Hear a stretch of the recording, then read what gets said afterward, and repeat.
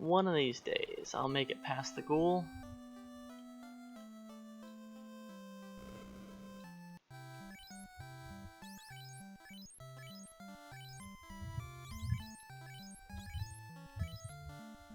But that's what happens when you don't have defense.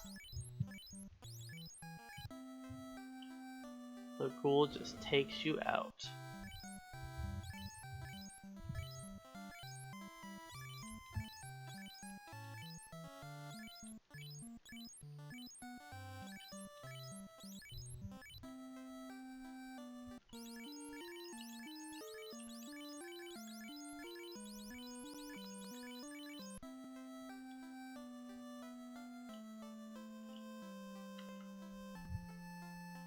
Of course, he's in the way.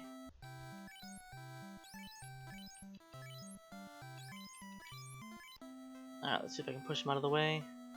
Nope. Come on, get back here.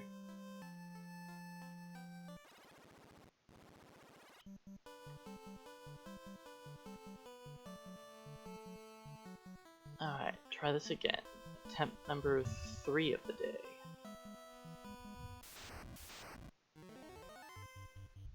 A first strike is nice to see. Just guarantees we don't get hurt. Alright, thieves. You have to kill this ghoul twice in a row without anybody dying. Okay, a double first strike.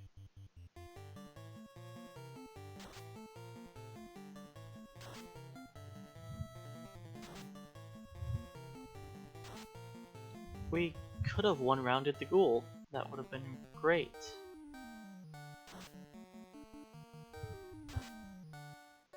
We took no damage, at least.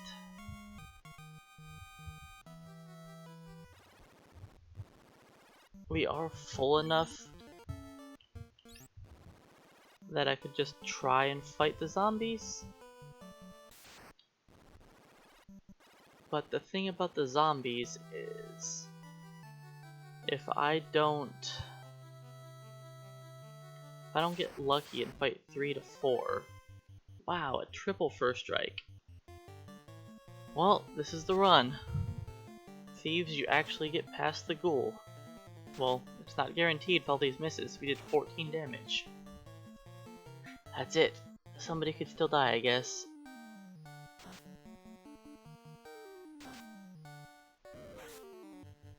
Good. Edge survives. Hit level 2, 57 is good, 52 is terrible.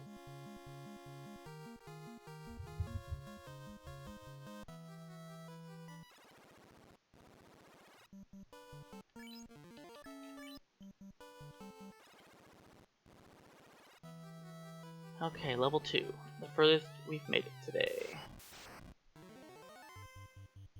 But now Garland should be beatable. Having the extra point of strength makes us do 1 to 2 more damage a swing, and we have nearly double the HP.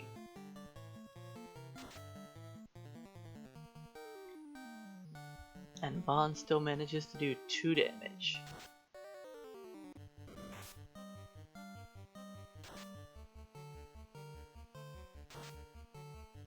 Two damage is minimum.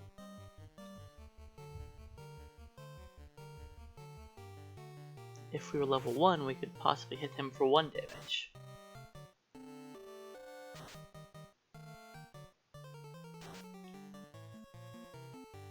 Got 2 2s? That's pretty awful.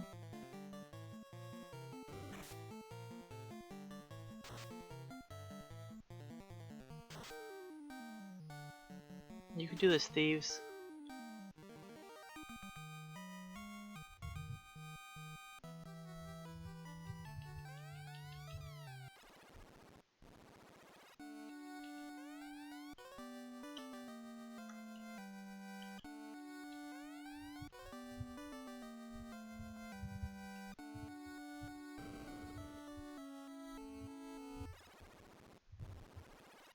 Only if hold B to run worked.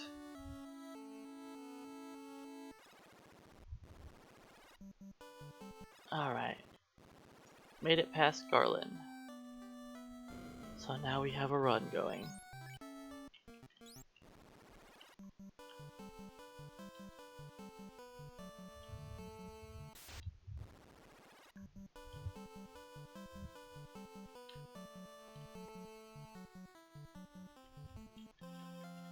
Even if I'm a little bit behind at the start, it's perfectly fine. I'm not going to expect the thieves to be perfect.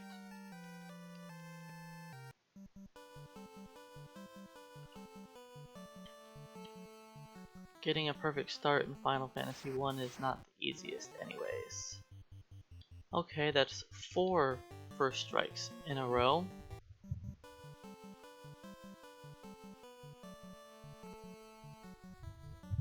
Not counting Garland.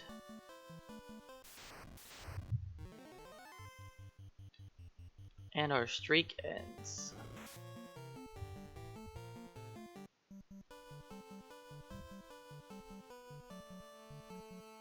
That's still pretty crazy that we had that many first strikes.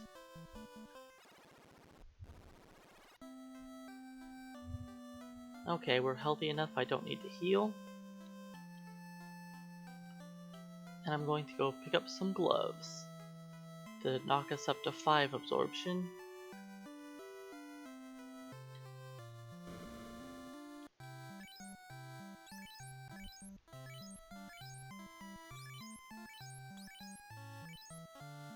It's not really a lot, but the thieves need all the help they can get.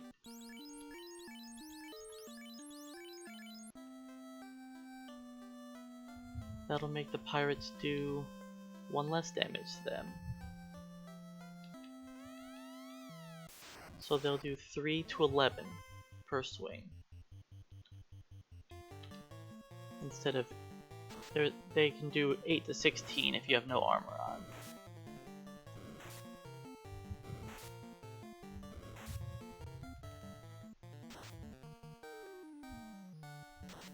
But we can block 5 of that now. Good first turn.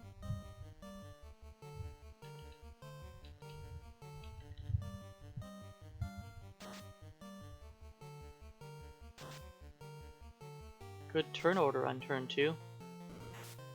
The 1 miss isn't bad either. I'd say this was a good pirate battle.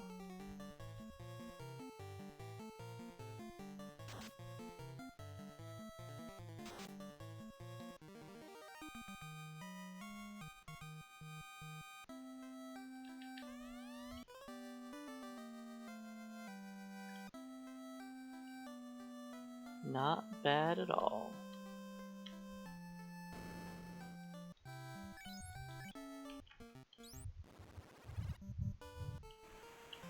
Alright, now we have the hard to defeat Kaizakus. Alright, they're not actually that difficult to defeat. It's just for thieves they are.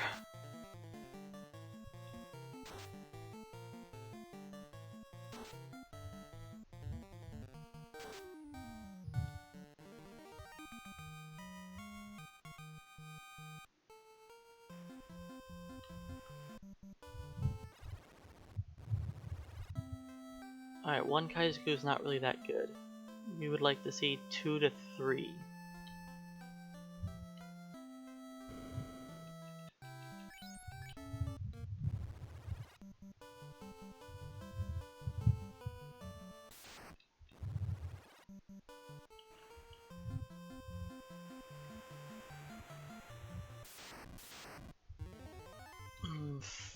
Let's not even try to do 4.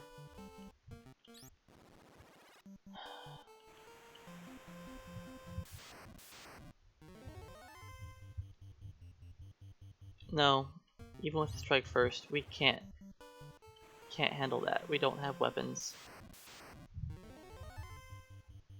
Oh boy. I guess a single Kaizaku it is. Again. This is not a good start to our grind.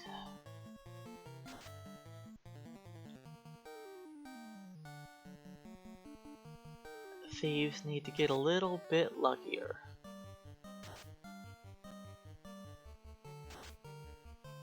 I need to hit level 3 quickly. They need that HP.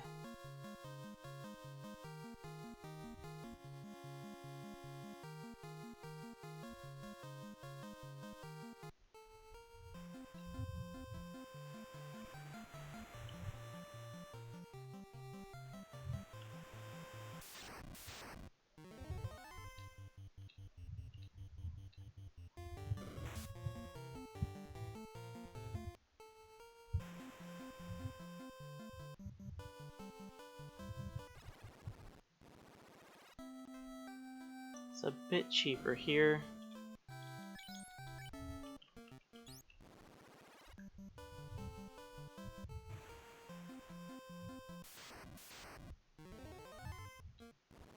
Let's not do 4. 3 or less.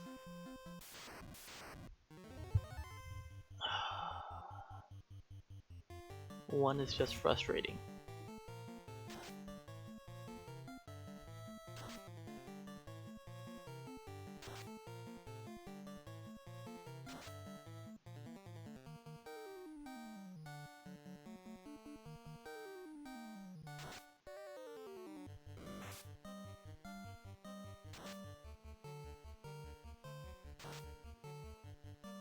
I was hoping to be able to make it down to Elfland,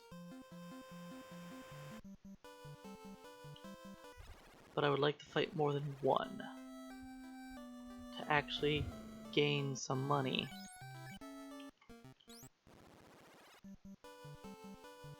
If I get a first strike on 4, I'll try it.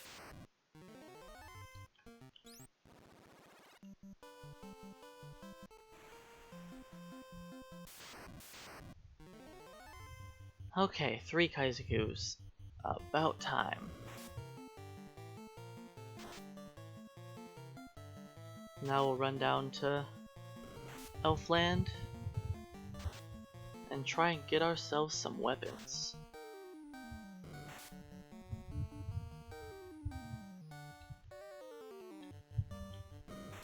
It's probably risky only putting 2 thieves on the top Kaizaku, but it worked out. Hey Fungusin, welcome in. Yep, another attempt at this.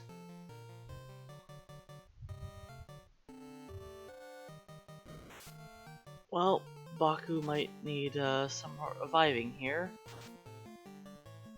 Especially if we keep missing.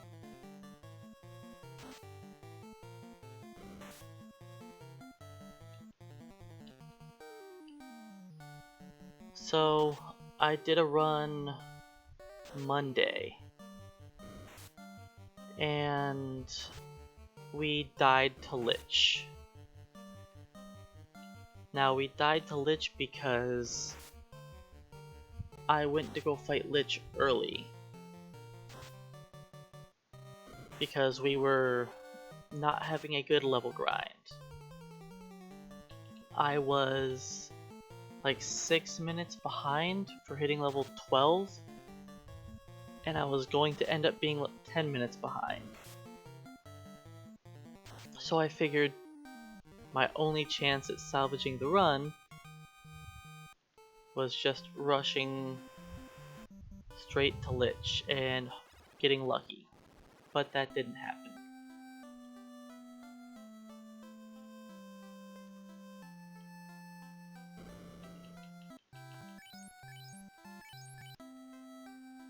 Okay, so Baku is 60 XP behind, which isn't bad. That's not bad at all.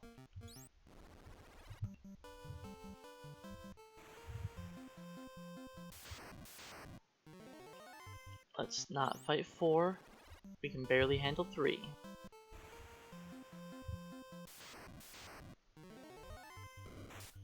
One it is. At least I can go down to Elfland and buy 2 sabers now, to hopefully speed up these battles a little bit. But yeah, the The run wasn't going great. It took me 2 tries to get to the pirate, or 2 tries to beat the wizards. Then it didn't take me that many attempts to beat Astos, but every attempt took like 3 minutes because I almost beat him multiple times.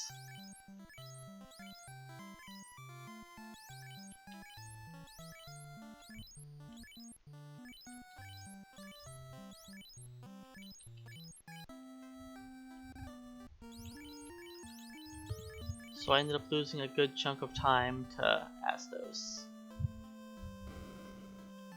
Let's try an ogre battle. Double ogre seems very sketchy. We'll see if round 1 looks good.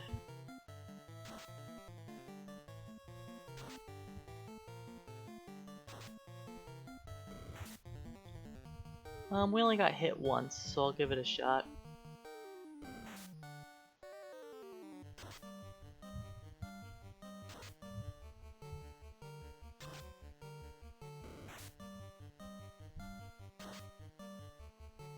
Okay guys, we have to stop missing.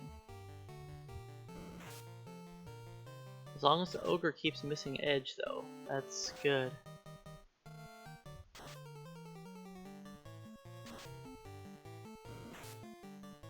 Alright, I'm gonna split up some attacks now. The ogre should be about dead. Thank you. Okay, ogre, attack anybody but edge.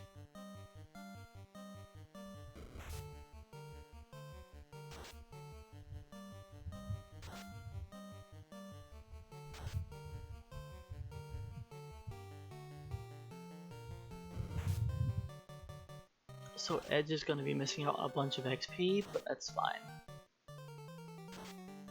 It's going to happen. Our thieves are going to die.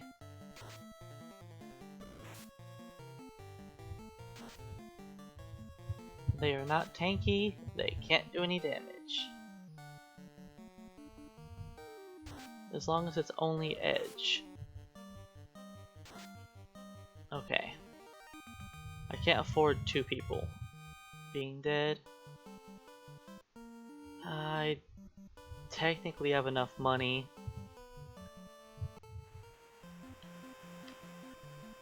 But if I buy the saber, then I can't revive or use the inn.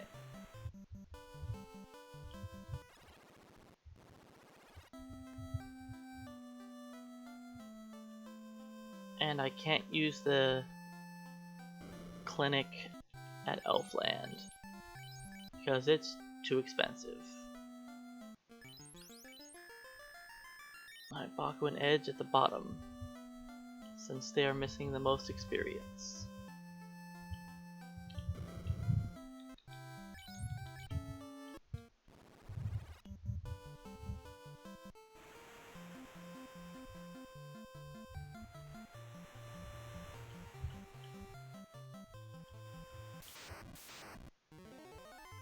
One Kaizoku. It's not great.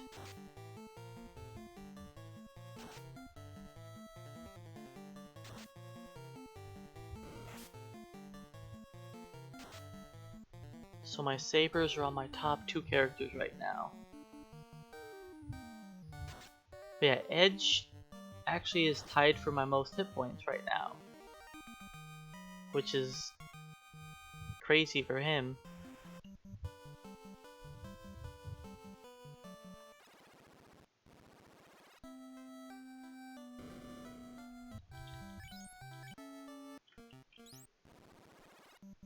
Almost have enough for another saber.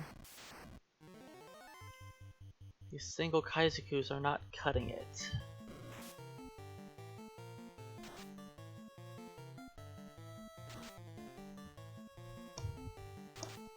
It would be nice if we could fight at least 2.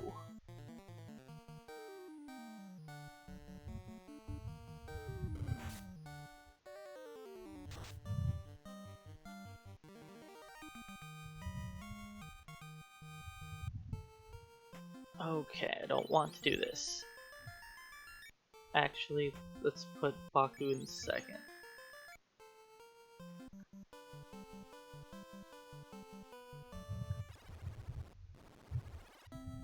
I'm going to try this and just hope for the best.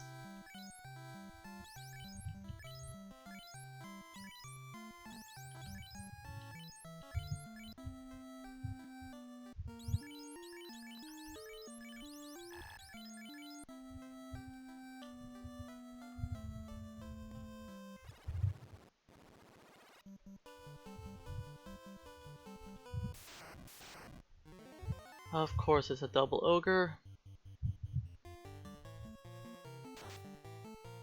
Okay, that crit is very needed.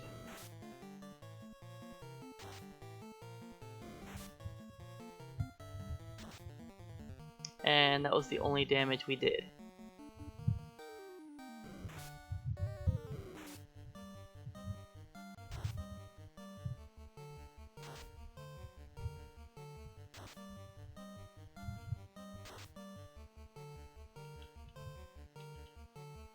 I'll put 2 thieves on the top ogre and hope he dies. Come on, Puck, you just have to land an attack.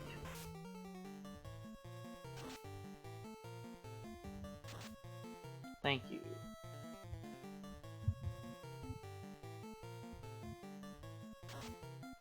Vaughn has the most XP. That's never happened before. Except for always.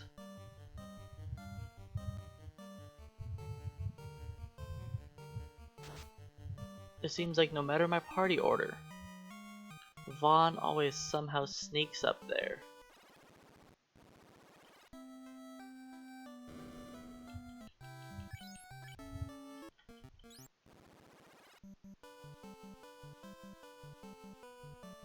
Edge generally has my lowest experience, while Vaughn generally has the highest.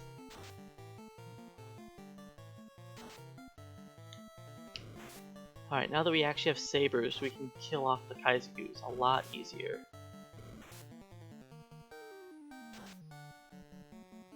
Assuming we hit them.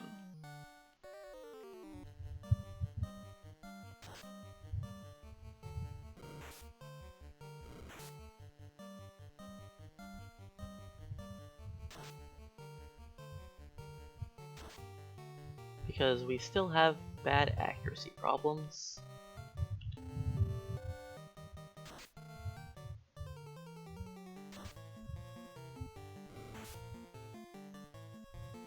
But they're thieves, so it's to be expected.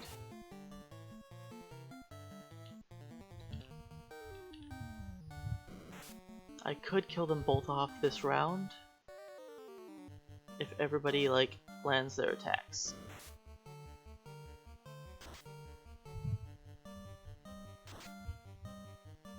Okay, a good crit of 50. Vaughn is 4, Puck is 4.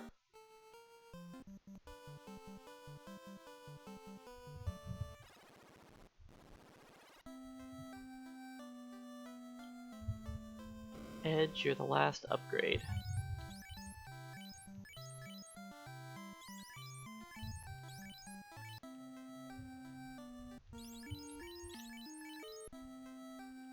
I don't have enough money to get everybody caps yet. But that'll be soon. After this next fight, if I get a double ogre, which it's not.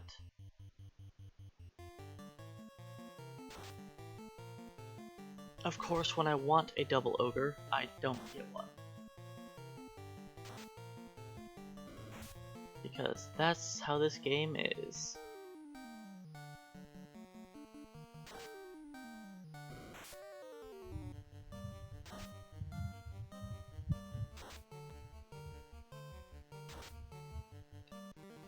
Okay, is this level 4 for everyone? Baku, what about Edge? No.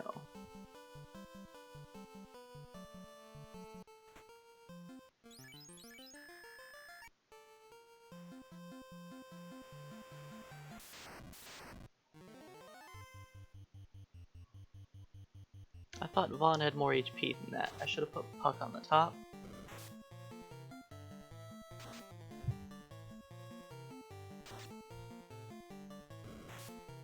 As long as I kill one Kaizuku around, everybody but Vaughn will be fine. Because Vaughn's probably dead.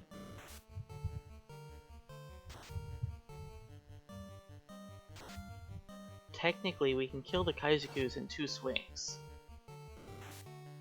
If 2 thieves decide to actually hit it pretty hard.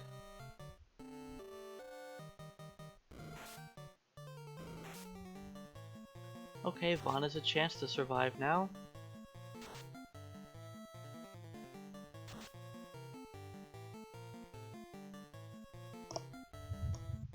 As long as we one round this guy, Vaughn should survive. I just assumed he was going to die for sure, but I should remember it's Vaughn. He likes to somehow live.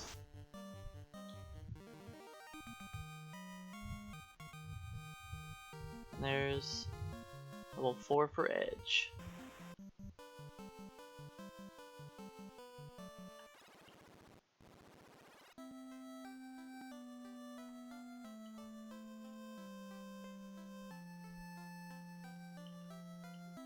I didn't try to buy hats inside the clinic today.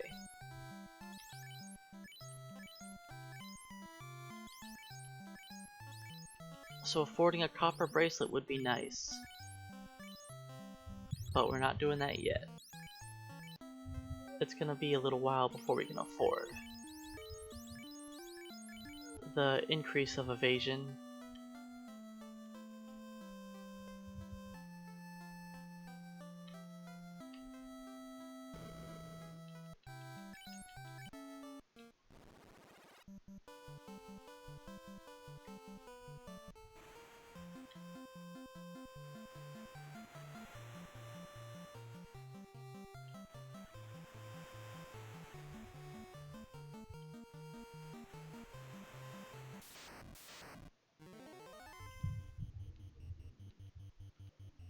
So, Baku and Edge have the most HP, while Vaughn and Puck are looking pretty low.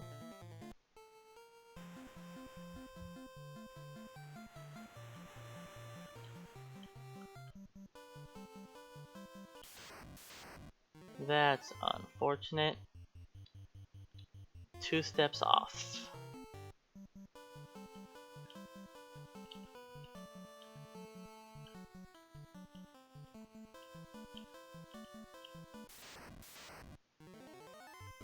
Monster strike first.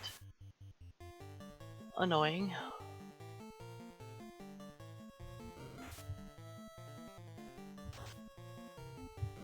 So we have all of the absorption we're going to have for the next 3 hours.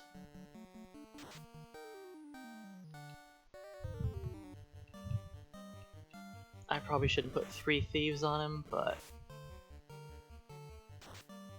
I want to make sure that Ogre dies. Okay. I should have only done 2.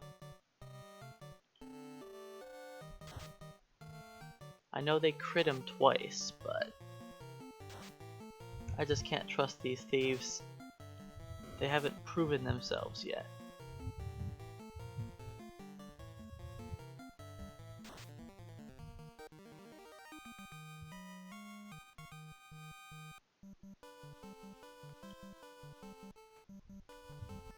Okay, I get to buy a bunch of tents. We'll need these tents for healing.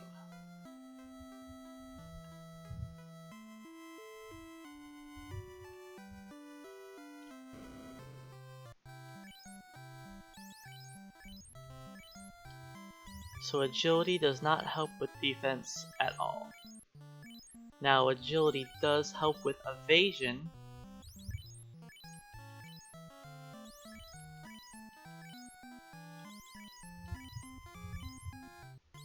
Thieves start off with the highest agility, I think tied for the highest agility, actually. Not even the highest.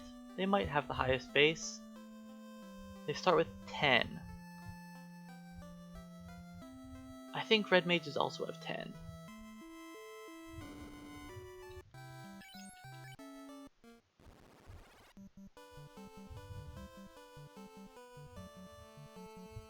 But they have the second highest agility growth. Fighters have the highest agility growth because, of course they do. They are the best class in the game. They have the best almost everything growth, except for intelligence, which doesn't work in this game, so who cares?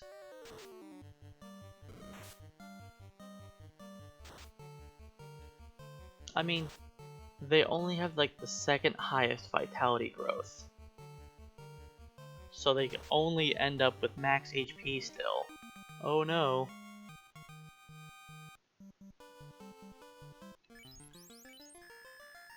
I'm too far over here. Will I make it in time? Yes, okay.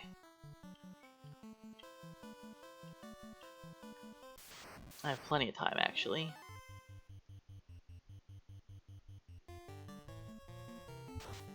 Yeah, fighters are by far the best class in this. Like, there's no...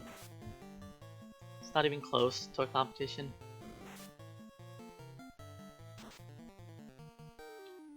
Red mages are probably a solid second place. Then third place is more of a toss-up.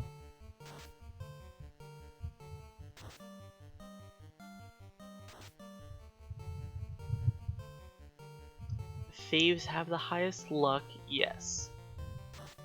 But luck barely does anything past point number 16. And fighters get that at level 18 guaranteed. Which, even in a speedrun, you're gonna have a fighter at level 18.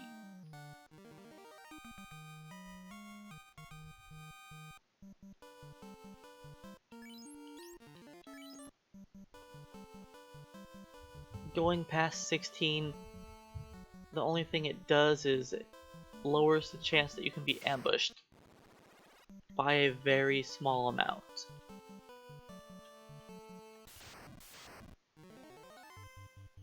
Which can help.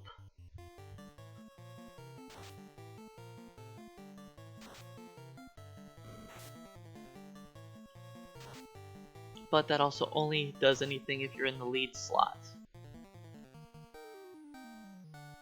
The lead character's agility plus luck divided by 10, I believe, is like a 1% increase at chance of being ambushed / or you getting a first strike and reducing the ambush chance on you. It's a very small amount.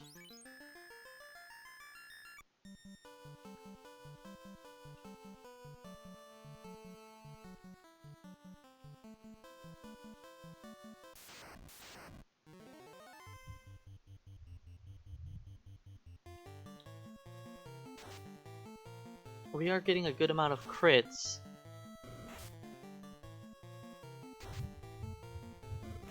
But our crits seem to be paired with many misses. That seems to be happening a lot. We'll get one crit in the first attack, then follow it up by 3 misses. Which is worse DPS wise than just having 4 hits.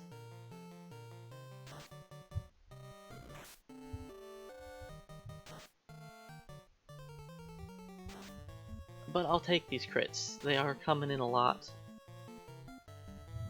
Sabers do have a good crit rate, so it's nice to see.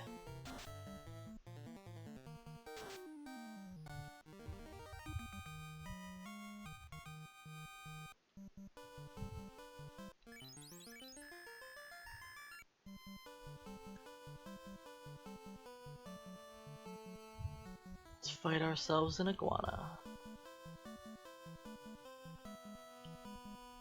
I don't really want to fight the iguana, but I don't have any pure potions, so I'm not going to try to fight the asps, even though they are easier.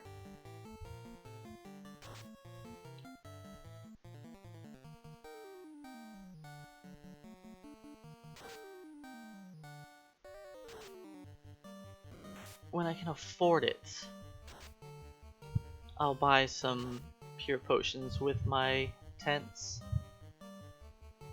Vaughn could get crit here and die,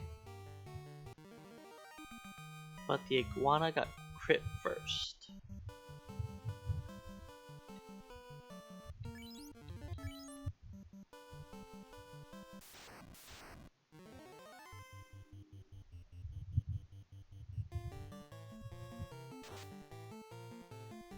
I'm liking seeing these 46 crits. If we're gonna get the 3 misses again... Yep. I somehow ended up on the same exact RNG there 3 times now.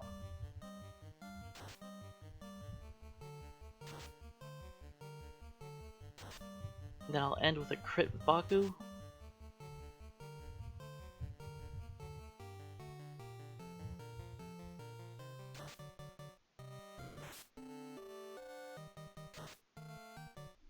I'm not sure how I ended up on the same RNG there for the 3rd time, but it's going pretty well, so I'll take it. Level 5 for Vaughn and Puck.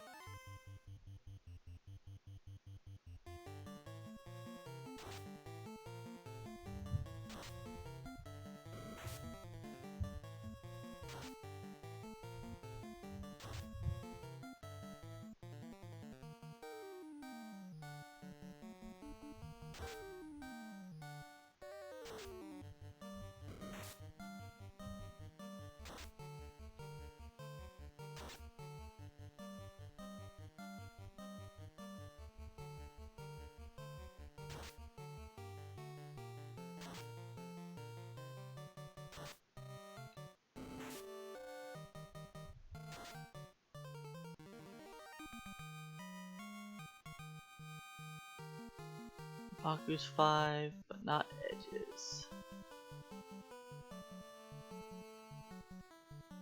What is our hit points looking like?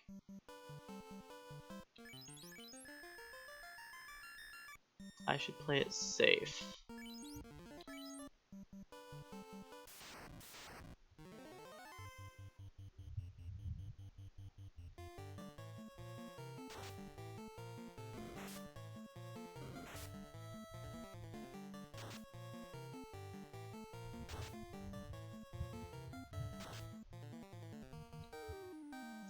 I might not need all 4 thieves, but I'm going to put them on it.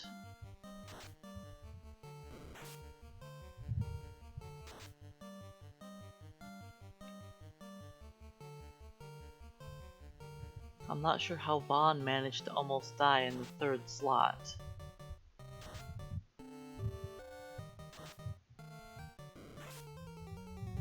If I didn't use a tent, he would be dead.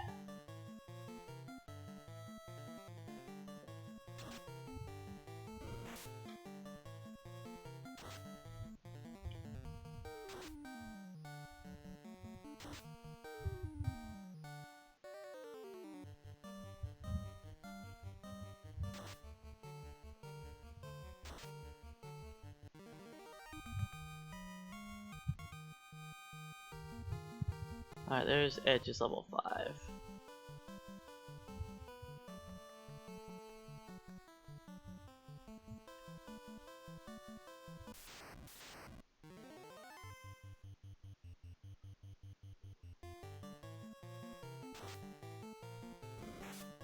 If Vaughn dies here, that's actually fine.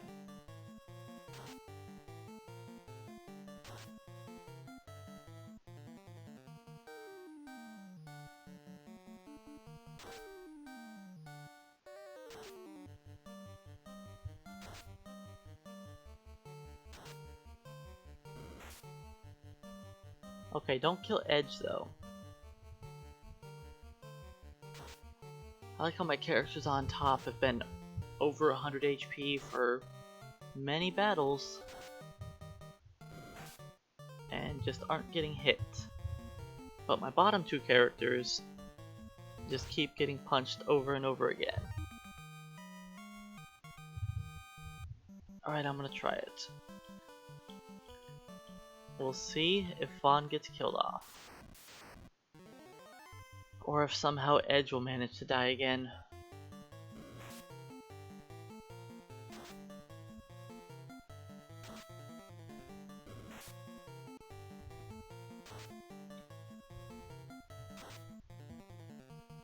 We did 31 damage, I think. That's pretty terrible.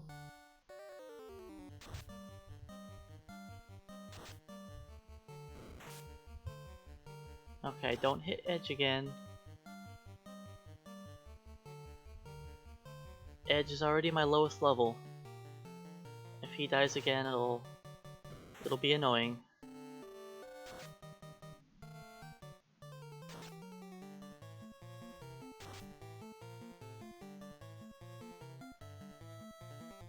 It'll be very difficult to catch him up if he just manages to die again. Okay. Edge does survive, just like Vaughn.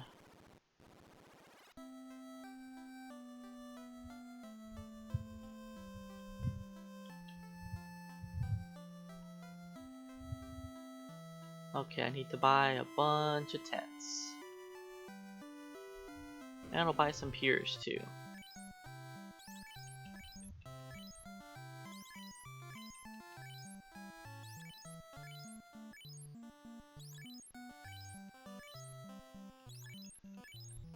I'm not really gonna try and buy a bunch of piers, but if I accidentally buy them like that, then it's perfectly fine. I'll just try and buy the tents as quickly as I can.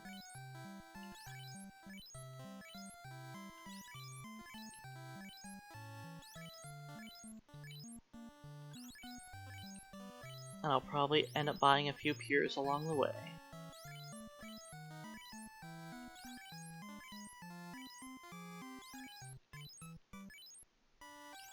I definitely want to buy more tents than piers.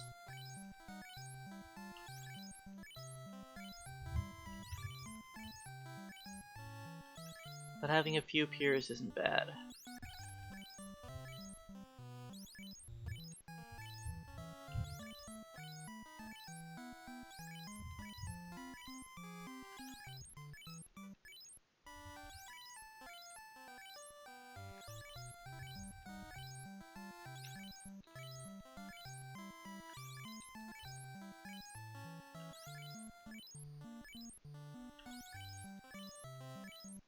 Nope, I can't afford it. If they only cost 70 gold, I would be able to, but no. Alright, Mohawk Man, thank you.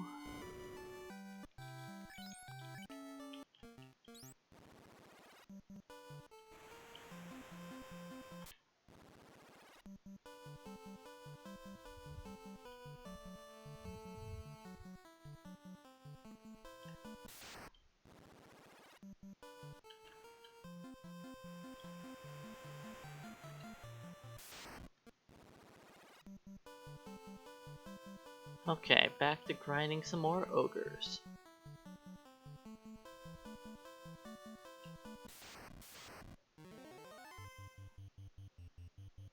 Baku and Edge have a lot more HP than the other two.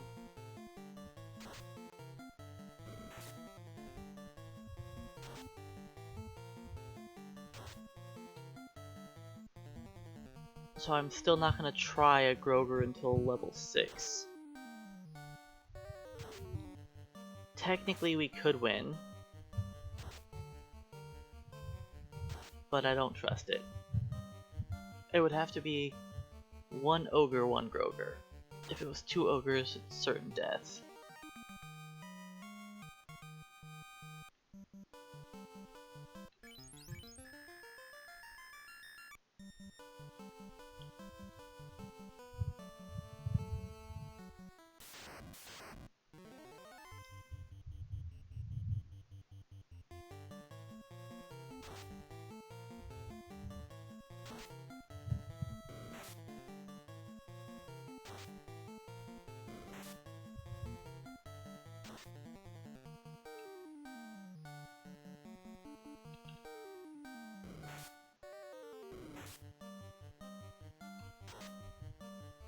Two of them can kill the ogre.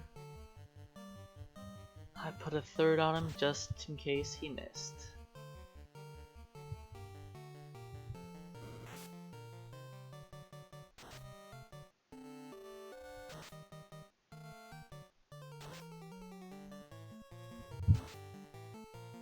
So the thieves have good HP through level 5. Level 6 they don't get a strong level up.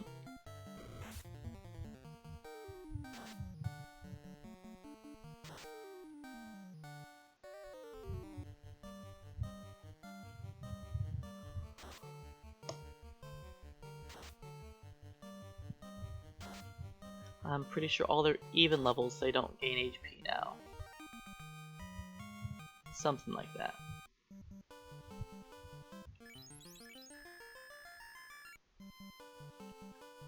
No, don't. I was going to use a tent, but it's kind of a waste.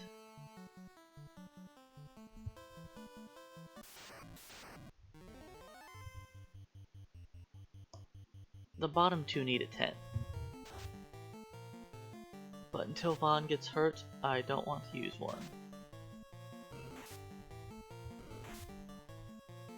Alright, Vaughn's hurt enough.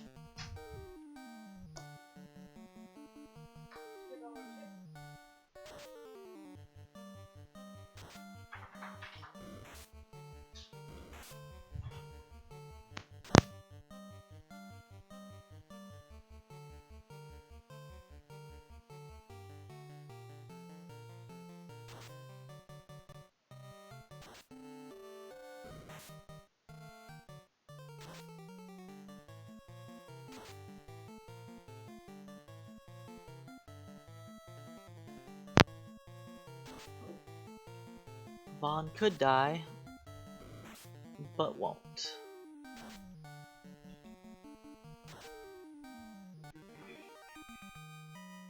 Man, Vaughn got murdered in that fight.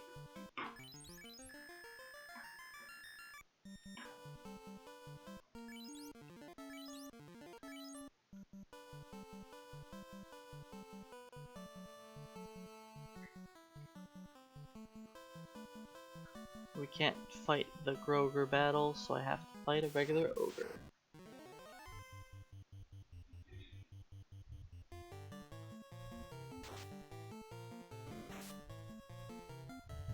Okay.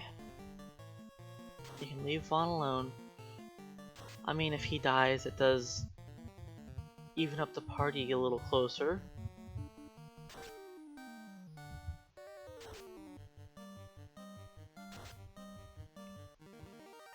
But still, I'm not going to try to get him killed off yet. I'll worry about evening up their XP later.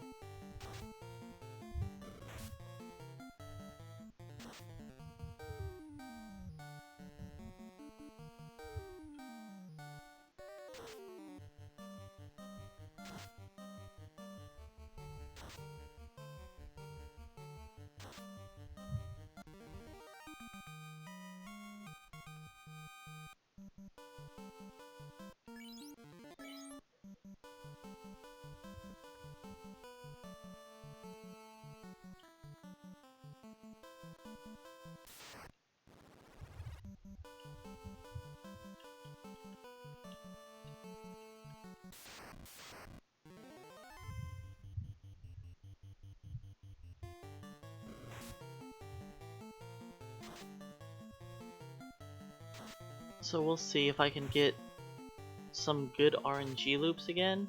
That would be nice. Doesn't seem likely. I had those pretty good loops when I was level 5? I don't know if they were really that good though, because there was a lot of missing.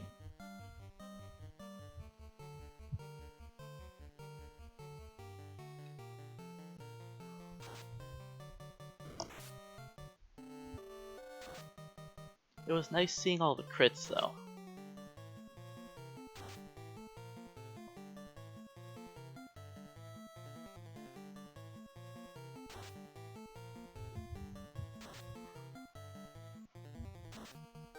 Time to switch Edge and Baku.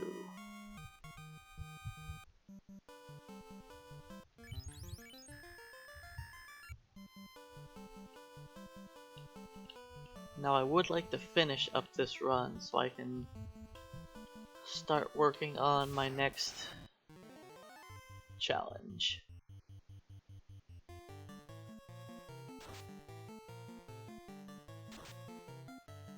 I think the low level run will be pretty cool.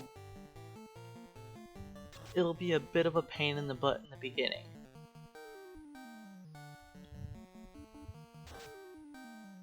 But I don't think it'll be that bad. It won't be 4 Thieves bad.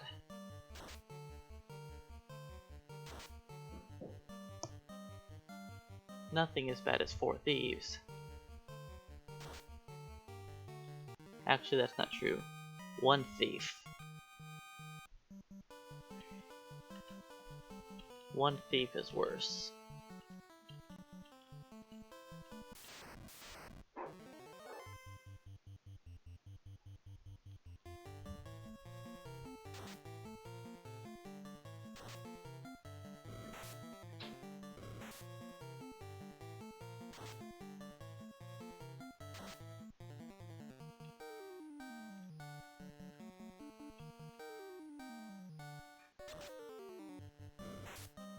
This is gonna be a 3-round battle, probably. Unless Baku hits real hard.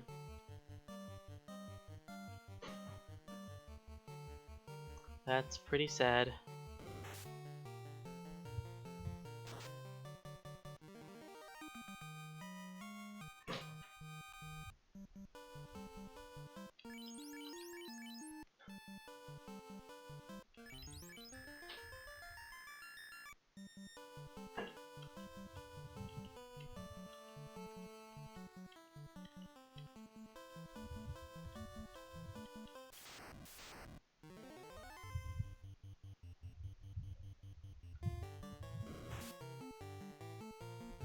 So once my characters hit level 7, they'll have a good amount more HP and these fights will be much safer.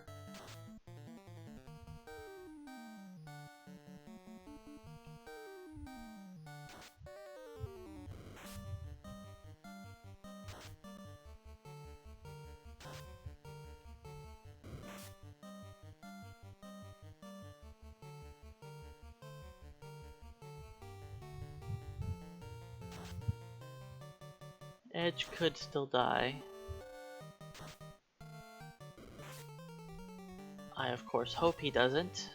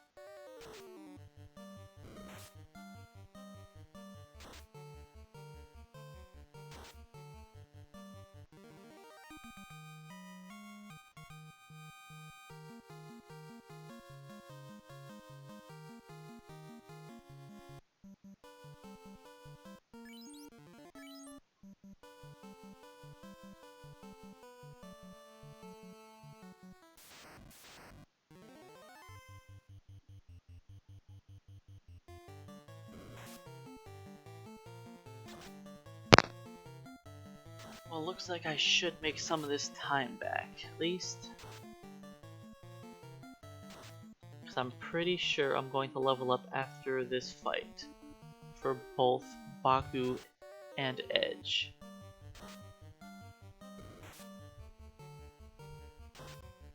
But if we keep missing this ogre, I'm gonna risk it and only put one on the top guy.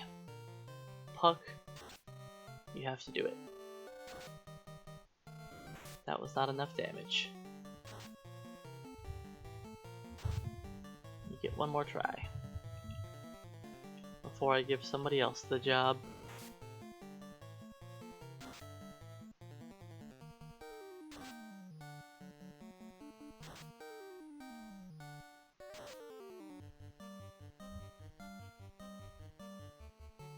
Because I think Edge is only 2 ogres behind.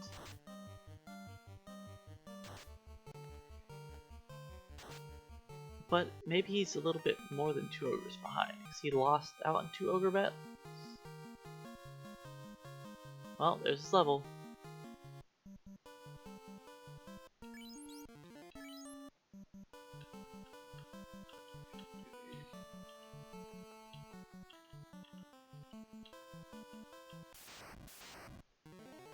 Why 2 asps again? Okay, let's try this. We should be able to kill an asp in 2 attacks.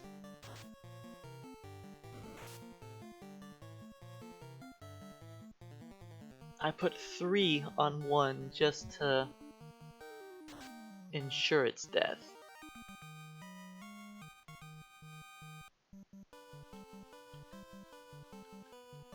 Down here too.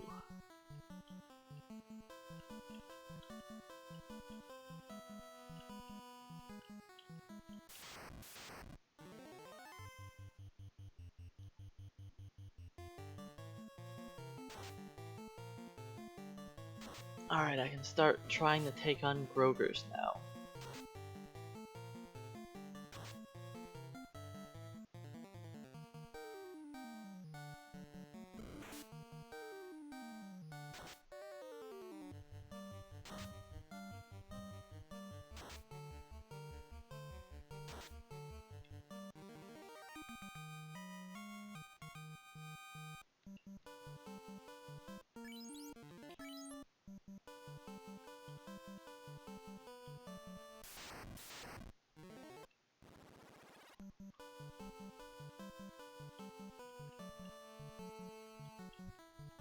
I should probably just skip the Geist battles and not even take it if it's a single one, but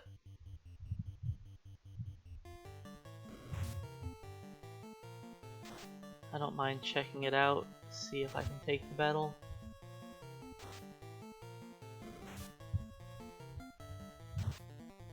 Only 56 damage, I'll put 3. I should probably put all 4 on him.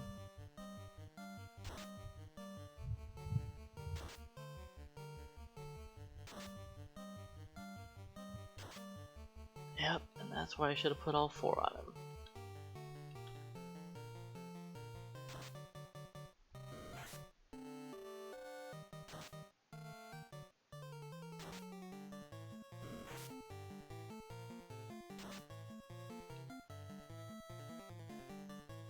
I'm not healthy enough to fight the Groger, so I think I'll just take a normal ogre battle.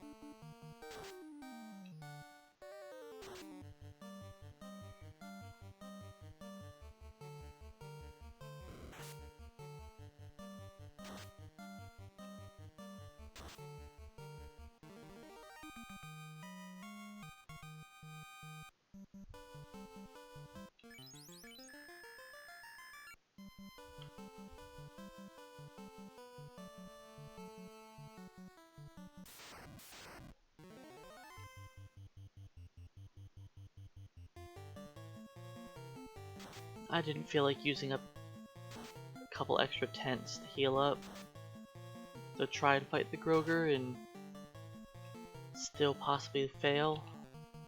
I think 2 is enough, but I'll put a third thief on him for safety. And 3 thieves still didn't kill off the ogre. So we haven't one-rounded an ogre yet.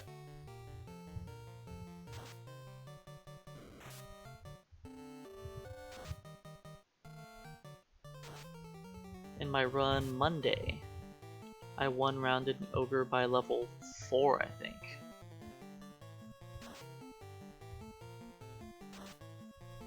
I think it was 2 crits and killed him off.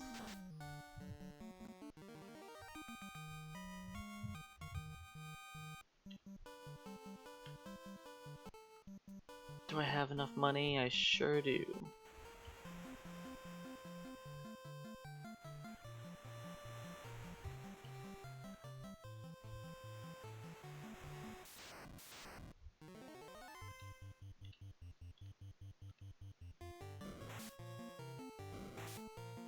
Okay, where am I at in the encounter cycle?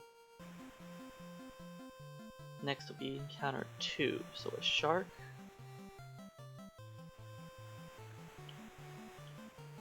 Let's try to, I think 2 is shark. Come on, let's get it before we get on the land. Thank you.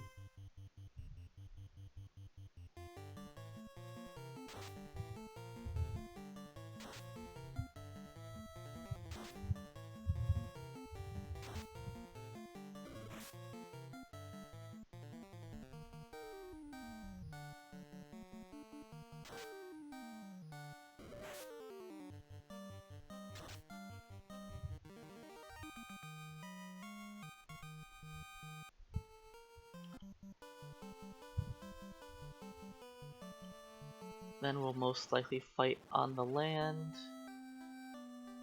And on land will be an ogre battle.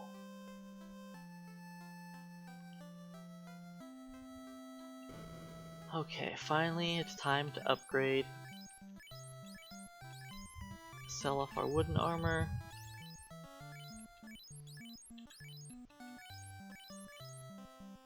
For the very cheap copper bracelets.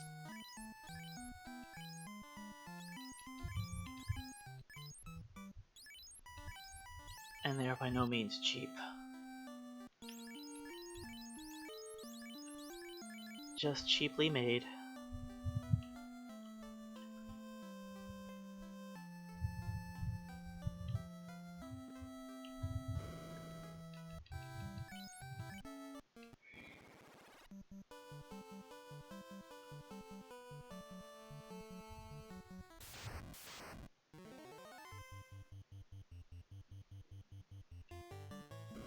So the copper bracelet gives us an extra 3.5% chance to evade an attack. It's not much, but it's something.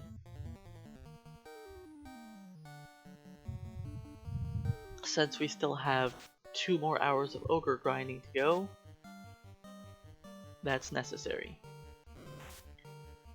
Man, we've done terrible damage to this ogre. I'm just putting all 4 thieves on him again. I know this is going to be 12 attacks for the ogre. Okay. I just wasn't trusting them. They were not doing double-digit damage that whole time. And I expected another miss or 2.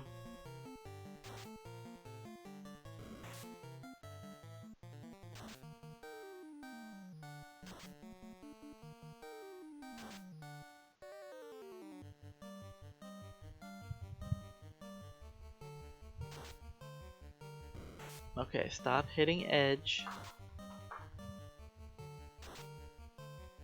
We can't have edge die again.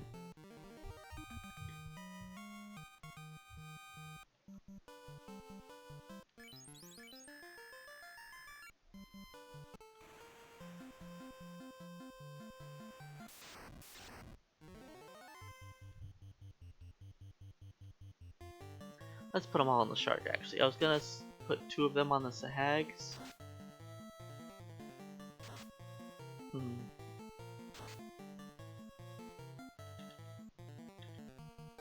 Let's actually do this. just kill off the Sahags.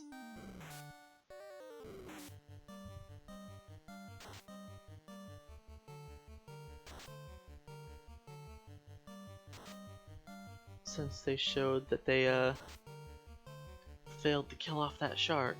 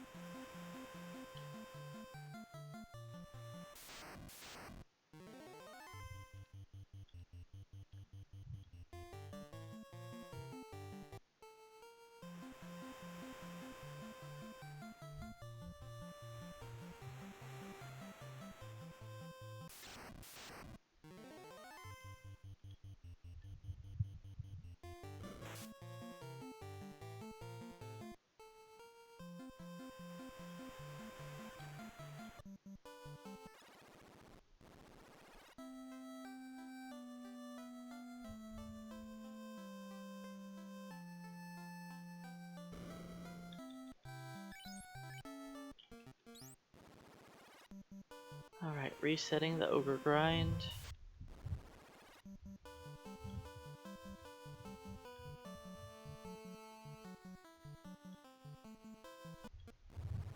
I think that was right? No. I missed the step by one.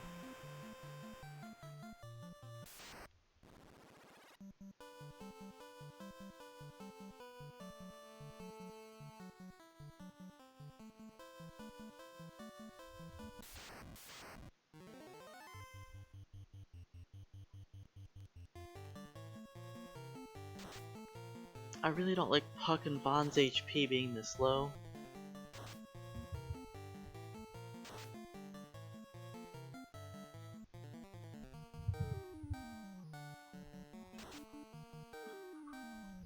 So I'm doing 4 thieves. Well, technically I'm going to be doing 4 ninjas. It's just that they're thieves still. I've been doing challenge runs of doing 4 of each class. And thief is the last one. I did technically finish a 4 ninjas run. I just didn't like my time, so I'm doing it again to try to complete it faster. My goal is for getting under 8 hours. It's going to be a 2-day event. I'm going to do the first half today, the second half tomorrow.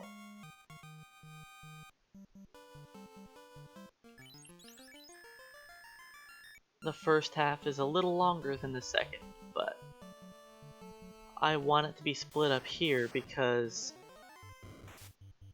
I need to finish all of the stuff in the first day. Because if I die to Lich, that's a huge time loss.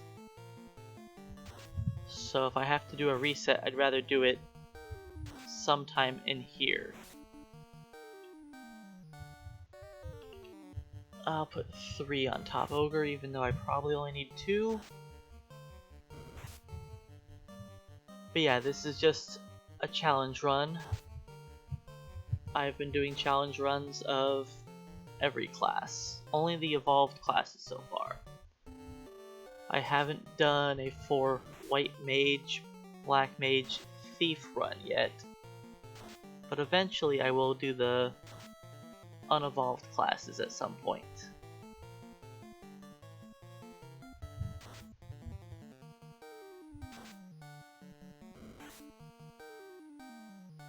For some reason, people enjoy the suffering of others doing the difficult class challenges. That's exactly my point. I'm sure I'll do solo runs at some point.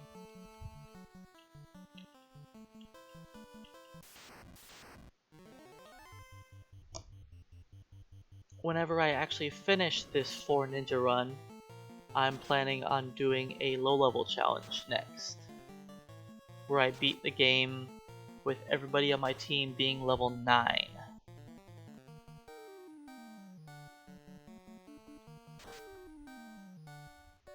Now that will not be in a single sitting, because I'm assuming I'm going to have to reset on a lot of enemies many times. Especially getting through the Temple of Fiends. I'm going to have to beat Lich 2 without him using nuke on me.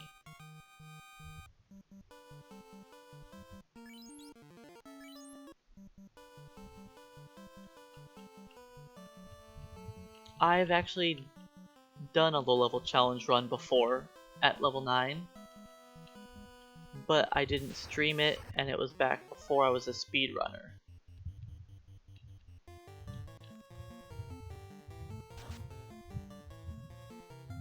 But yes, you can beat the game at that low level. It is just difficult because it takes a lot of patience, because you're going to be resetting a lot. So this was an ideal Groger battle. We got a first strike and we one-rounded our first ogre.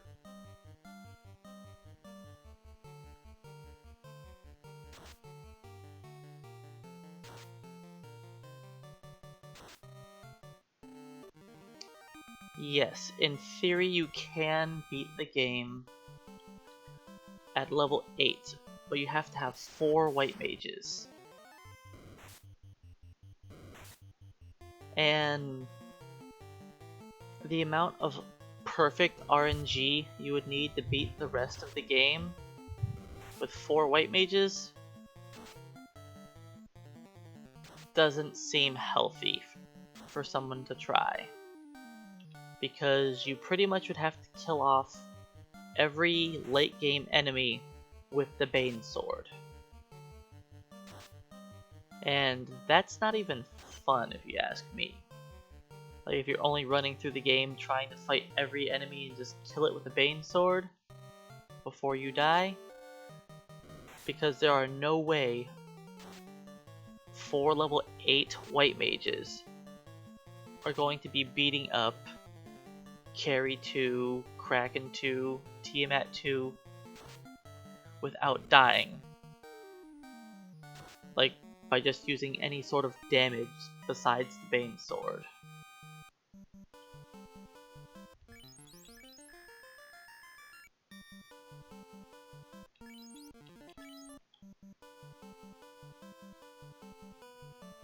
But yep, I've always been saying Groger. Sure, you could call him Green Ogre. You could even say Great Ogre. But I go with Groger.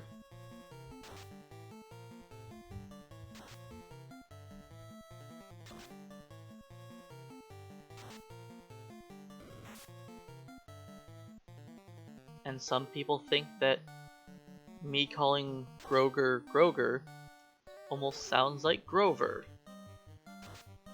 And it's, you know, just another name for him.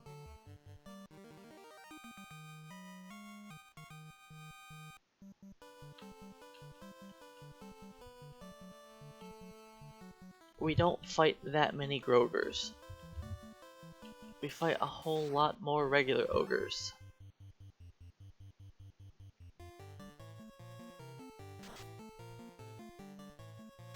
So my main time saves that I have here are at the Astos fights. I should do 3 thieves. I don't want to risk just 2. 2 did the job, but I didn't want to risk it. My main time save is Astos, and somewhere in the second half of the level grind, I have a good amount of time save. I have a little bit of time save here in the first half of the grind also. I think somewhere around level 8 to 9ish I have some time to save. I'm not sure why I did that. I shouldn't have moved them until after this fight. Alright, I'm gonna play it risky and see if we can just each take out our asps. I'm guessing the answer is going to be no. Yeah, we're not doing it.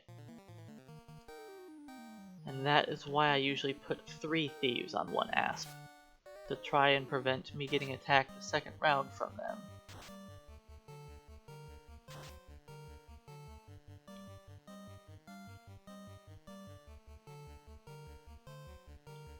I guess I need to put edge. Move edge up.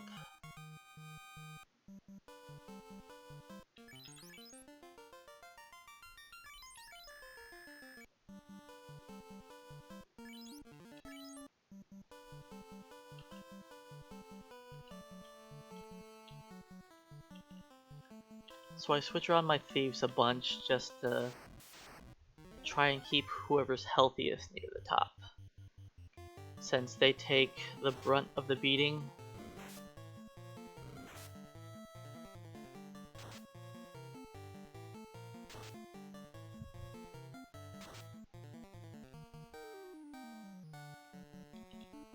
I'll be risky. I think 2's not going to be enough.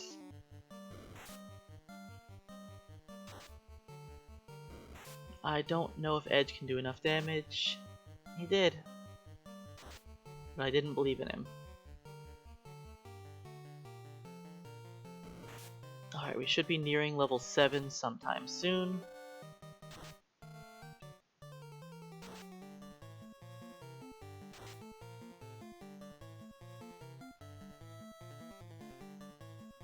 I have run the Pixel Remaster myself, but that does not work in the NES version of the game. That little interaction is only possible in the Pixel Remaster.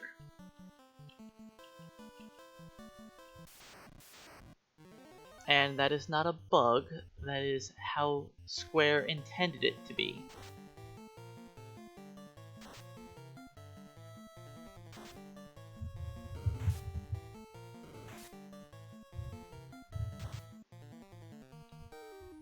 But yeah, if we could have petrified characters soaking up attacks, that would make this game much easier. But it doesn't work that way. Now I do use statues near the end of the game to sneak by Lich 2. Because if I don't turn 3 people to statues, then I would have to level up all 4 of my ninjas up to level 29, so that they would have enough HP to survive.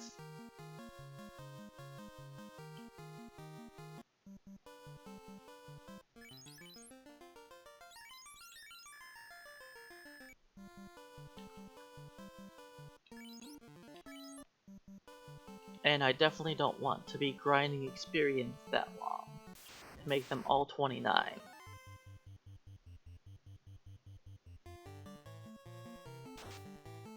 Hey Charlotte Moon, welcome in.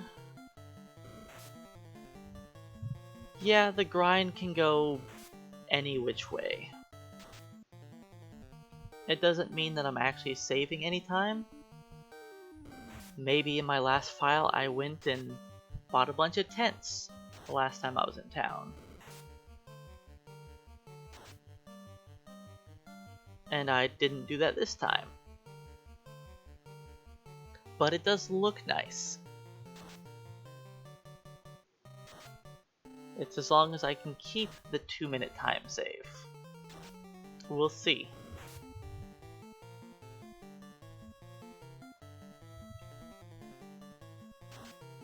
Because I think level 8 or 9 split wasn't great. One of them.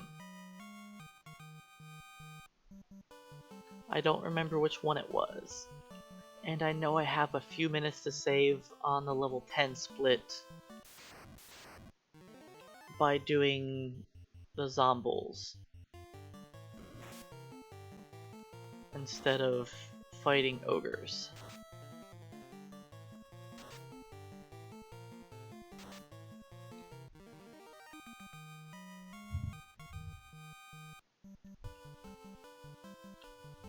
Wait, I think I go down here, right? Yes, right here.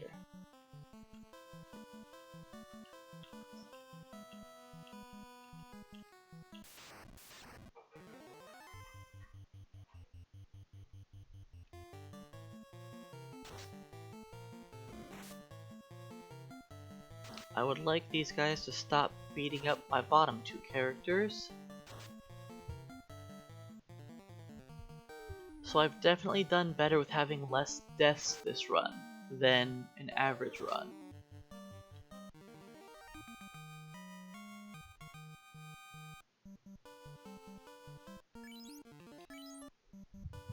I've only had 2 deaths so far. Even with a first strike, I'm not taking on 2.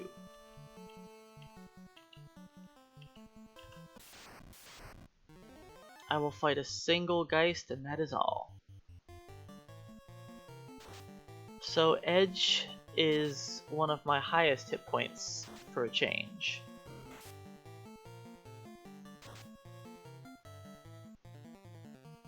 At least last time I looked. They did just have a strong level up at level 7. So that could have all changed. Let's use another tent. I think Baku has the most.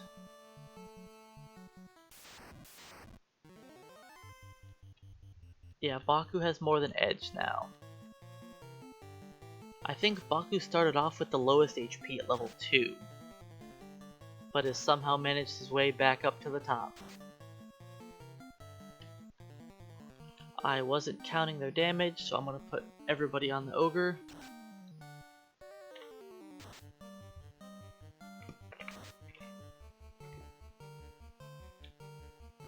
One miss isn't bad.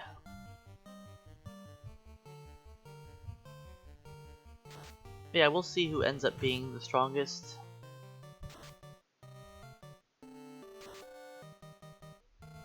I'm just going to assume it's not going to be Edge. Even though he has the second most hit points right now, I don't have faith in Edge. He has always let me down.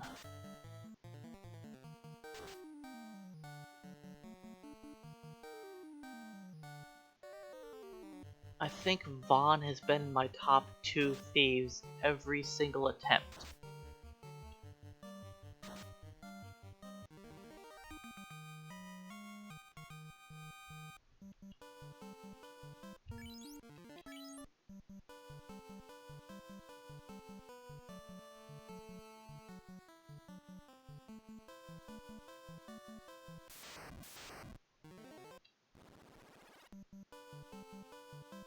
So normally I go to town there, but I wasn't really missing any hit points after that the Groger fight.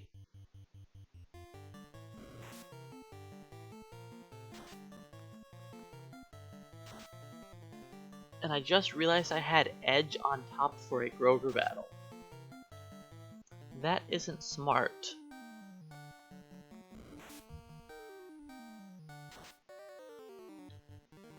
I should switch Puck to the top.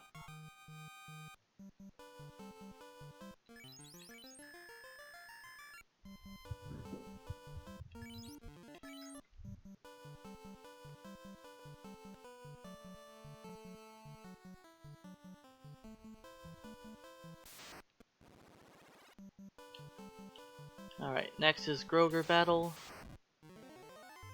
This is gonna be a painful one.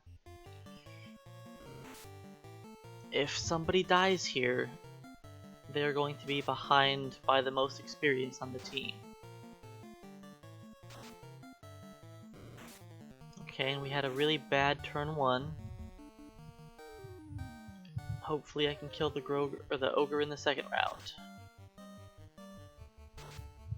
Okay, that's good damage. We have the potential to take out the Ogre.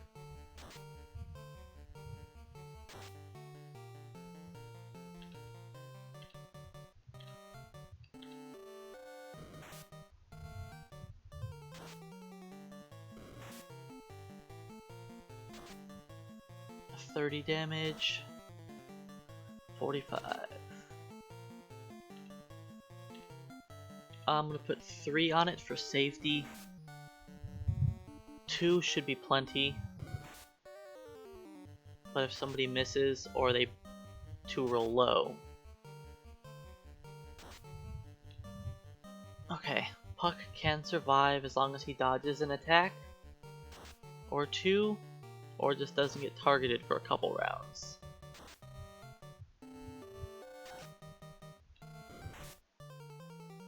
Okay, that was a weak hit. He can survive another weak hit, but hopefully he just doesn't get targeted. Or he learns to dodge.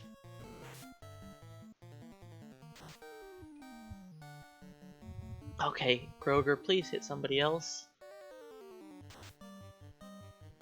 I don't want him to die to this, but sure enough,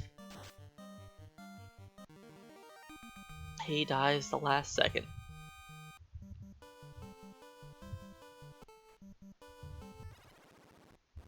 So Puck is now behind by a lot.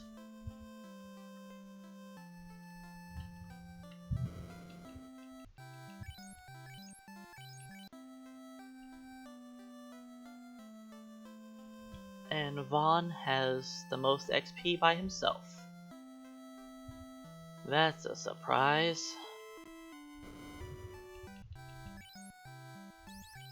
Vaughn with the most XP? No way.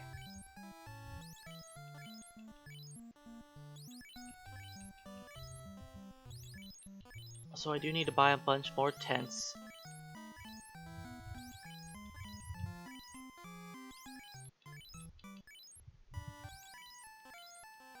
I'm not sure exactly how many I need.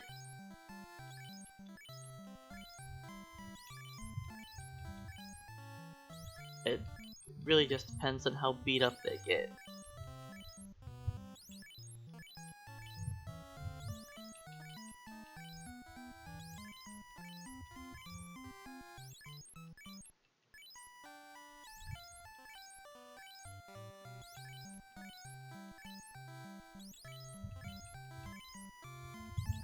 I mean, if I spend all of my money now, I probably don't have to buy any more tents for the rest of the whole run.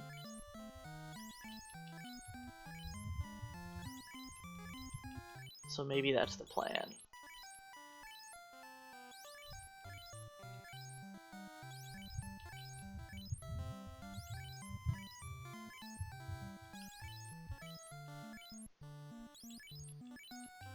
But yeah, if I just sit here buying tents like this, and I didn't do that in a previous attempt on a specific level up, that can be where the times differ.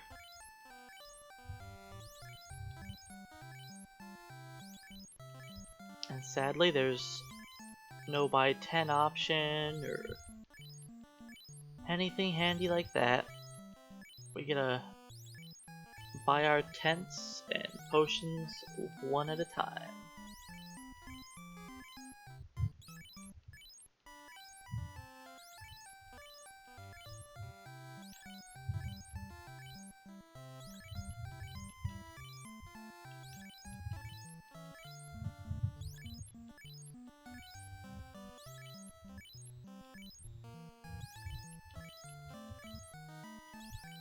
But luckily, I don't think I'll have to buy tents again after this.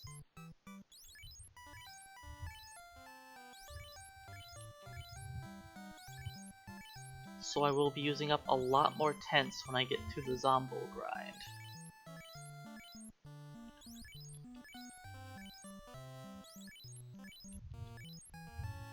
But it does seem to be faster than fighting ogres, so...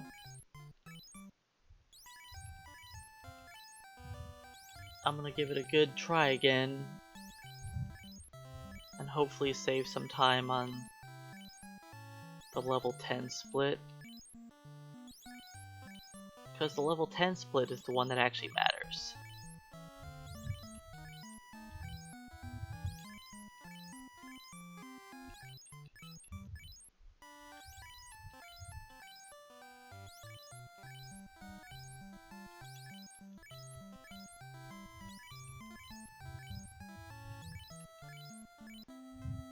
Alright.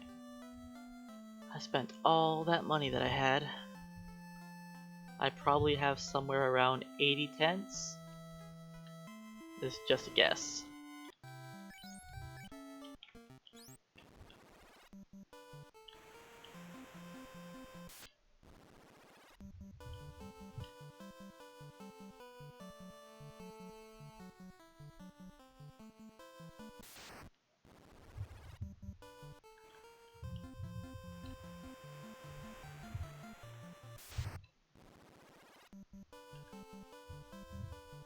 Alright, back to the ogre grind. We need a bunch of experience still. And sadly, all of this level grinding is just to beat Astos. As many of you have seen before, I've had some terrible attempts at beating up Astos. Trying to fight him early is not really an option.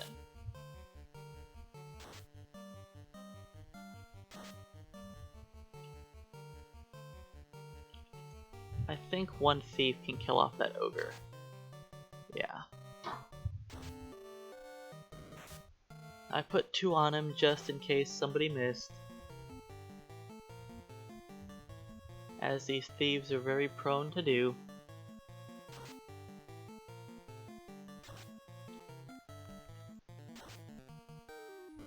So a single white mage is actually pretty easy to beat up Astos. All you have to do is land mute, and then you win the fight.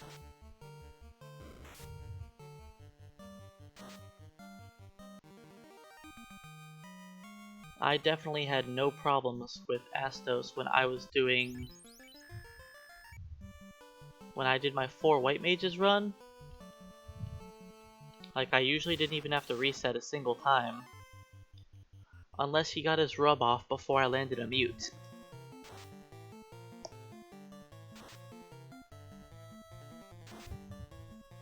And that's an option that white and red mages both have for dealing with Astos. Now red mages generally just go all out damage because they can just kill him quickly. Even if he gets a rub off and kills 1 mage, it's fine.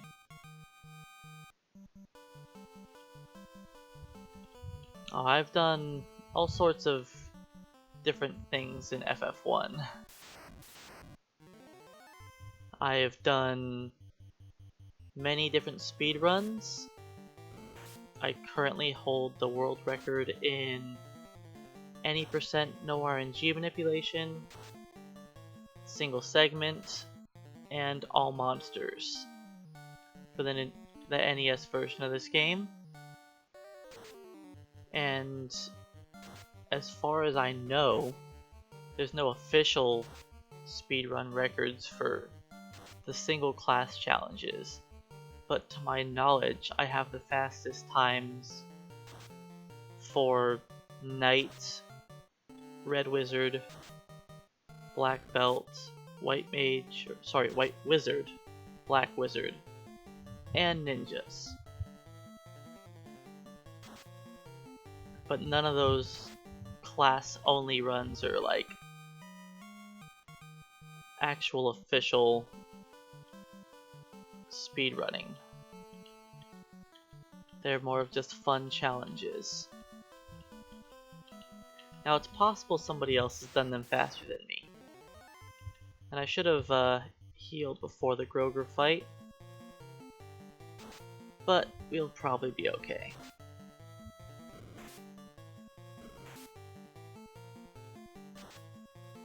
So yeah, one day I plan to try and get all the non-evolved classes also.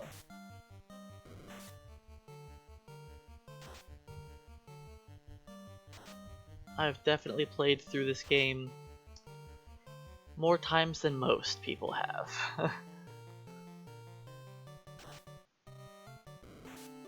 I've done a few other random little challenges, like I did my reject percent run and no swords or fists, I have not done an all treasure challenge yet, where I open up every chest in the game.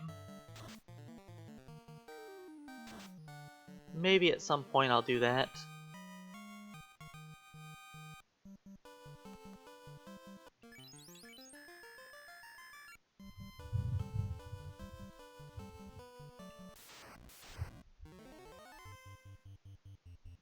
Oh yes, this game has many worthless treasure chests.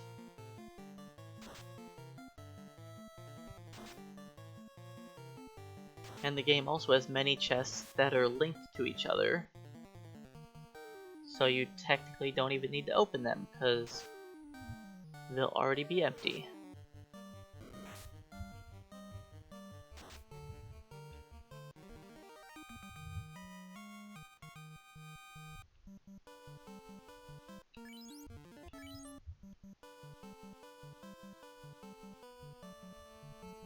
Now in the Pixel Remaster, they decided they would alter the chests that are linked and fill them in with items. You know, amazing items like one potion.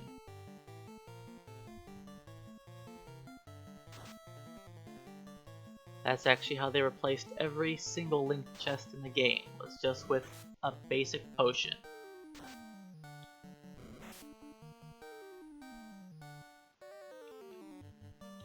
Which is pretty lazy, in my opinion.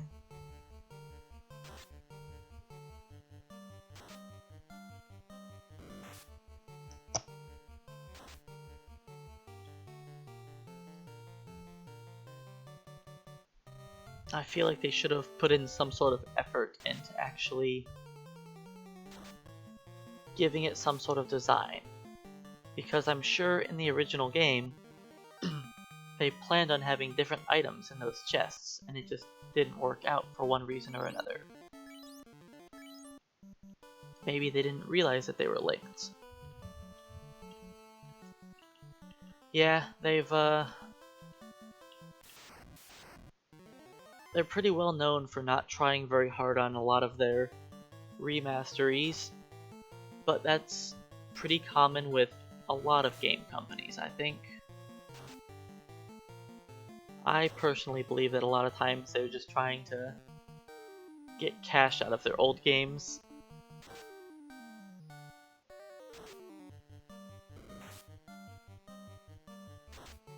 It's only when, like, I know there's lots of mixed opinions about the not Pixel Remaster, the FF7 remake. But at least with that one, they're actually doing a good job to make it its own game.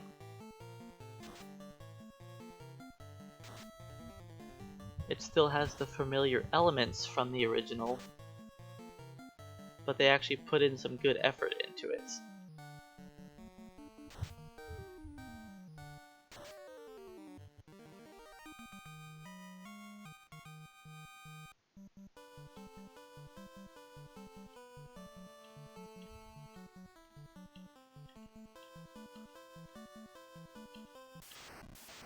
The first time I played this game, I believe I was 6.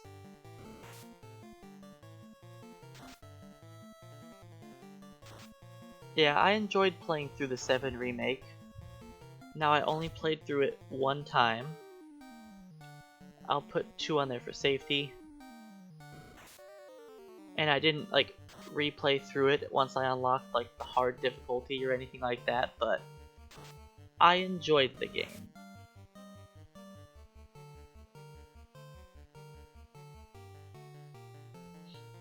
Now I'm probably not going to play any more of it until it comes out on PC. Because I'm not really a fan of playing games on consoles anymore. I just enjoy playing games on the computer better.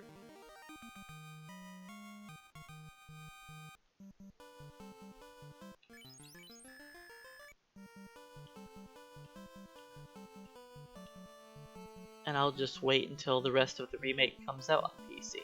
Because I'm sure Eventually it will.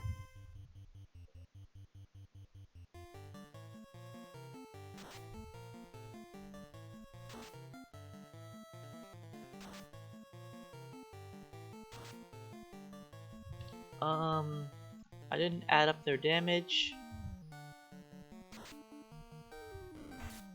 I'll just hope 2 can get the job done. Not with hits like that, Vaughn. Let's do 2 more on the top ogre. If Baku dies, it's not that big of a deal. He'll be about on the same level as Puck if he dies here.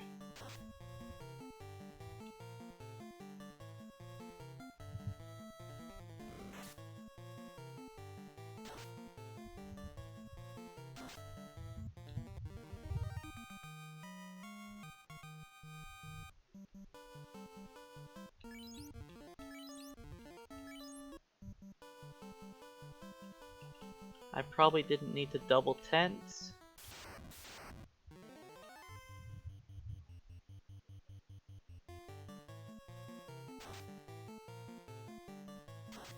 But just to try to keep Baku alive.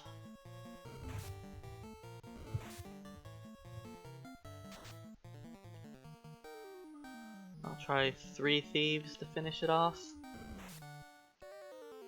I'm pretty sure I've still only one-rounded an ogre 1 time so far this.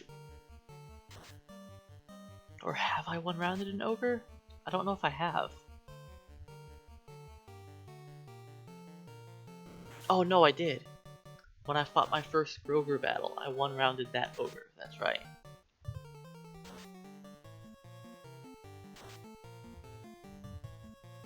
That would actually make this level grind much quicker, is if we actually killed off ogres in 1 round semi-regularly. It would help speed it up a whole lot. But even at level 7, we're doing single-digit damage a lot.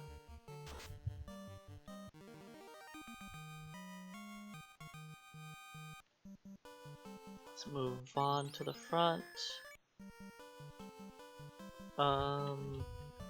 Asp is next, right?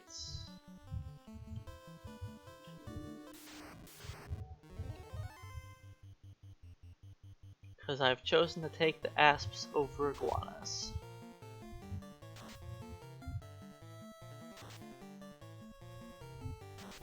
With most regular parties, I'd rather take the iguana.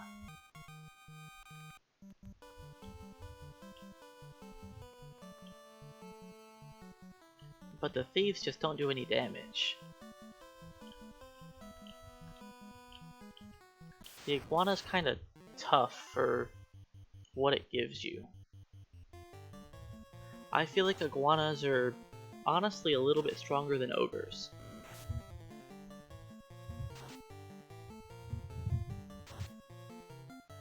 They have a high crit chance with more absorption. They have slightly less HP, sure. But that crit rate can really turn the tides.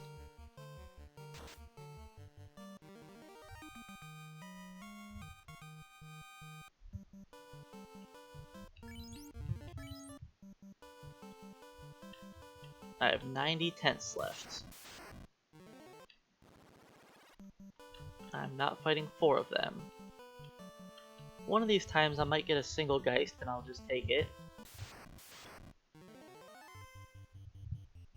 I think the Geist is actually worth less XP than the Asp, but it's still a battle. The idea is I want to try and take as many battles as I can, because skipping battles does cost you time if you think about it.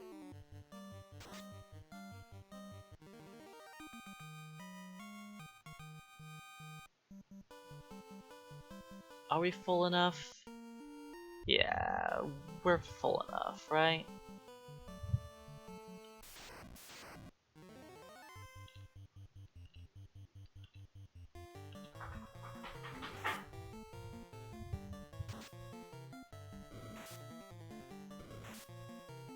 Okay, let's not have Edge die.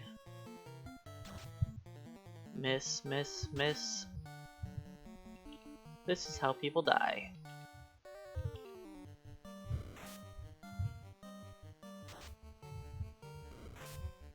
Alright, Vaughn, you have to start taking the hits for the team now.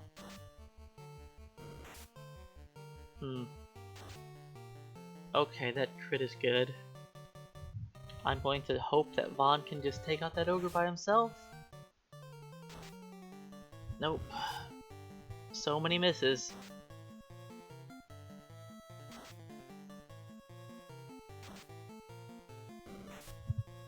Ouch, and a crit.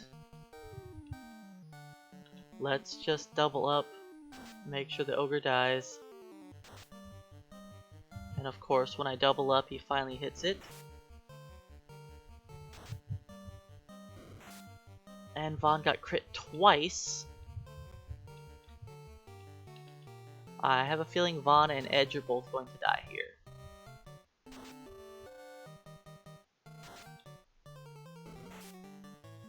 For some reason, Edge is going to be very far behind on experience now. Baku's going to be in the lead, followed by Puck. Then it'll be Vaughn Edge.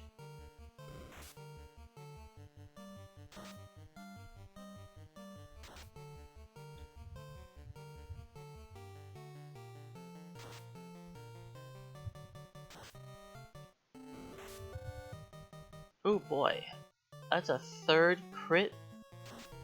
Or was that the fourth crit in this battle? I think Edge got crit 2 earlier. There's Baku's 8. Yeah, that was kind of painful. That was so many critical strikes. Minimum, we got crit 3 times.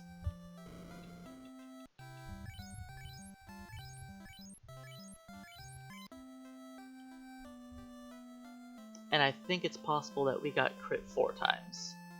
I think Edge got crit, but I'm not sure.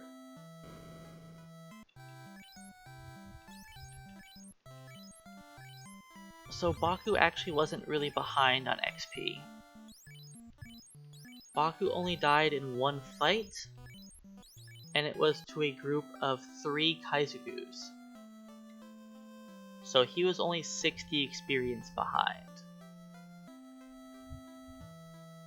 Which isn't really that big of a deal.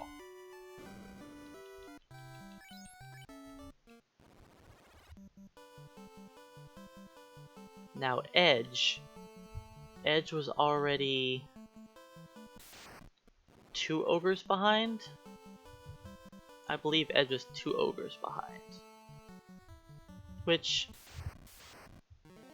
it's not awful.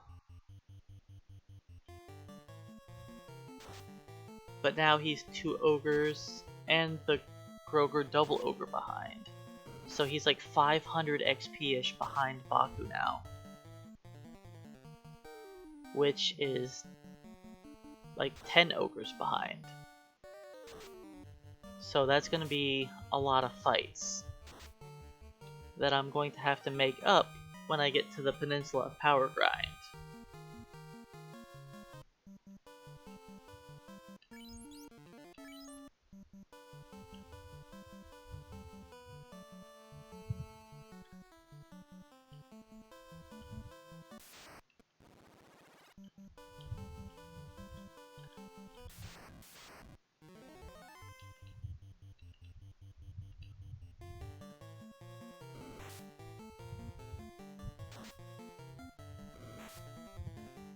So yeah, Baku and Puck are going to need to die to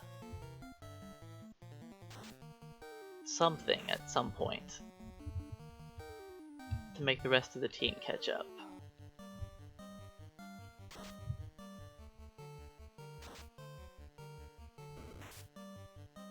These crits from the Grogers have been very painful.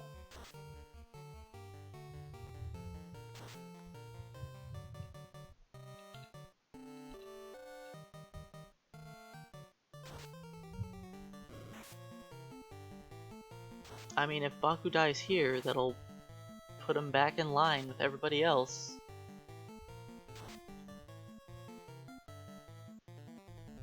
If Baku dies, then Puck will be in the lead for experience.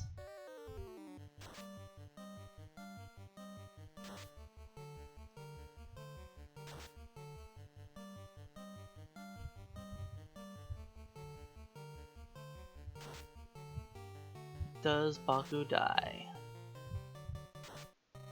Nope, he gets away.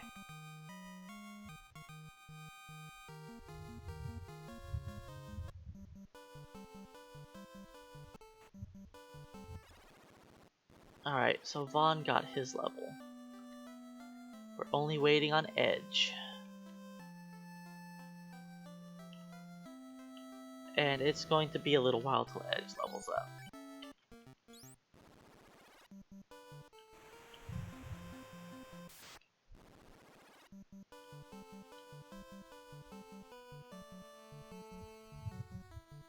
I probably need to beat up about, I'm gonna guess 6 to 7 more ogres for Edge's level.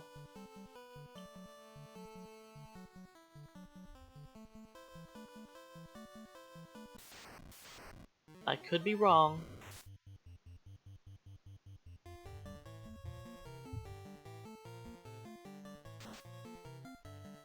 So it looks like Baku's got the most HP, then Edge is number 2.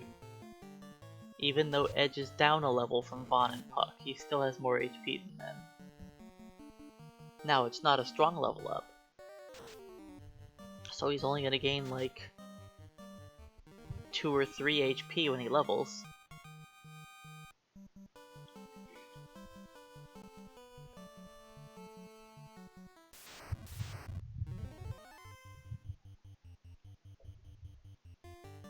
But yeah, we just got pretty unlucky with so many crits in one battle. I mean, it happens sometimes.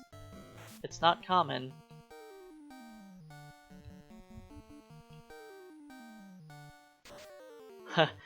The thieves wish they could have a short sword. No, thieves get sabers as their strongest weapon before Astos. You have the saber or the scimitar. Saber has 3 more attack power than the scimitar, while scimitar has 5 more accuracy.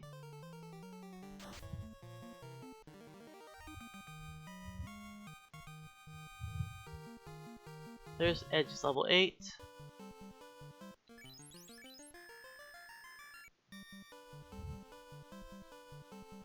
Yeah, if the thieves got short swords, they'd be a lot better off.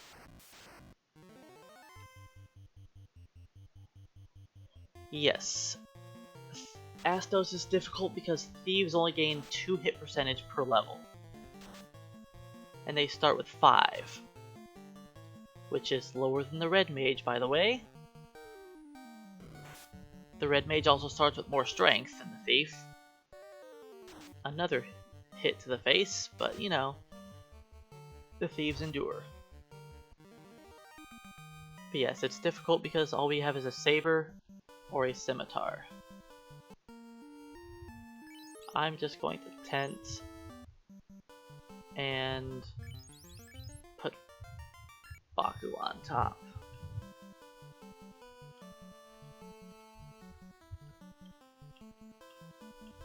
But yeah, when we go to fight Astos, we'll be level 10, so we can finally swing twice.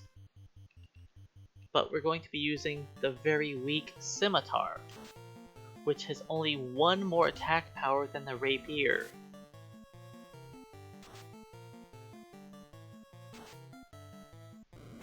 So Astos is difficult because of that. Now we could level up to level 12, so we can use the Scimitar against Astos, and have 2 swings with it. But as you can see, the levels start to take quite a while. Now being level 10, we would be able to beat up Zombols. So it wouldn't be as terrible to hit level 12. But I still don't feel like it would be worth it. Because we can beat Astos level 10. I just have to not be unlucky. The whole Astos fight is, do we crit him? If we crit him enough, we win. If we don't, we lose. Because to beat Astos, you have to get normally 6 critical hits. Sometimes 5 is enough. Oops, that's not what I meant to do. Whatever.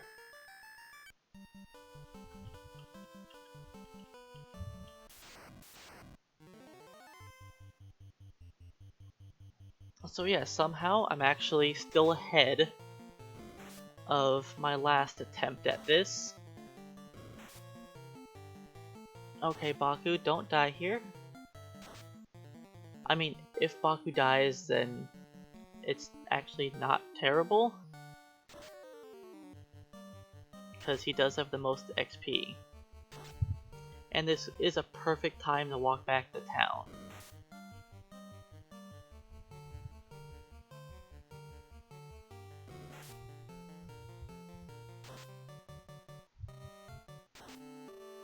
But still, I generally want as little death as possible. The thieves went a long time without having a death.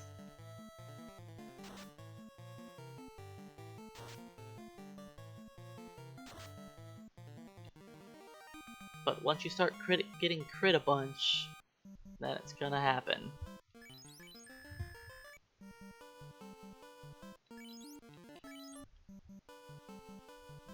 I could probably use another tent.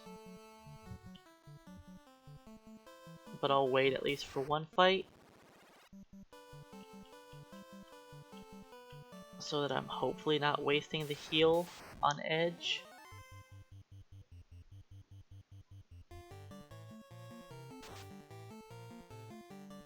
But yeah, Astos has 40 absorption. There's our second ogre we killed in one round. And the thieves have no way to damage break Astos for an incredibly long period of time.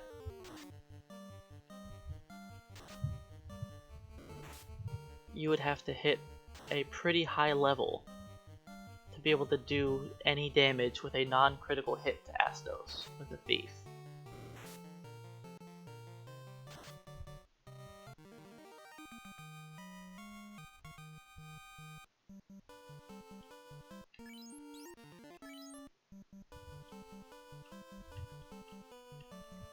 I don't think it's in the 40s, but it is pretty high level.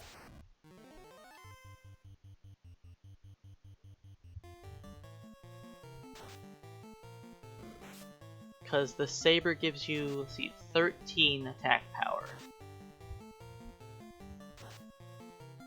So you would need to be able to do 2 damage to Astos.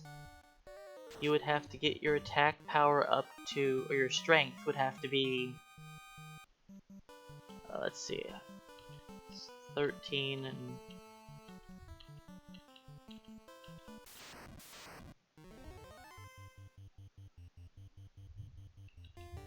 Actually, you might have to be like level 40.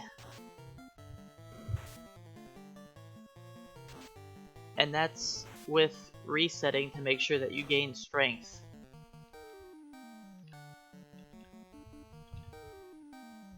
Cause yeah, you would need a lot of strength to damage break Astos.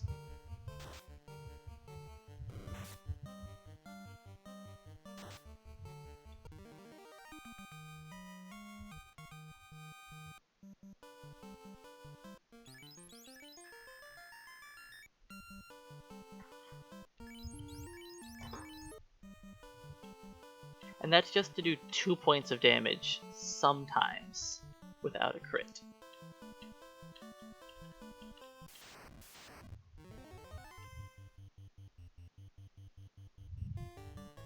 Now, a fighter can damage break Astos at like level 4. Actually, I don't think he even has to be level 4. With a short sword on a fighter, I think you can damage break Astos at like level 2, only by like doing 2 damage. But still.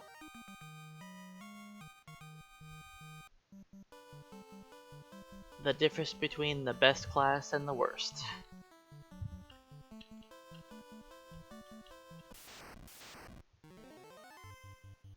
I mean, it's like trying to damage break Astos with a white mage. You're not gonna do it. But white mage can still beat up Astos pretty easily, since they can just mute him, cast Ruse, then hold down the A button until they win. Because with 2 Ruses up, they aren't going to be hit by his melees, unless he gets the 1% crit.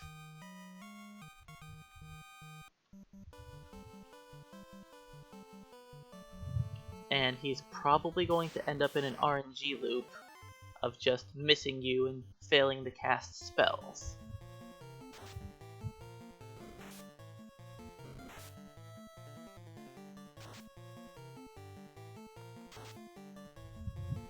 Because it's actually pretty easy to get into an RNG loop in this game, if you're just holding down the A button.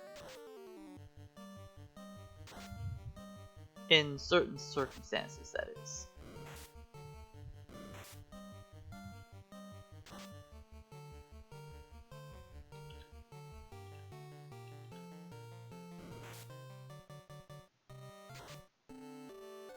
I mean, I got into an RNG loop earlier on fighting the ogres, when I saw the same crits happen 3 times in a row.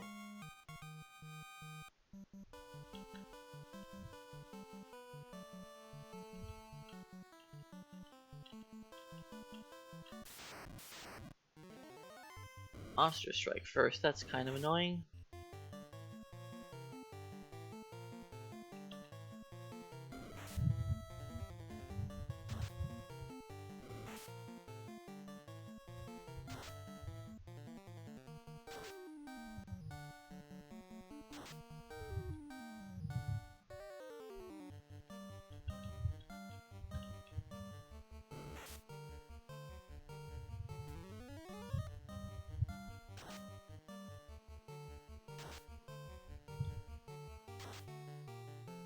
Well, I should have attacked. It shouldn't take 4 thieves to kill him.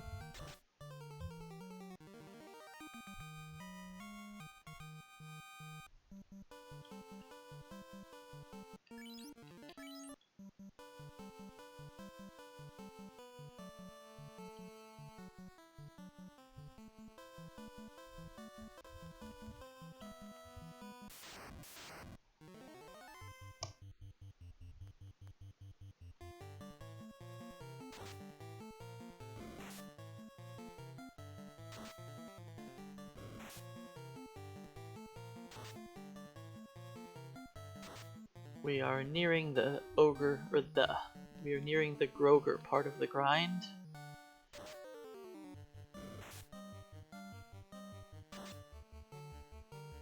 In the whole circle that I use, there are 3 Grogers I can fight.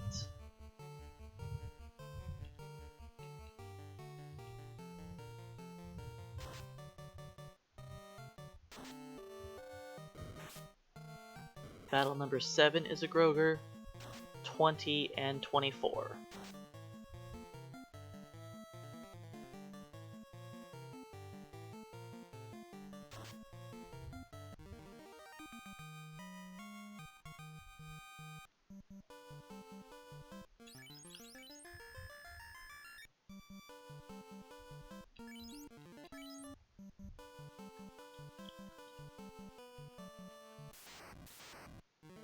Alright, we'll fight a single Geist. Of course, he has to go first.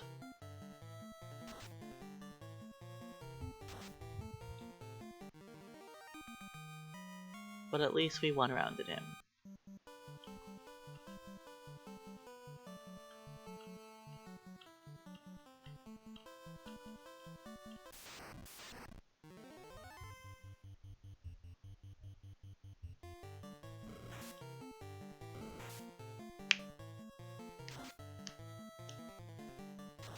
So once I hit level 9, I'll have gained more HP, and I'll go try the Zombo grind.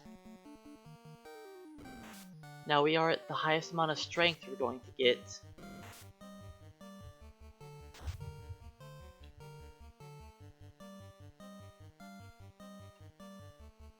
Every even level up to 10, you are gaining 1 more damage per swing. 1 to 2 more damage a swing. Yep, I will be going to the Peninsula of Power once we are level 9. And it is going to be insanely risky, because the thieves can only manage to kill a single Zombo. Doubles are possible, but sketchy.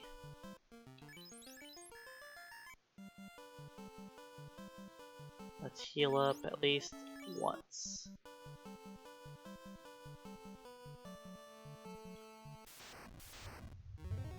Okay, good.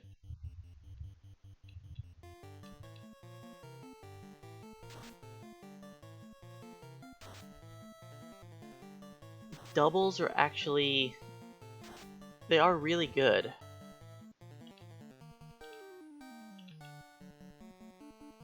But yeah, the odds are is the whole team could wipe to him pretty easily.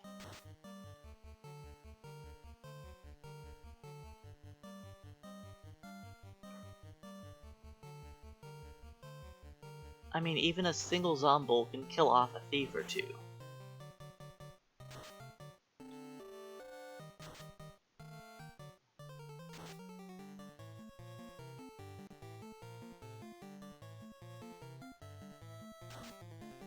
But if we actually are able to beat up double Zombos, it's pretty amazing.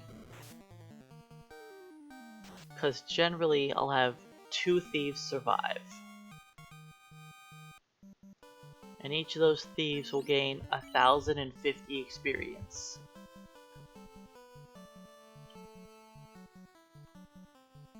Compared to getting 48 for an ogre,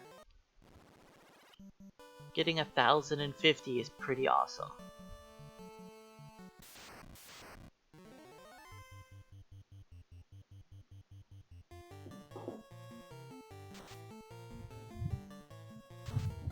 Now that's what I expect to happen if I do fight a double Zombo, is I expect 2 thieves to die.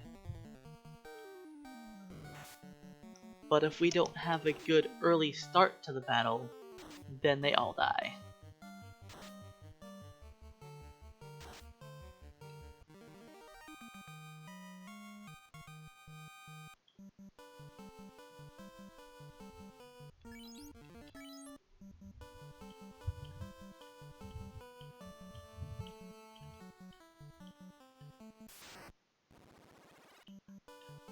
Alright, last Groger fight.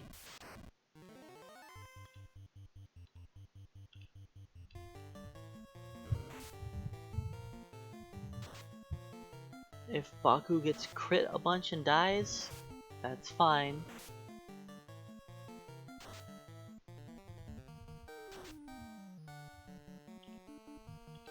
I think 2 is fine.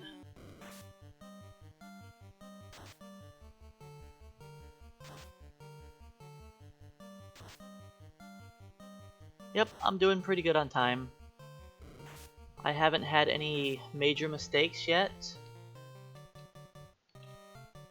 I mean, we had an unfortunate event where we got crit 3 times by a Groger in one battle, and had 2 people die, which actually did set me back a little bit, but it should be fine. as long as Edge doesn't get crit here and die again.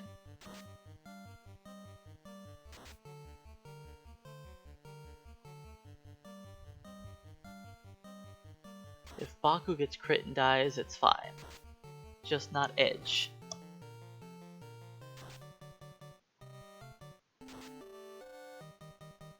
So Zombles take about the same damage as Grogers.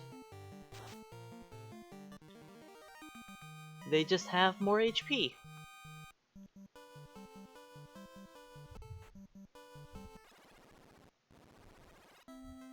And I'm pretty sure I bought 4 scimitars. And gave them all to each thief. Not positive. But I think I bought 4.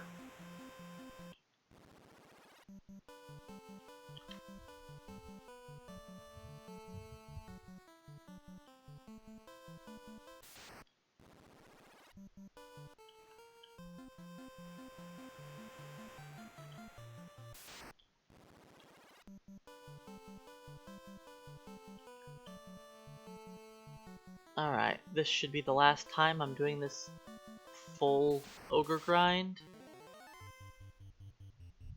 Because it shouldn't take us the whole time.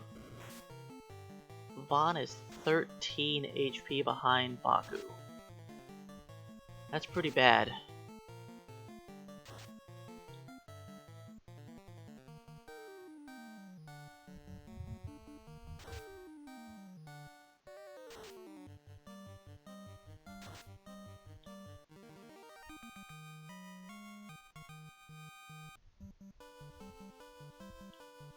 So yeah, when I do the Zomble grind, I'll just have to make sure that my party's in the correct order. It'll need to be Baku, Puck, Vaughn, Edge.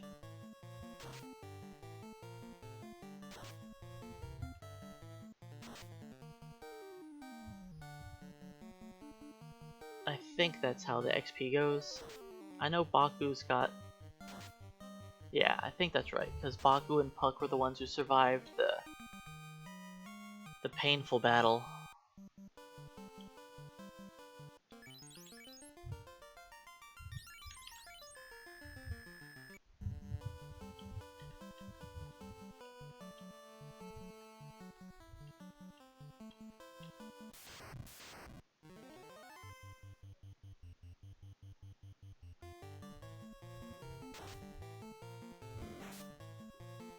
Okay, leave Edge alone.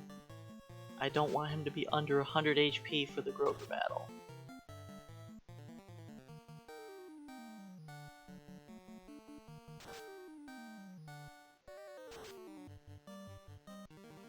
If there were more fights you could take at the beginning, resetting after 7 would probably be the best bet.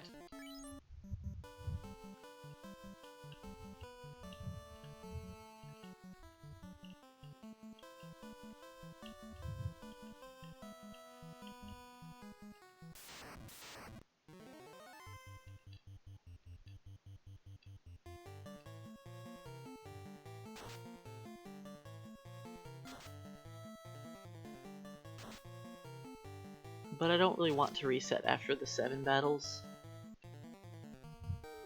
I'm gonna risk 1. I don't think 1's gonna kill it. Not with a hit like that.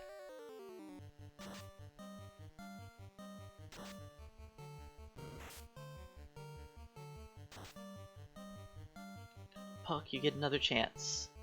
Finish the Groger off.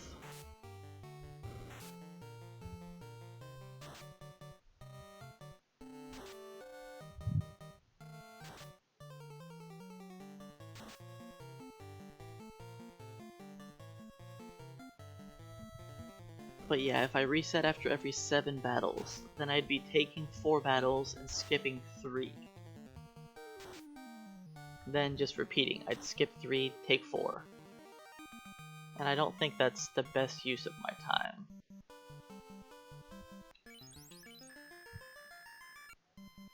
Because this way I skip a lot less than that.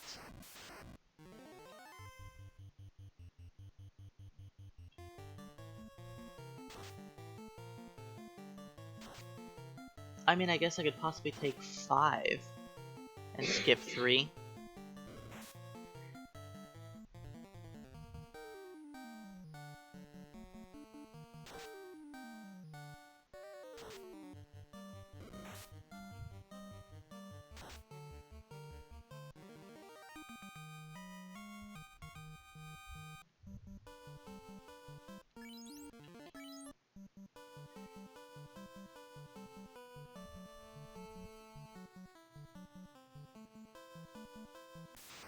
Because there are a few fights that I have to skip. I mean, I technically don't have to skip it. I could fight wolves or Gerwolf Grimp. Or sorry, Werewolf Grimp.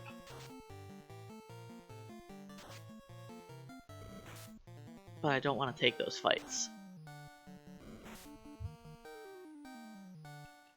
Let's put 2 thieves on the top ogre.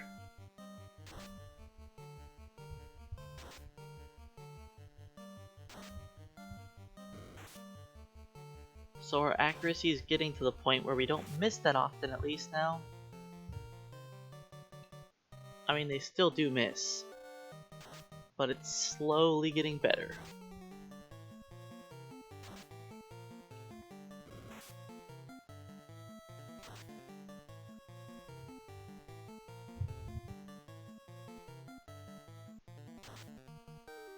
Yeah, when I was doing my testing before for this, I tried fighting zombies at level 8.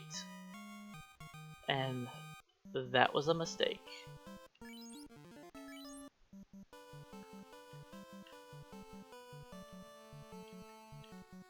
Doing it at level 9 is tough enough.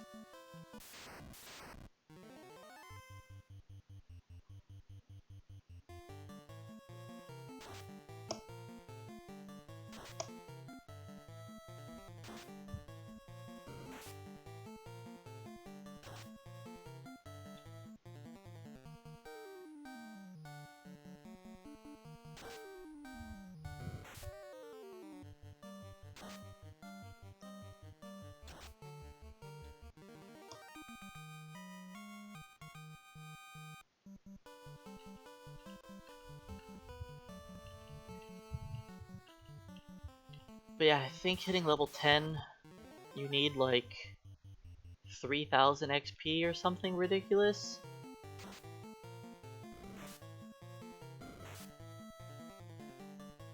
So going from 9 to 10 takes a long time.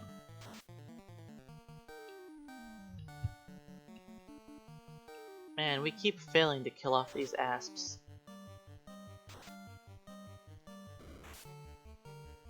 Double poison. And a third round again. 3 poisons. That's pretty bad.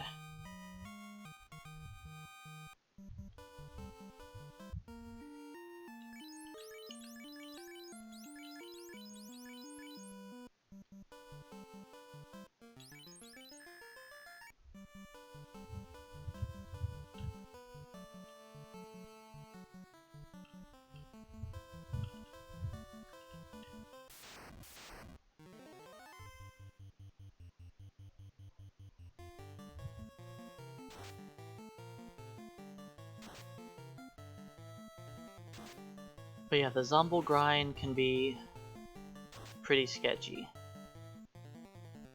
I need to get really lucky to make the grind worthwhile.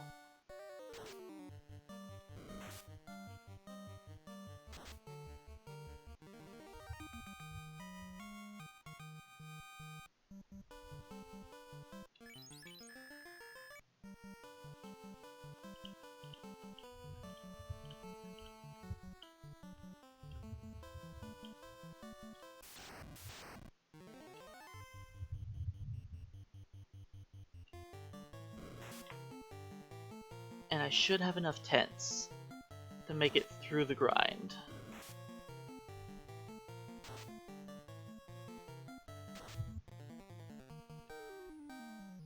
I'm gonna try 3 thieves on the ogre.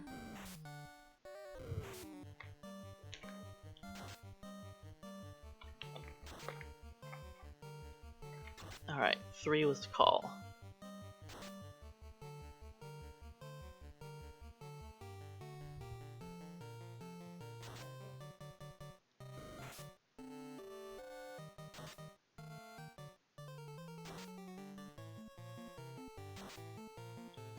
Technically, that's a 1-round ogre.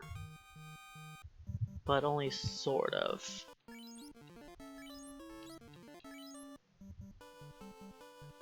Because I did attack that ogre the round before. I just missed him. So, I don't know if that really counts for a 1-round ogre battle.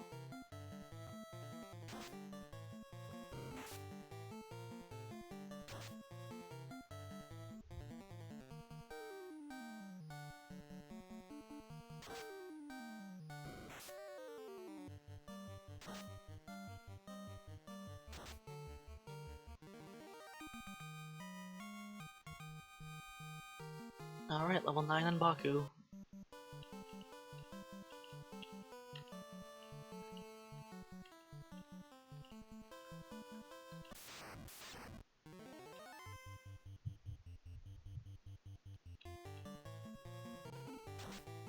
Hey, look at that. We finally crit an asp.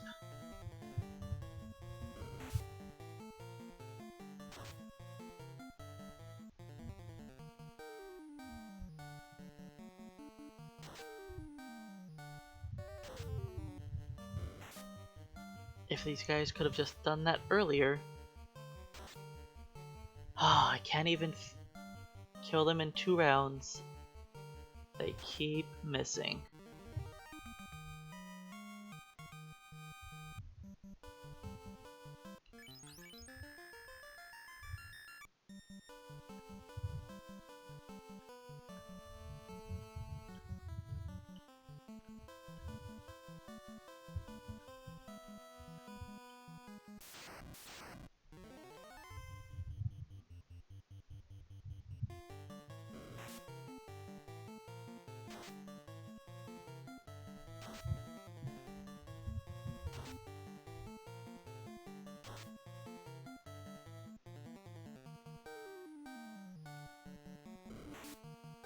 I'm guessing Puck will level up after this fight? I think. Nope. Not till the next one.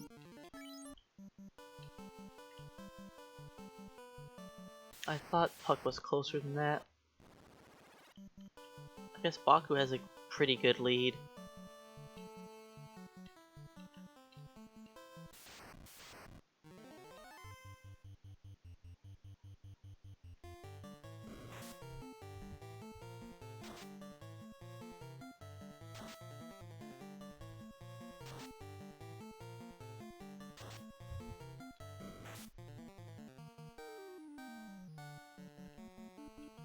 I'm putting 2 on the top guy because I don't trust those small hits at 10.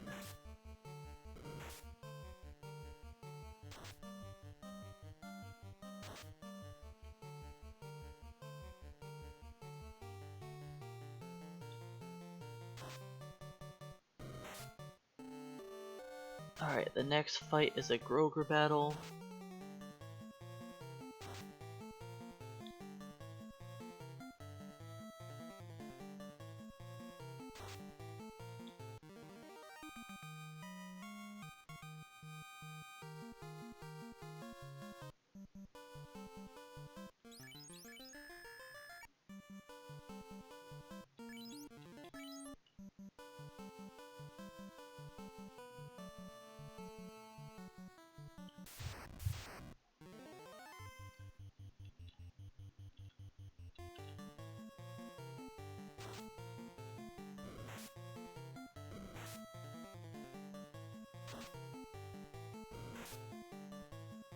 I think I'll still be ahead on time.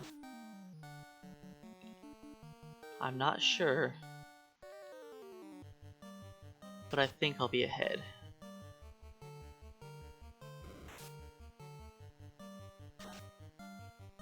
I mean, I might lose time on this individual split. Ouch. I think 3 is safe.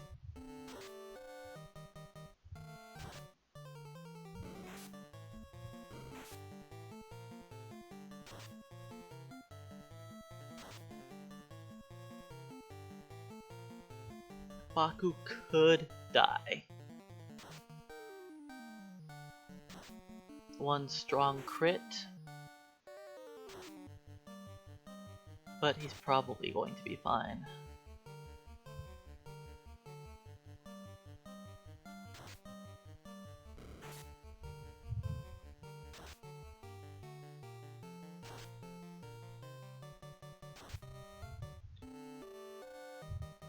I think I'm going to save a tent.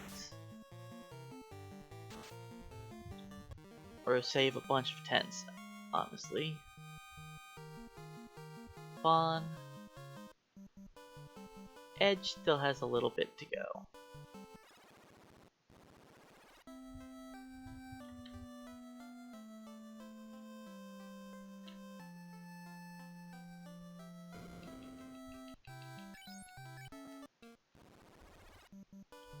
Like, I'm right here, let me just skip the battle.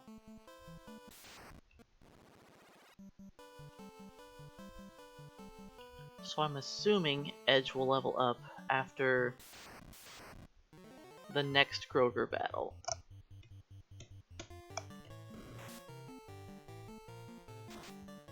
He is very far behind.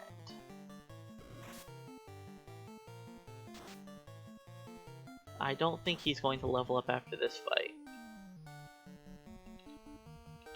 It would surprise me if Edge leveled after this.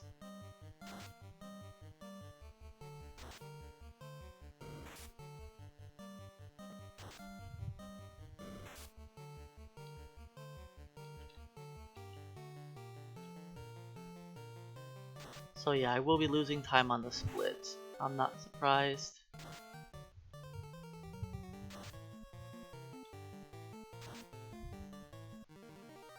Unless Edge magically levels up here. Which he did. Okay. I walked too far over. I shouldn't have used a tent in that square, but it's fine.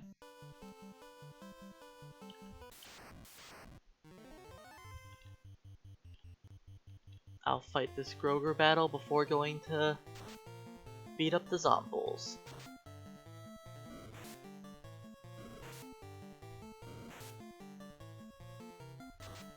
And we are in our proper order.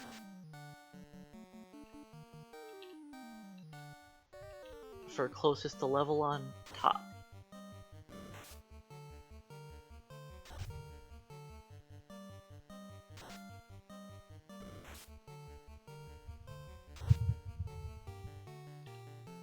So if things work out well, I can fight a lot of single Zombies pretty quickly.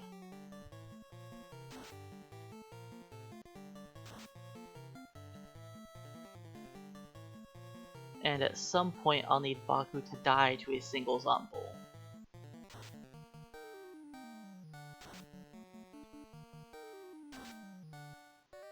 But I hope that doesn't happen for a while. That I get at least 3 or 4 single kills before he dies to one. Ouch. I mean, if we don't kill the Groger here and Baku dies, that'll put him in line with the rest of the team.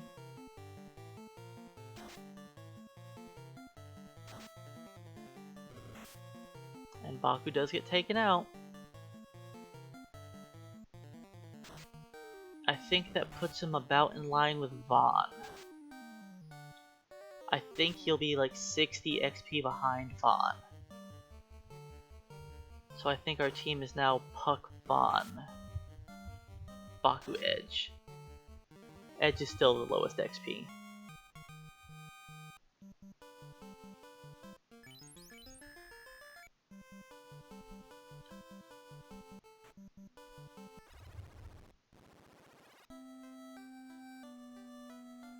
So I don't really want anybody dying to the zombies now.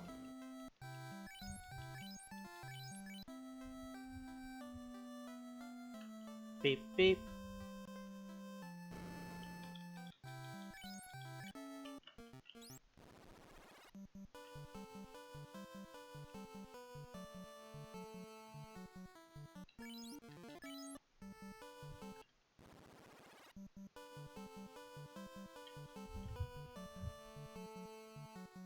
Alright, time for the Peninsula of Power.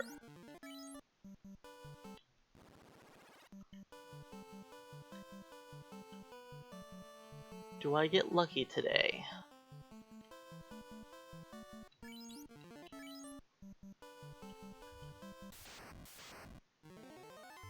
I shouldn't start off with a double, but I'm gonna try it. We did 40 damage, and they double tapped Puck. We did good, 50 damage, it's not bad. If Puck manages to survive... He does not survive this round, okay.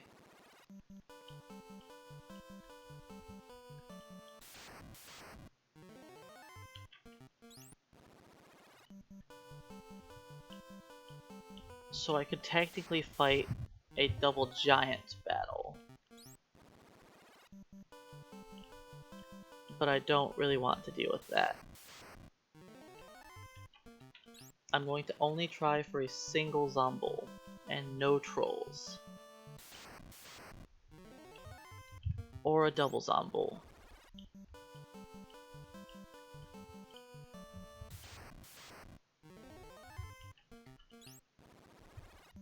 And this is why I need to get lucky.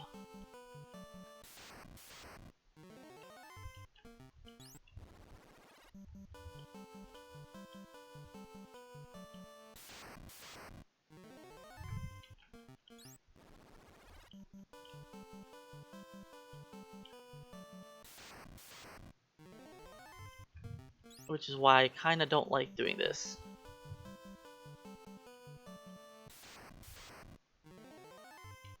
This is why I like the ogre grind a little better. Because having to rely on luck is not something I like to do.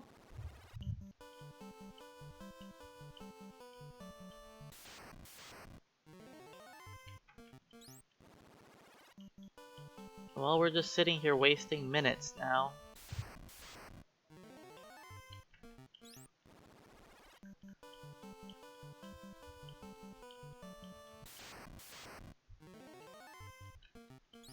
This is the RNG of the game.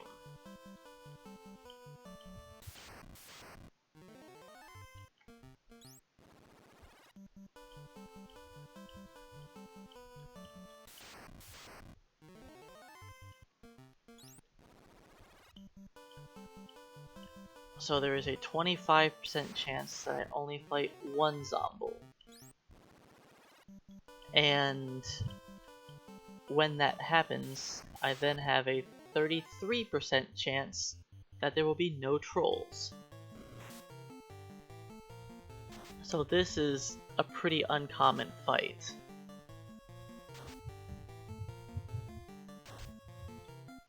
For just a single Zomble.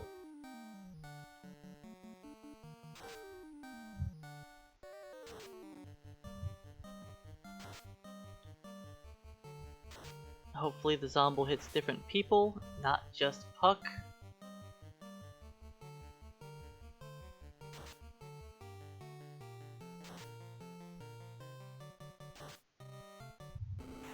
Thank you, Baku works. And the more crits we can get, the better.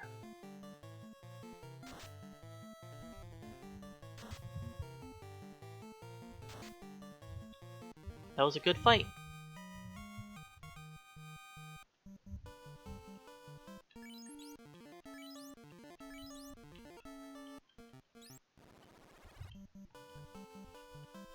If I can just get that again.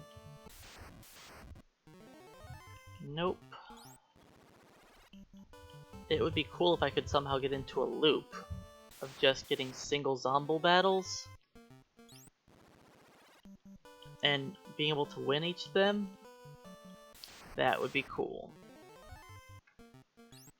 Pretty unlikely, I know. I'll try the double. Miss is good to see. Double miss, alright. Now, our damage was pretty low also. But I'll take that every time. Our damage is low if they do 0 damage. Okay, this is good. It's a weak crit, but it's still a crit. It's more than a regular swing. Good, Bond takes a hit. Now if they could hit Baku or Edge once or twice, that would be great too.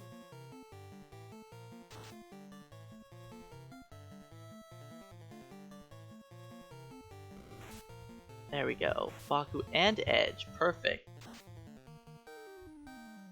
Can I kill the Zombo this round? Come on, Baku. Yes, that was a good hit.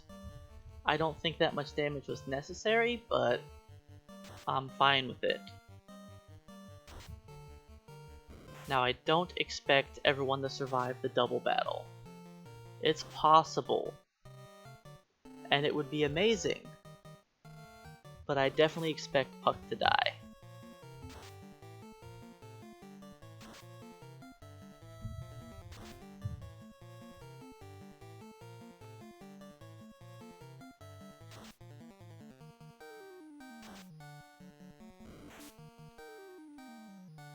Hopefully Vaughn survives, but if he dies also, it's acceptable, as long as we beat the Zombo.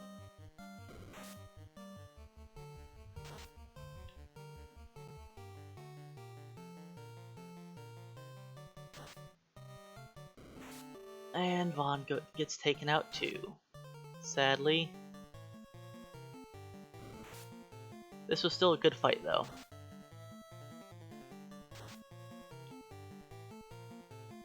Taking a little while to end him,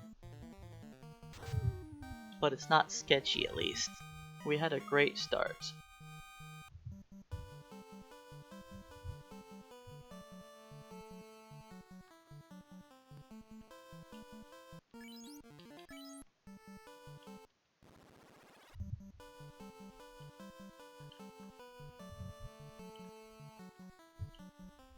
And yep, it's some good XP.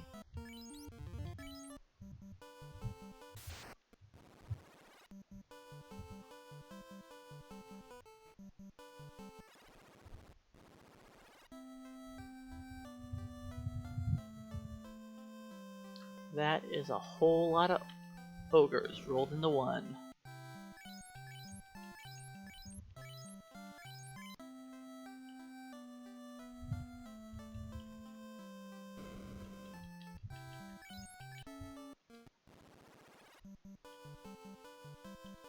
Actually, I think I can take this in the ocean, can't I?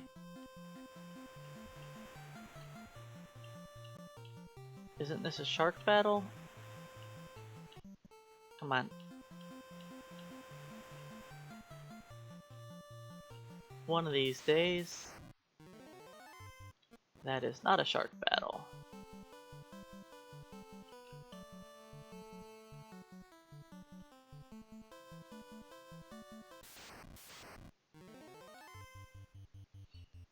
Okay, so Baku has my highest experience now, then Edge.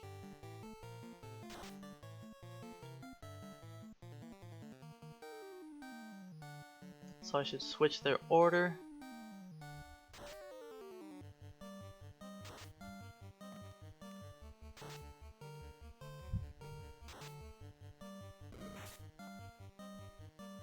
So after every time I have to go back to town to revive, I try to take the first Groger battle, since I'm already pretty close to it.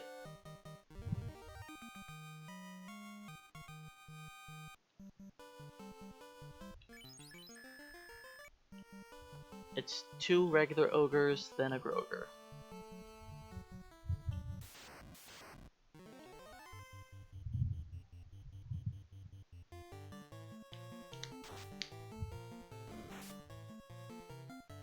And I guess I could also hop on the boat and take a shark battle right there too. After the Groger.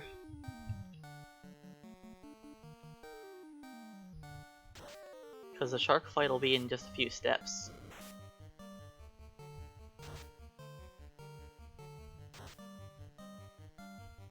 I'm pretty sure, unless I screwed it up by me sailing around in the ocean like that. I'll find out.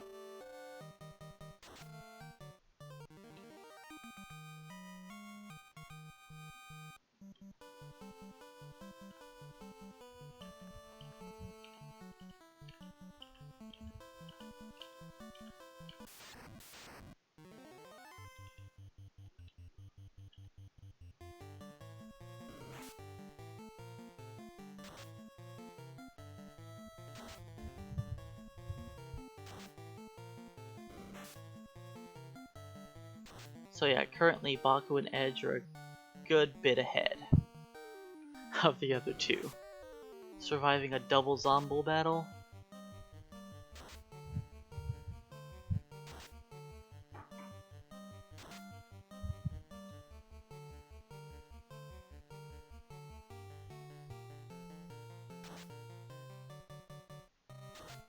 Now if I could fight more Grogers, like just more often, I would just fight them.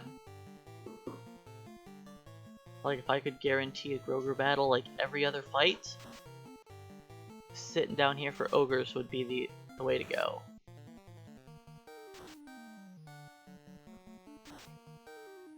But we can't do that. Now the Zombo battle is guaranteed to be a Zombo fight. Not that I can take the battle, but at least it'll be the correct enemy that I want.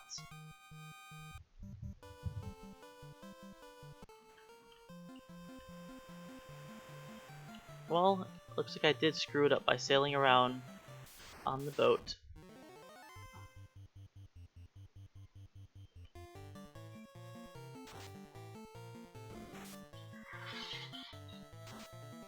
Even if Baku dies to the shark, it's not a big deal.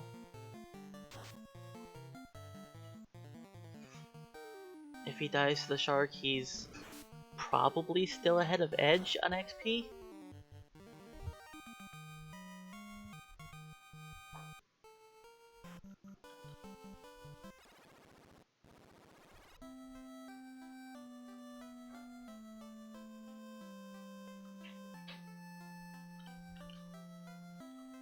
You would do that, wouldn't you, Mr. Mohawk Man?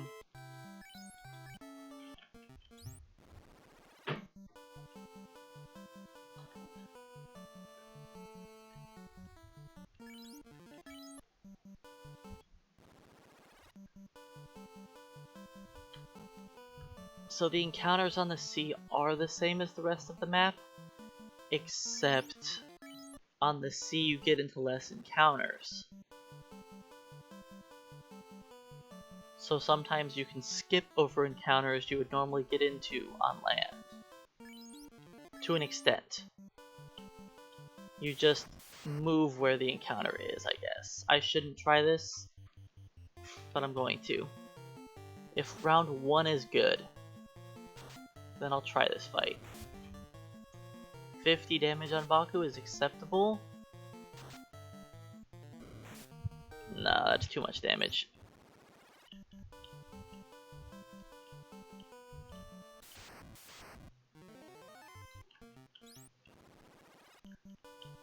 So trolls are not worth as much as zombies. If we had a really good first round, I would take the battle though. Alright, single zombie.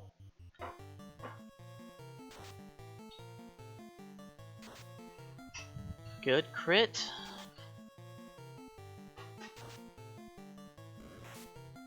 Okay, and a hit on Edge is actually ideal. It's least not on Baku.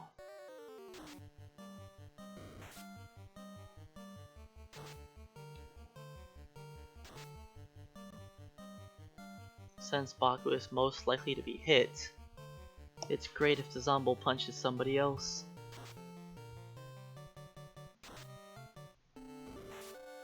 Like that. It'll also save me on tense if we all have like over 100 HP at the end of this. Well, that's not the case now.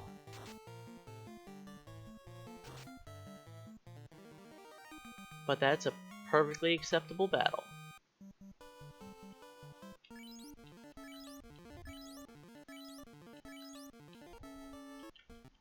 It takes a few tenths.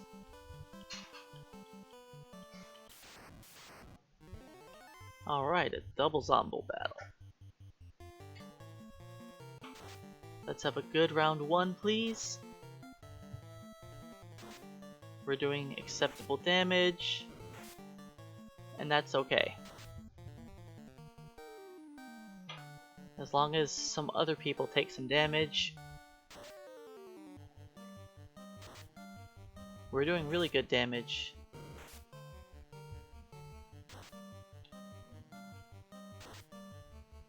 Really good damage. It might not even take everybody to kill him. Well, we're hitting a lot weaker now, so I guess it will. I don't want to put everybody on this Zombo. He's gotta be like dead. Come on, Vaughn. Or Baku, either one. Like, he's gotta be dead.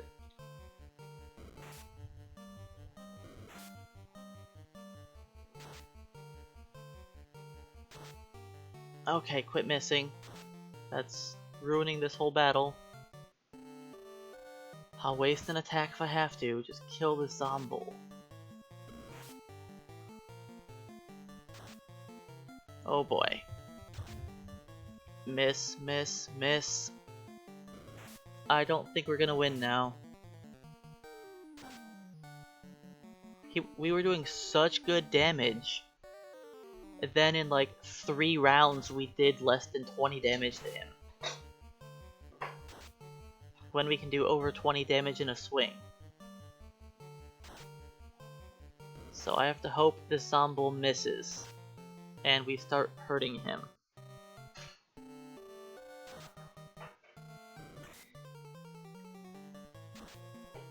I need some crits, not rounds of double missing. There we go.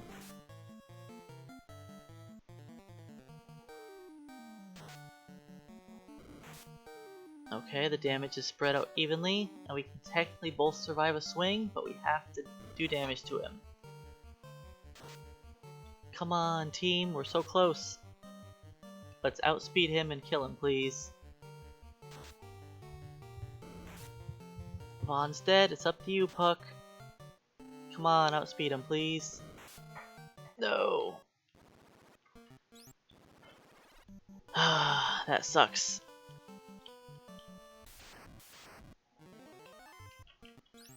That fight started off so good. The first, like, 3 rounds were great. Then the next 3 were terrible. Okay, that's acceptable damage for round 1.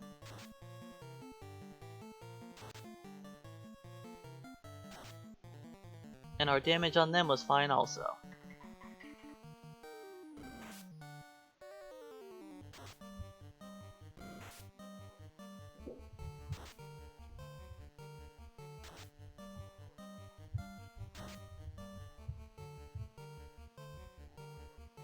We're still looking okay.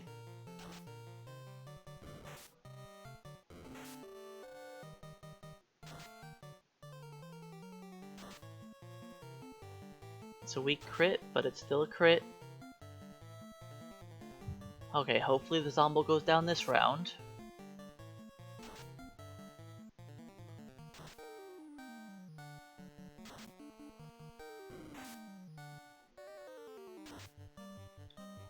I don't think I need all 4 people to kill him, but I'm not risking it. Yeah, I didn't think so. Last time I risked it, and it cost us the whole battle.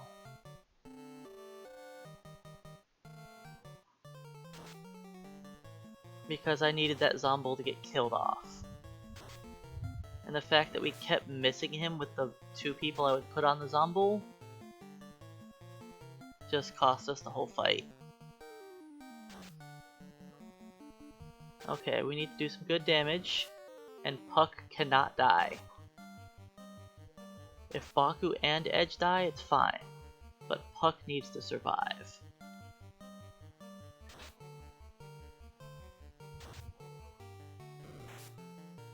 Okay, Edge got taken out.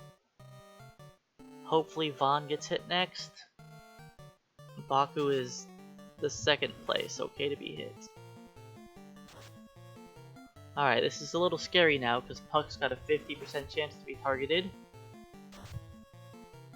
Please kill him, Vaughn. He's gotta be close, right? 1 HP, that's all you need, Vaughn. There we go. We win.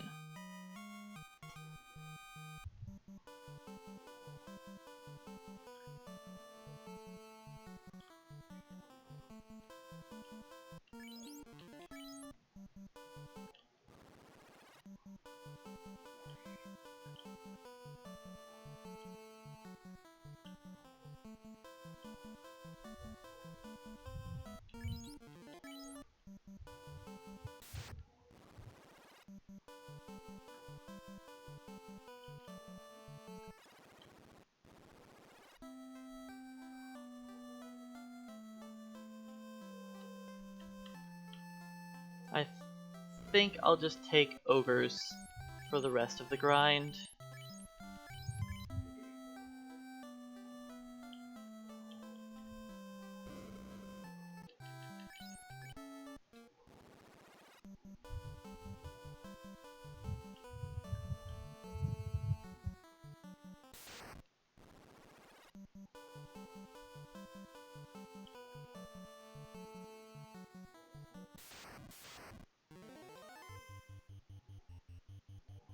So who's in the lead? Puck.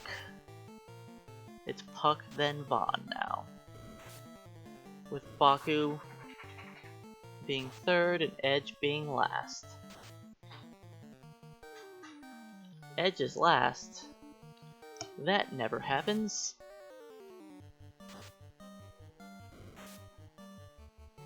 Top ogre's not going down.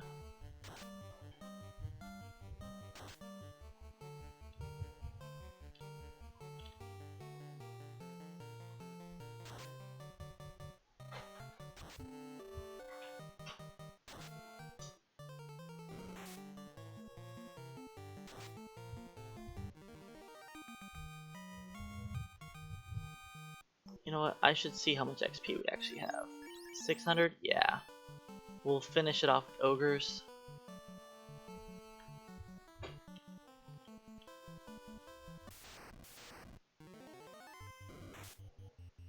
Trying for zombies when we only have this much left isn't worth it.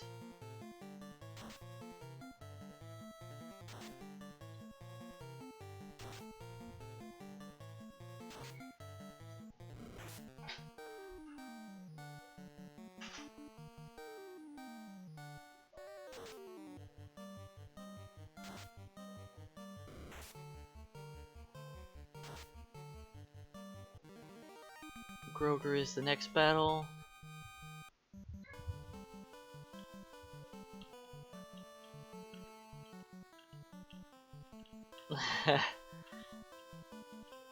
Yeah, the grind is going. It could have been better, but it wasn't an awful grind. I did take out 2 double zombies and 2 regular zombies.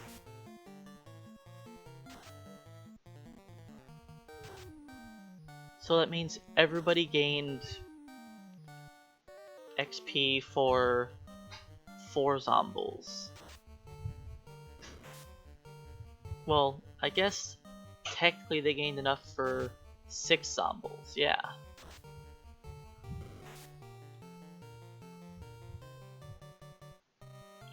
Because the 2 they got when only 2 people were alive. That's 4 zombies worth of XP. Then they got the 2 alive while everybody was there, so they got 6 zombies worth of XP from the grind.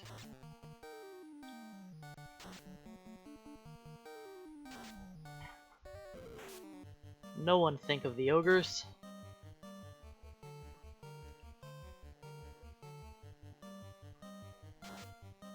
I mean, we are thieves, so we kind of are bad guys, right? We're the anti-heroes.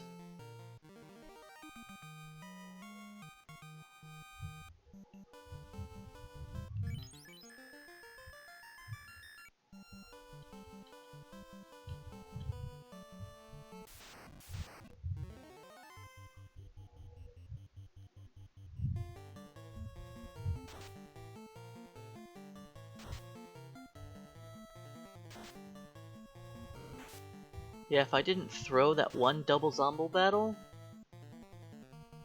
this would have been a really good grind. I mean, it took me a while to get started on the grind.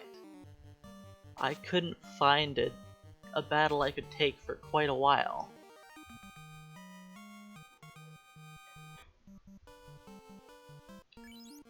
But once it actually got going, it was going.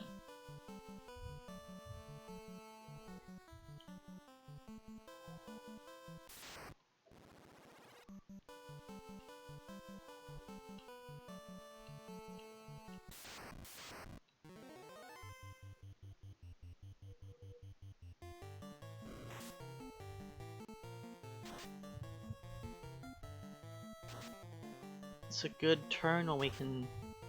Nope, not gonna one-shot unless Puck crits.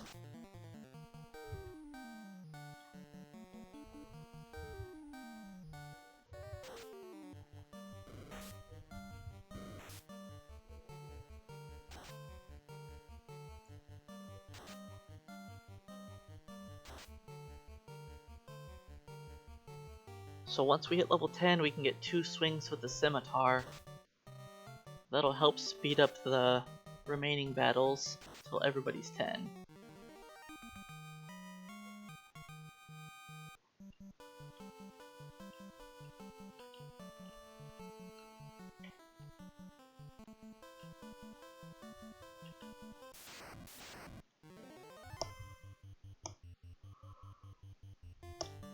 And I believe Puck is the first level? I don't remember. I think it's Puck, then Vaughn.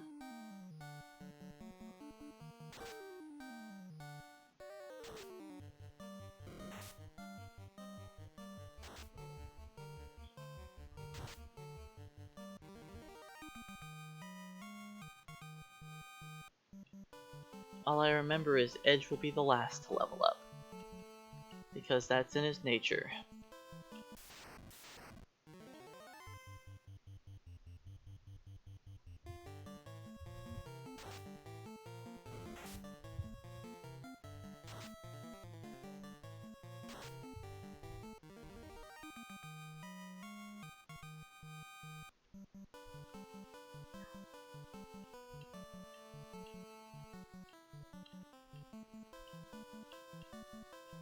I actually think I'm going to level up sometime soon.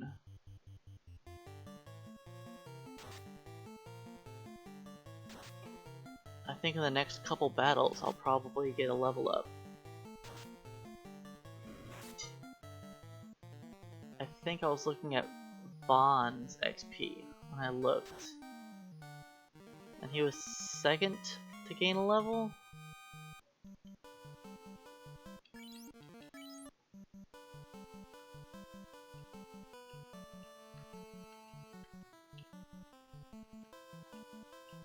I'm not sure, but I think in like 2 to 3 battles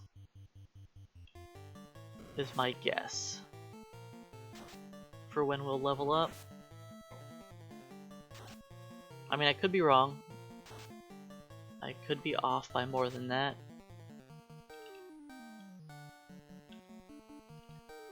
One is really risky. Yeah, he didn't hit hard. But I was hoping one thief could do the job. I should know better by now.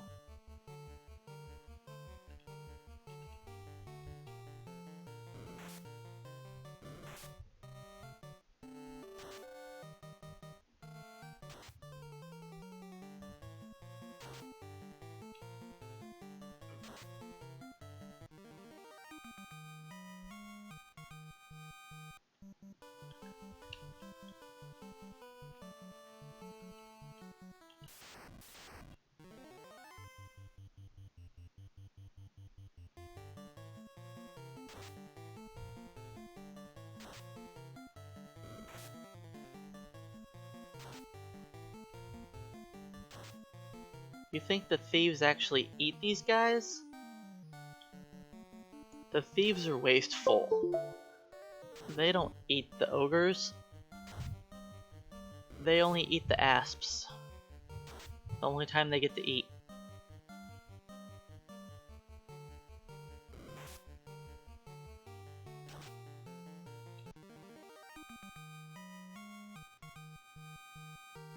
Alright, Puck is level 10.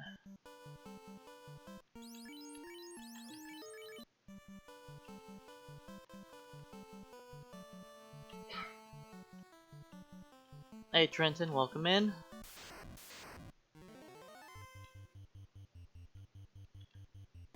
We're almost done with our level grind, so it's a good time to show up.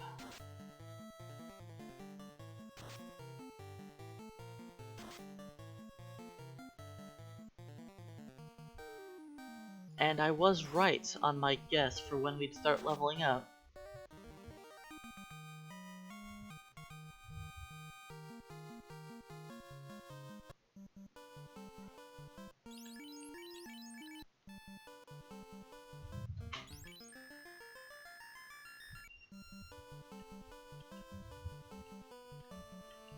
Now the last two I think are gonna take a minute. It'll probably not be until the Groger battle. So hopefully we can actually one-round this ogre now that I have two scimitars.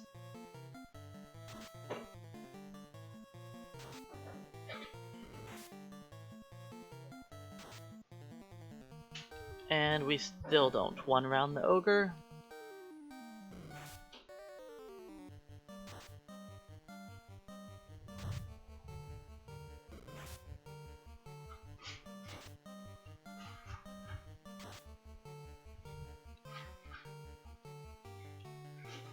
You'd think at level 10 the thieves might feel a little bit more powerful.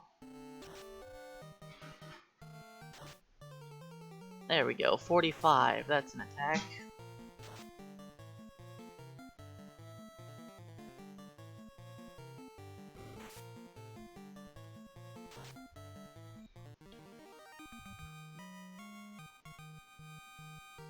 Alright, there's Vaughn's level.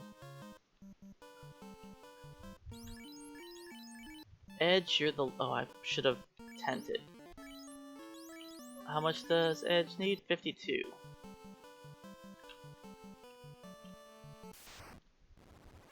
Alright, is this a double ogre battle? If not, I'm gonna skip it. Okay, it's double.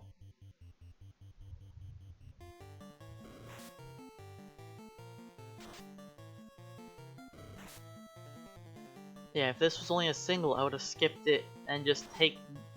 the next fight's a Groger fight, so I could have just taken that one.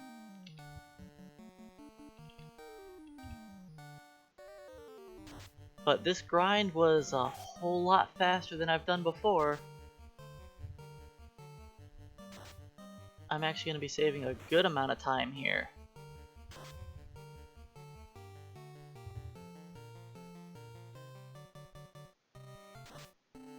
And what's sad is it could have even been better. There's level 10.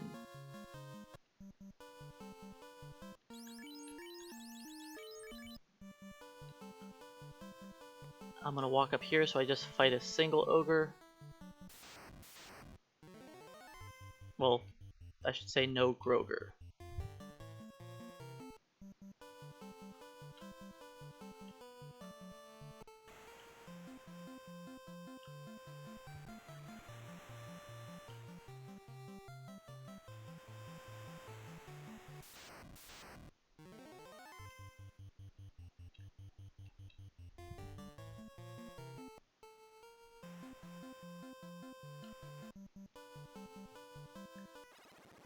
I could have just done my shopping in Elfland.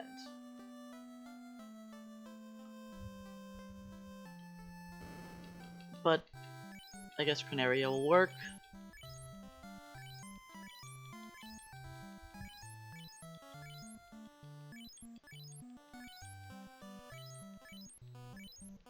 So yeah, that was definitely the best Zomble grind that I've actually had. It could have been better.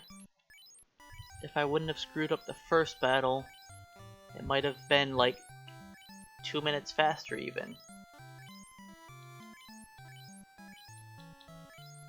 Hey, no heal, welcome in. Yeah, I don't like going to the elf weapon, or the elf item shop.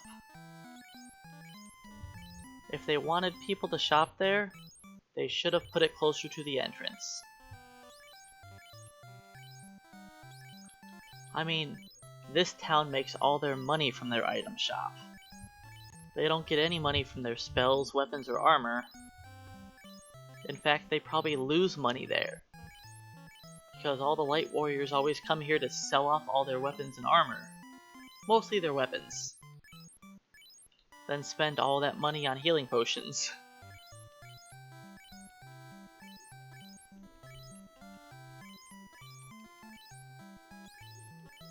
So I have plenty of tents.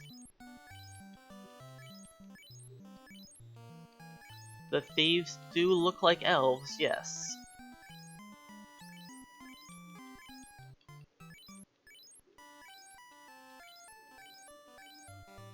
But there's nothing saying that the thieves are elves. Beep beep. Thank you.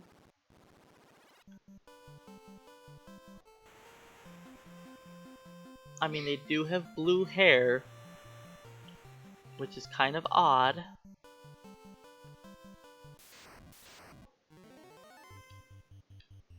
And looks like they have pointy ears.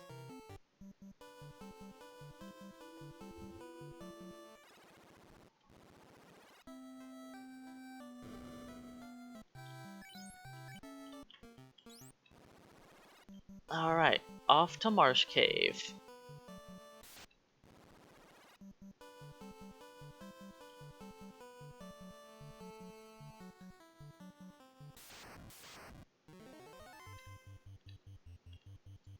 Oh boy.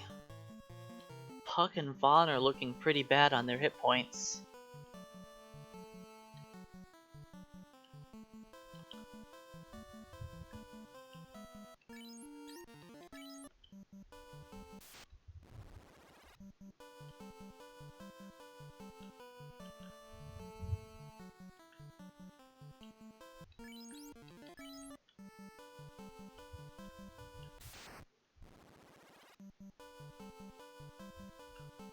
I don't think I can make it all the way there.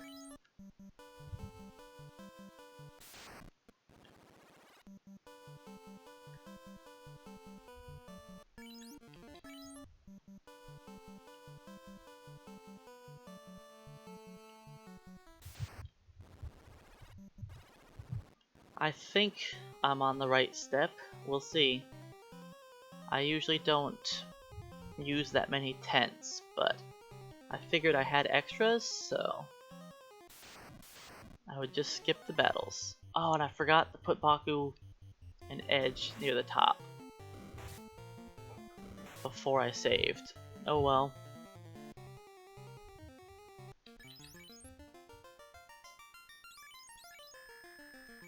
They have the hit points, so they should be at the top of the pack.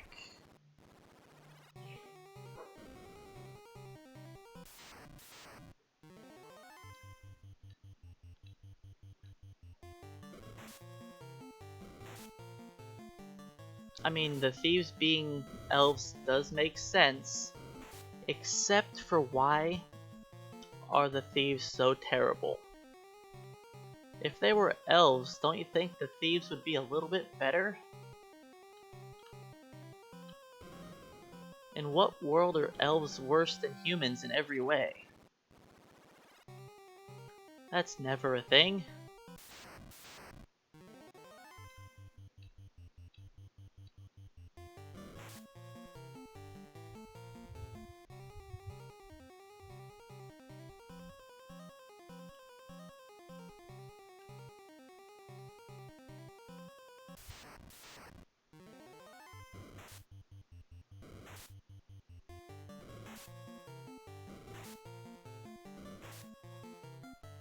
Okay, let's not have anybody else get poisoned.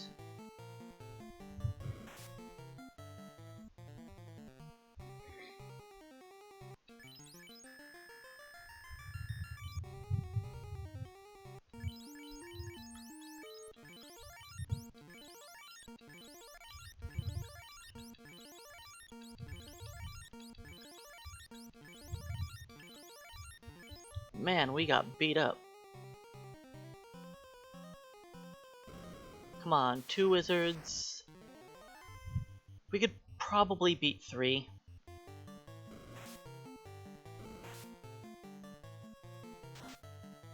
We just have to do damage. Unlike what we're currently doing.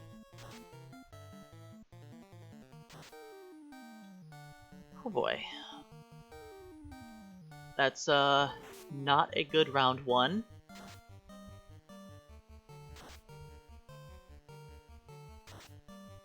There we go. A crit finally. Not looking so hot. Puck, you need to finish off this wizard.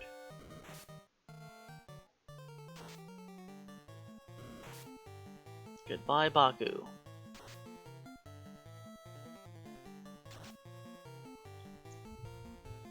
Okay.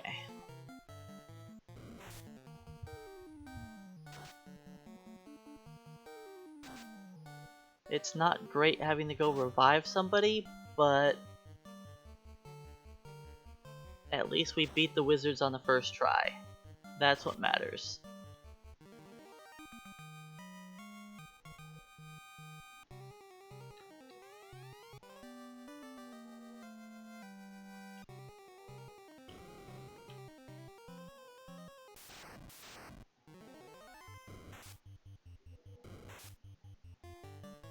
So I'm gonna lose a little bit of time having to go revive. But it's better than I've had in the past. I probably should have picked up the iron armor too.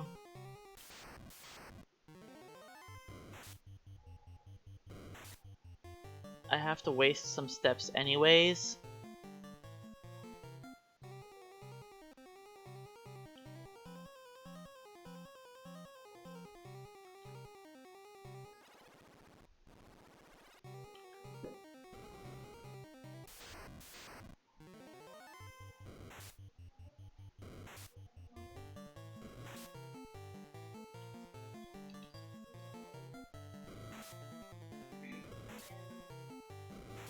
The poisoning on Edge is actually acceptable. It put him in the bottom slot.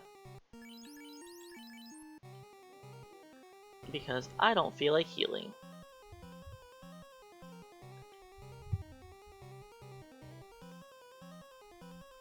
I'm not really worried if worst case scenario somebody dies, since somebody's already dead. I'm already going back to town anyways.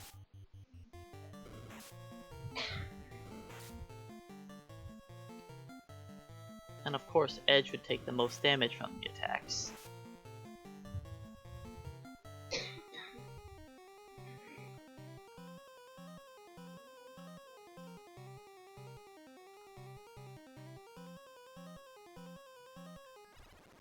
Alright, and we made it out. Skip. I'll probably skip this if it's an ambush. It's not an ambush, okay.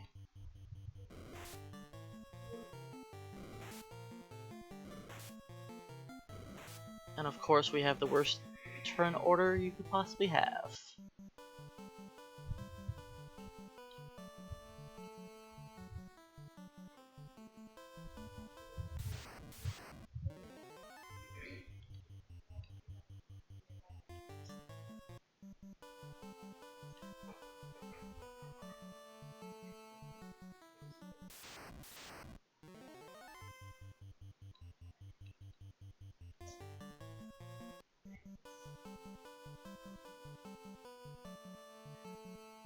But yeah, for having that good of a level grind, I definitely don't mind having a death to the crown. The level grind being really good that means a lot.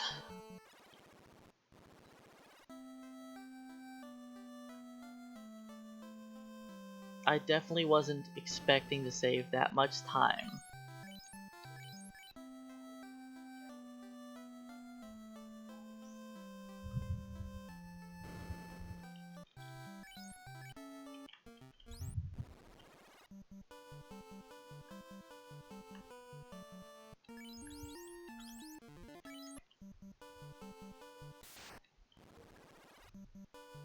If I'm lucky, then only 1 or 2 resets for Astos.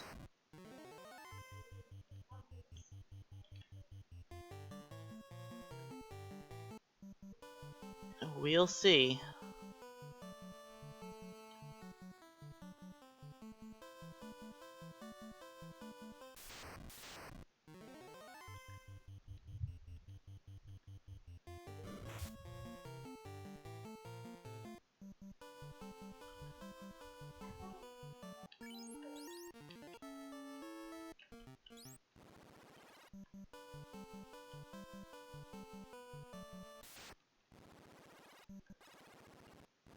Okay, can we get good RNG for Astos?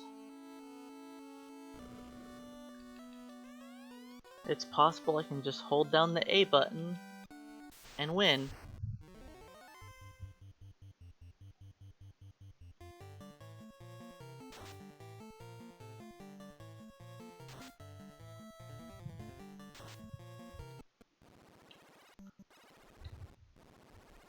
That's an acceptable start.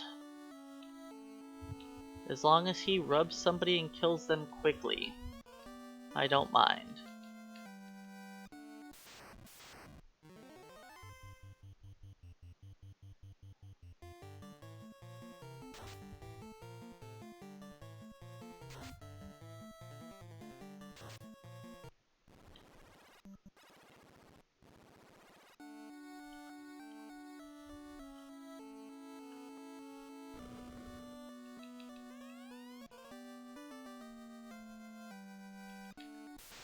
So my crit chance with the Scimitar 2 swings, I think is around 8%? 8.5%? I don't remember exactly.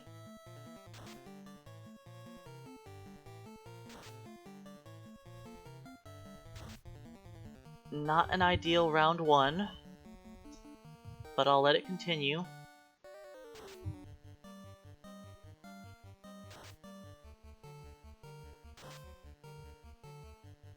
Do I crit? No. Let's... 2 rounds, no crits, and Astos uses 2 spells. I'm gonna pass.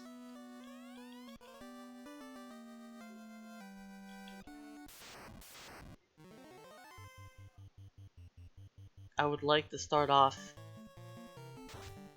at least somewhat decent, like that. That's a perfect start. 33 damage. 35. 37. It's a good round.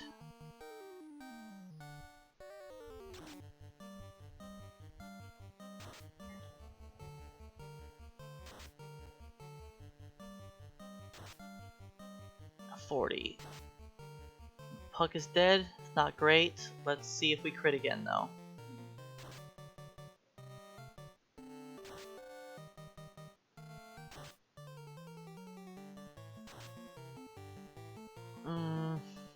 I'll give it one more chance.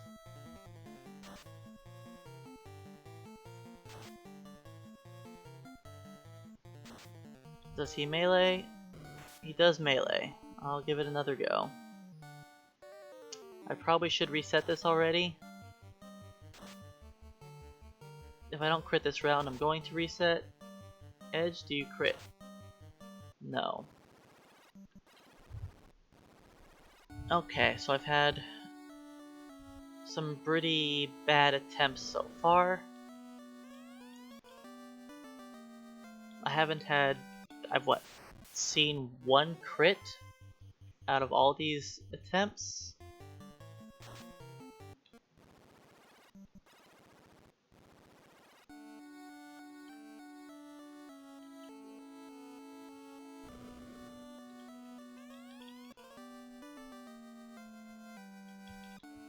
Oh, I could definitely be behind after this split. It has happened before. That I was like 5 minutes ahead, then just couldn't beat Astos. Okay, that's good. That's perfect. One crit. If we can resist rub, that would be great. Perfect. Now we need some crits.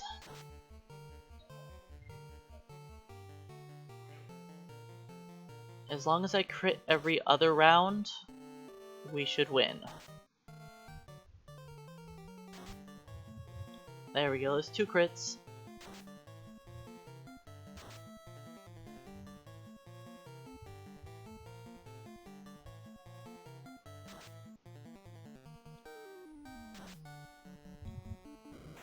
Ooh, another melee. Astos has given us a chance here. 3 crits.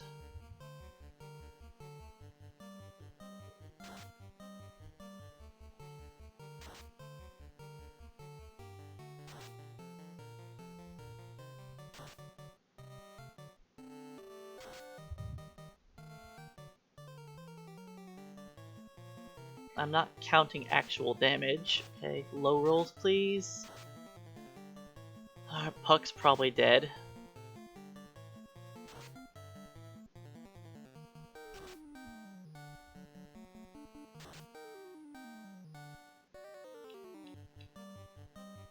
Let's hope Vaughn goes first and saves Puck's life.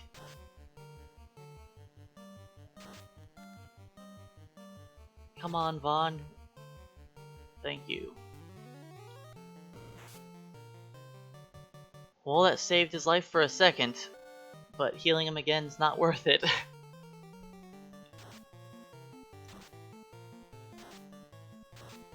Okay. We need some crits here. We're behind the schedule.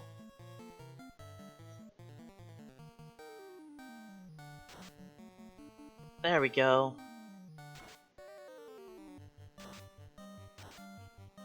Ooh, Baku resisted slow.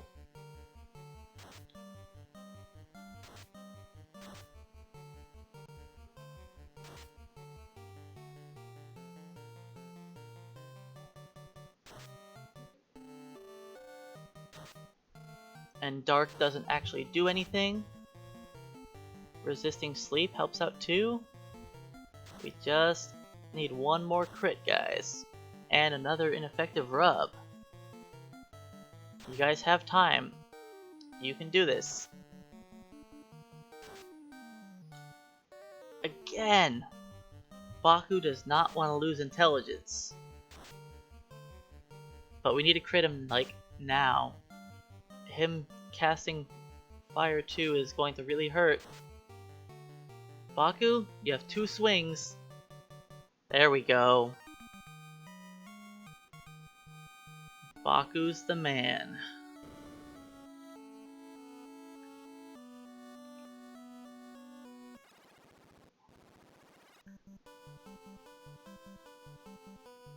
It's fine, I have 11 HP.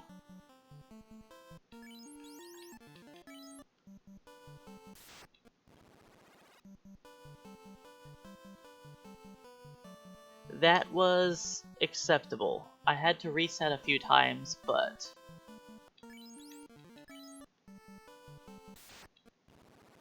it was still acceptable. Losing a minute there. Actually, honestly, losing only a minute to Astos really isn't bad. Because I had to go revive people.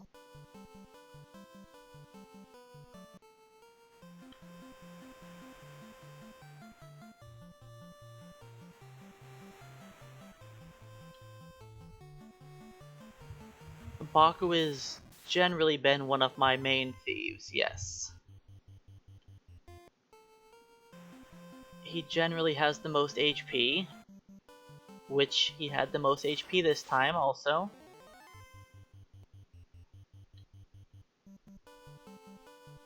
I'm gonna be cheap and revive people in Cranaria instead of at Elfland. Baku will survive.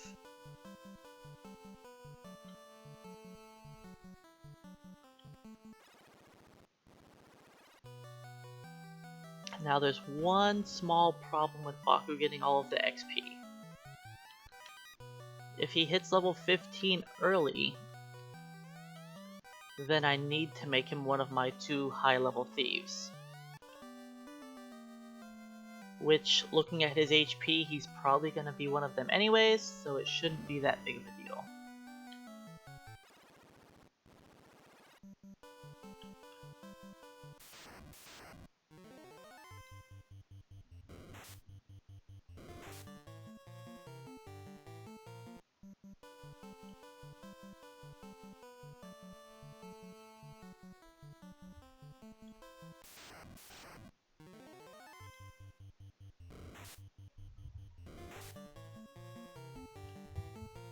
Baku's just carrying around 3 dead thieves. He's like, I got this. He's got the backspace for 3 thieves' bodies.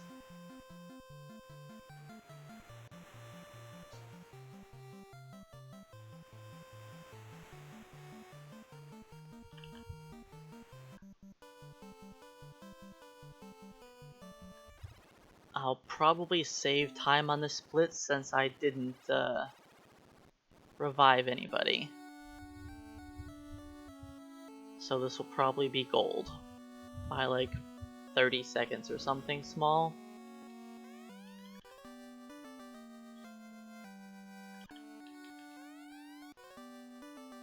$30 seconds, yeah. That's about what I'd expect.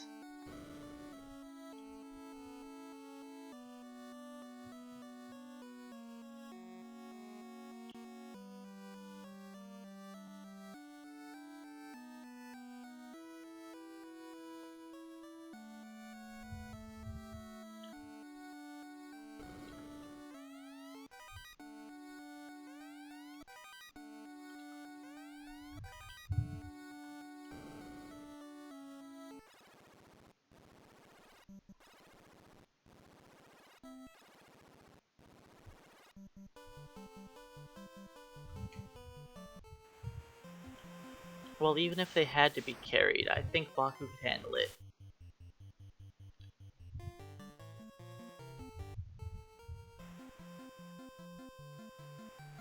I mean, look at the thieves he rolls along with in 9. They aren't all known for their expertise. Not gonna name any names. But there's definitely some weak thieves in that group.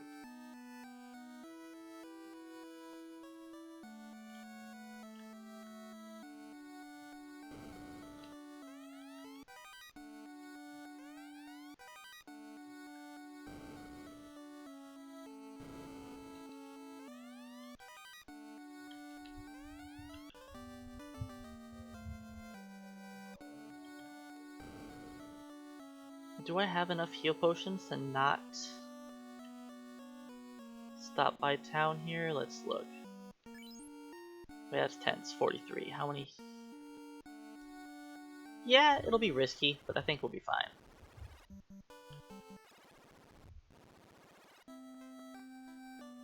Just revive the dead guys. To stop freaking everybody out that I'm running around with just one thief. You know, I'll buy a couple heals just to be safe.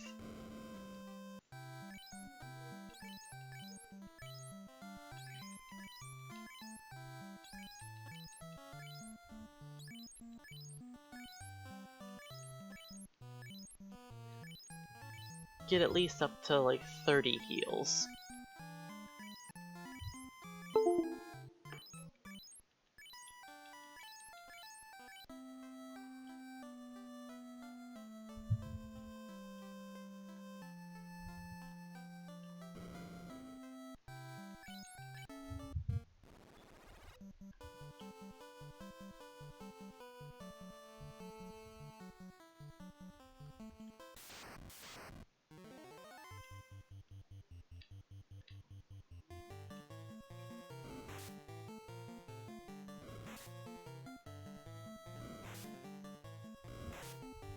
Oh hey, welcome in, most niftiest. And yep, he's definitely the worst thief. He's probably the worst thief I can think of. But I think that's because he's not supposed to be a thief. He seems to be more of a blacksmith. Or maybe not even a blacksmith, like... He's just a common folk town worker who just happens to have a hammer.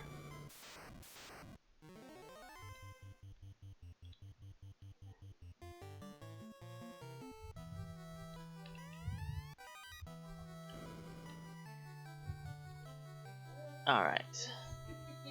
Rune sword picked up. The best weapon a thief can use.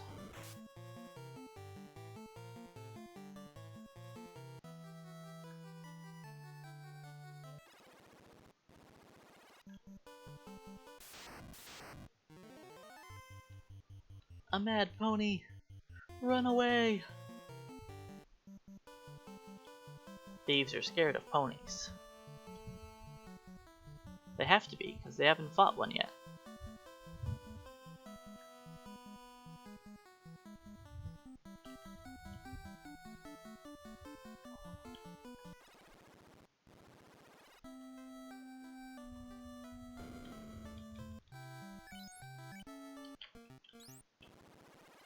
Resetting my encounters.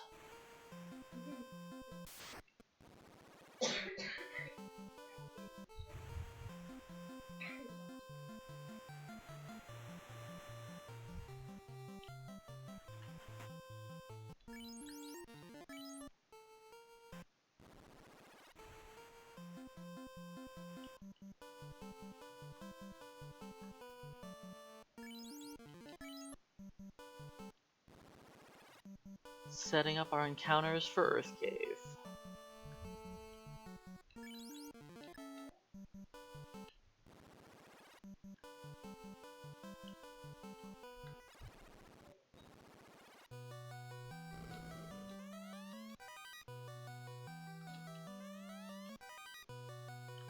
I'm sure somebody's done challenge runs in Dragon Quest III.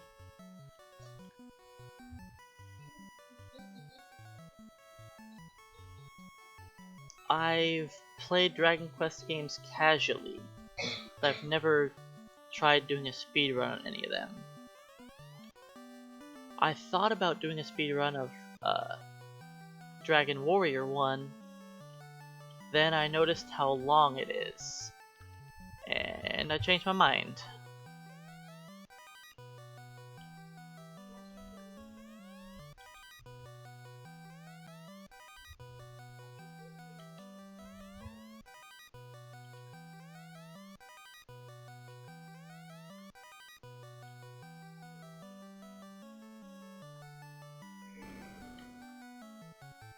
Yeah, if Dragon Warrior wasn't so lengthy, if you didn't have to grind for thief level of hours, I would probably try and do a speed run of it.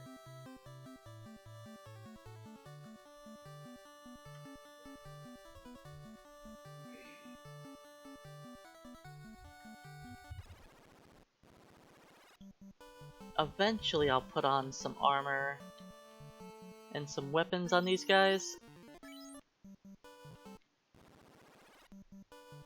Oh yeah, the Game Boy Color version isn't bad, you are right. That's only like I think that's less than 2 hours. Now that I could handle. Maybe one day I'll do the Game Boy Color version of Dragon Warrior 1 then. Maybe.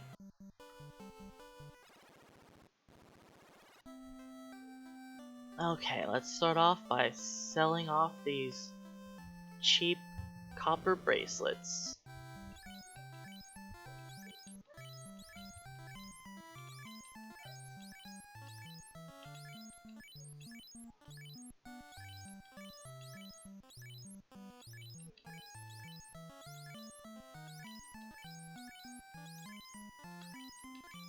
And finally get an upgrade.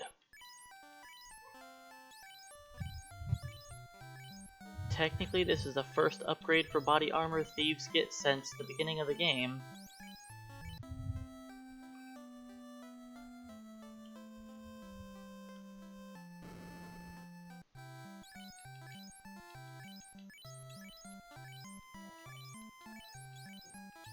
Let's sell off Vaughn's weapons.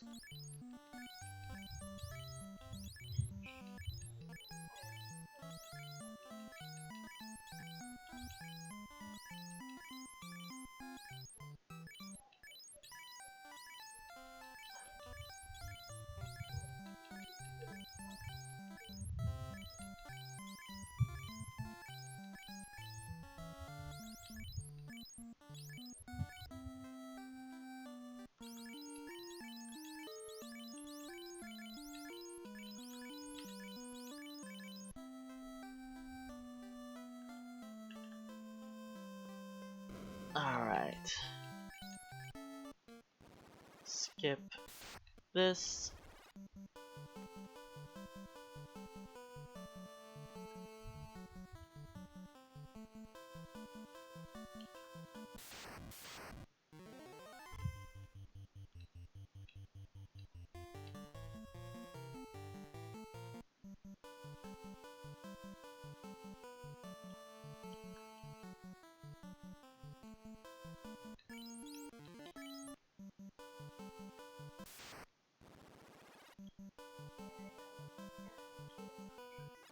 Alright.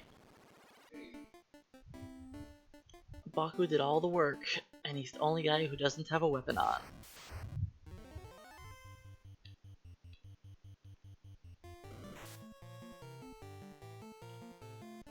We'll fix that in a minute.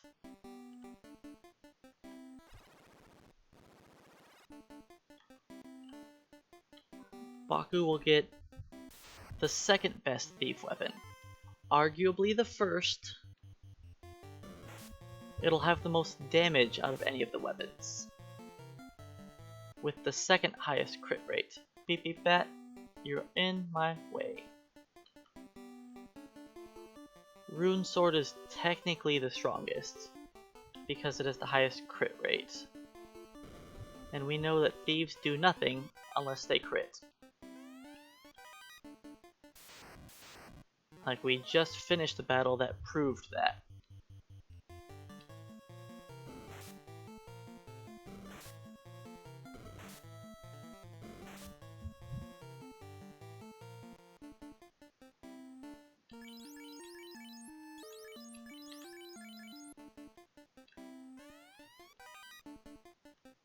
Alright, I believe I put Baku's weapon on.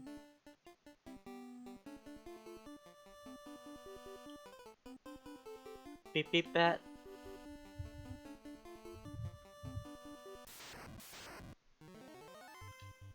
I did put Baku's weapon on, right? I'll try and have Baku attack as I'm running to Vampire and see if he gets a swing off. besides this fight.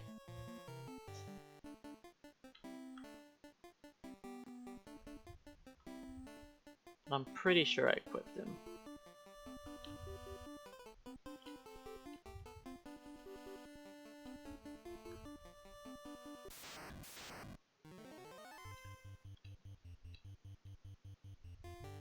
Baku, do you have your cool pink weapon?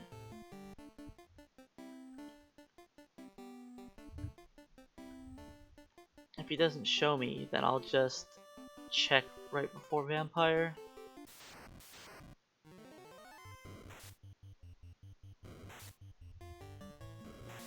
I know he has it on. I think I equipped it, but I'm not sure.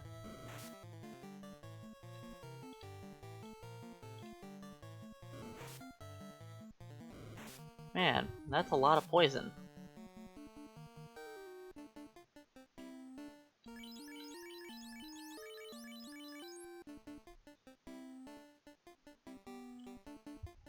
Beep beep bats. Quite the traffic jam they made.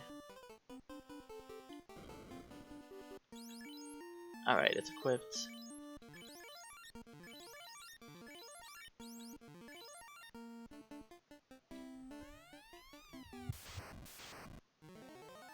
Alright, Vampire, don't double tap or crit anybody. And we need to crit.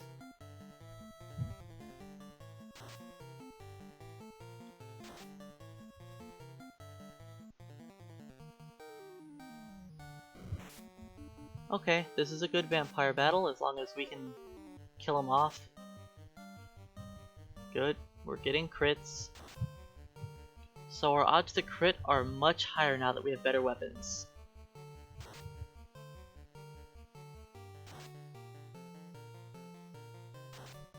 I mean, these are thieves we're talking about. You can't expect too much.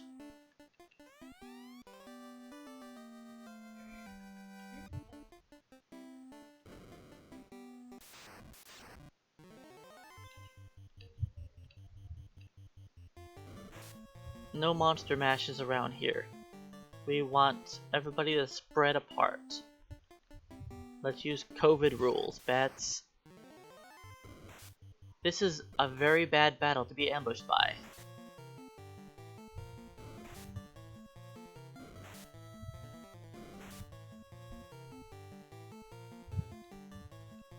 Come on, Vaughn. Get me out of here.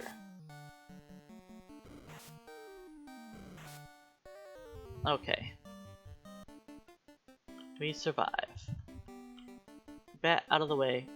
You are in the way, don't you dare go up.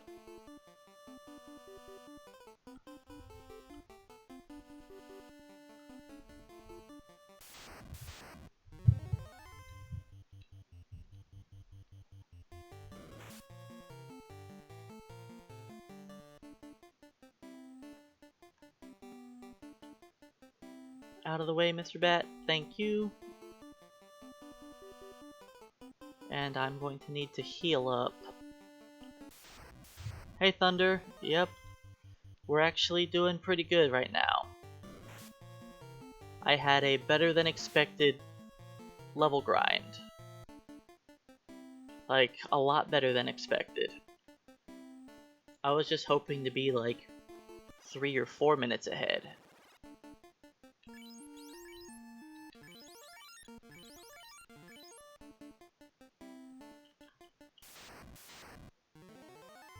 And I didn't bleed too much time on Astos or the Crown.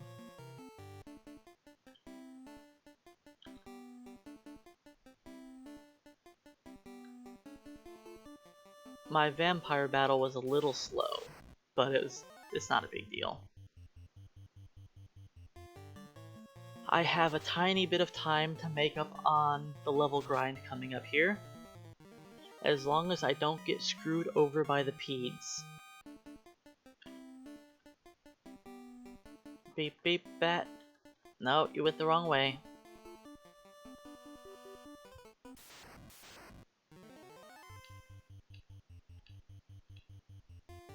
So yeah, I've got a few more minutes to save. Somewhere in the level grind. I want to say the level 11 grind, but it might be 13 also. Somewhere in there I've got at least a minute or two to save.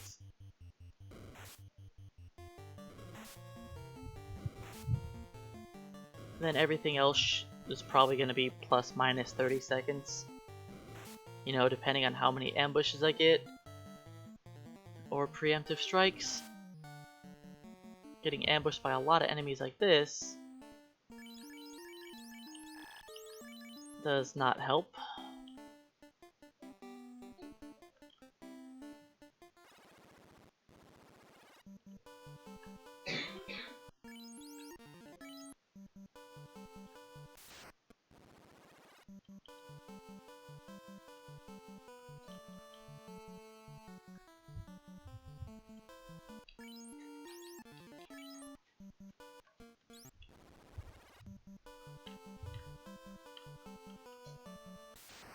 And I'm going to forget about the rod for now.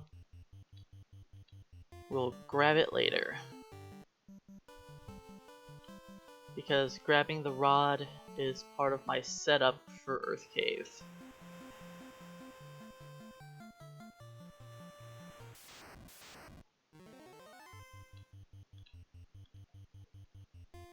And so I'd rather grab the rod, then go fight Lich all in one go.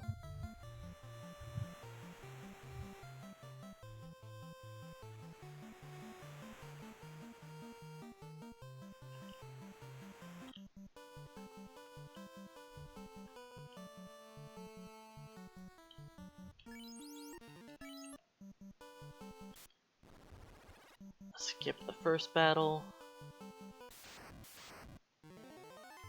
I'll take it. I probably shouldn't. So the trolls are going to be doing more damage to me right now because we don't have on our bucklers yet.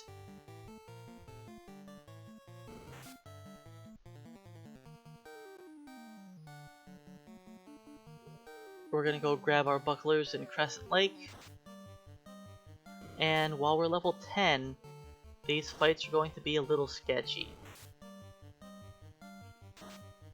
We really want the strong level up of hitting level 11 to actually have over 200 HP.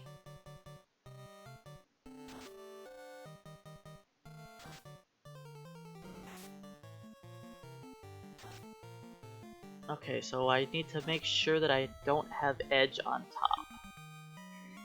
Let's swap him with Puck right now.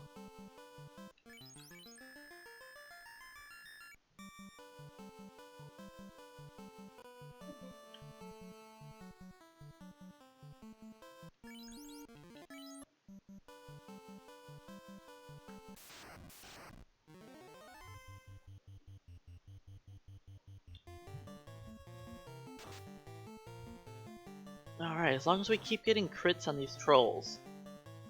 Man, if I knew that they would just do that every time, I could split them up, and we could kill 2 trolls in 1 round. Wouldn't that be amazing?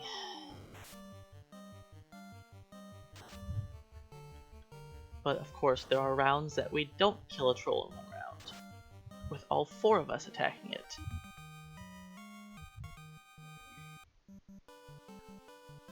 I should make it to town without a fight.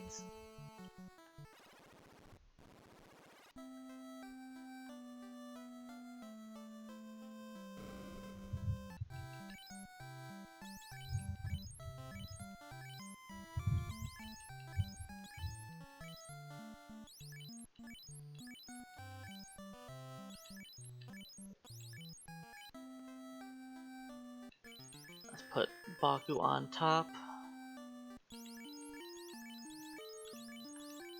since he has by far the most experience.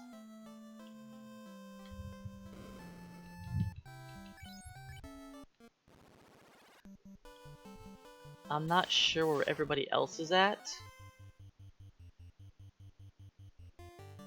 I'm not sure who died on the wizard battle.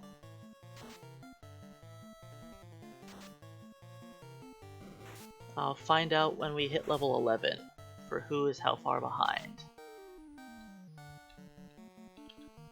Actually, now that I think about it, it's possible I don't save any time here.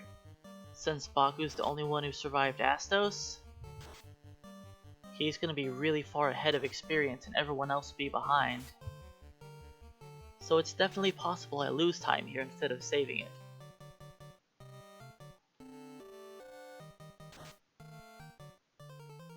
But it'll just depend on the grind.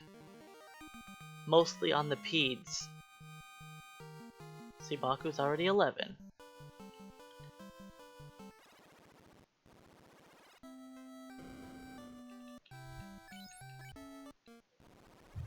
I think I have one more fight before I have to skip everything.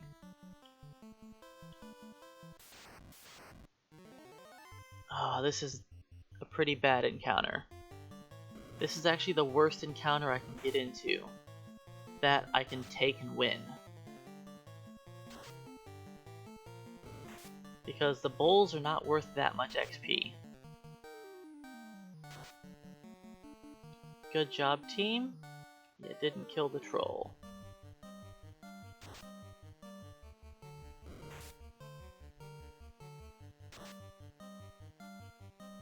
They are overkilling the bull, though.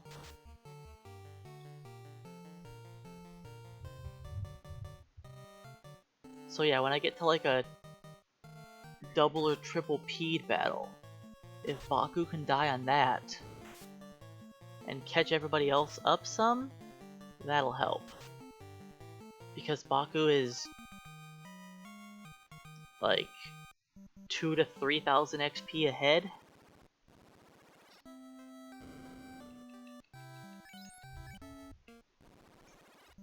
I'm pretty sure I have 4 skips in a row here. I just want to double check. Yep. That's encounter number 5. And encounter number 3 is this one, which is also a skip. Then I have 2 more 5s in a row. Then I can just fight everything.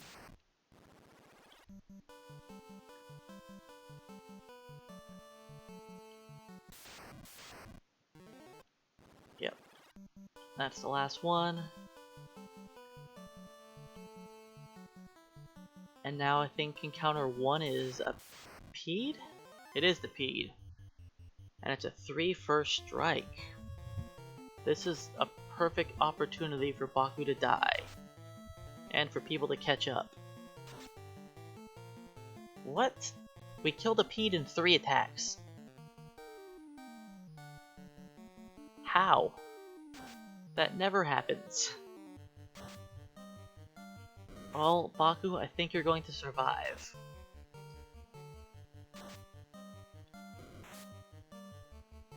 I mean, he could get hit by both of the P'ds and die still.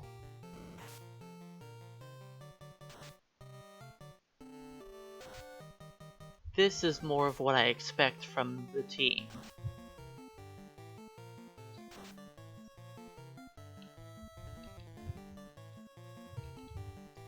Takes us 3 attacks to kill the first one, and 9 attacks doesn't kill the second one.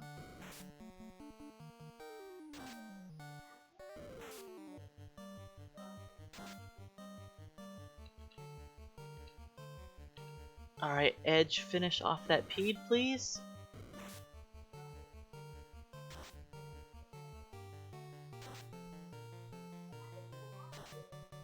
Thank you.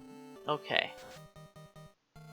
If I'm lucky here, Baku will die before we go. Please kill Baku. Nope.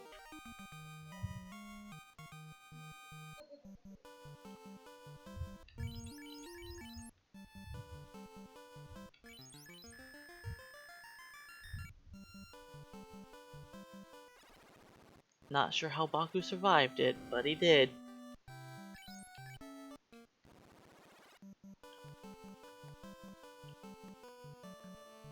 That's okay, there are plenty of other chances for him to die.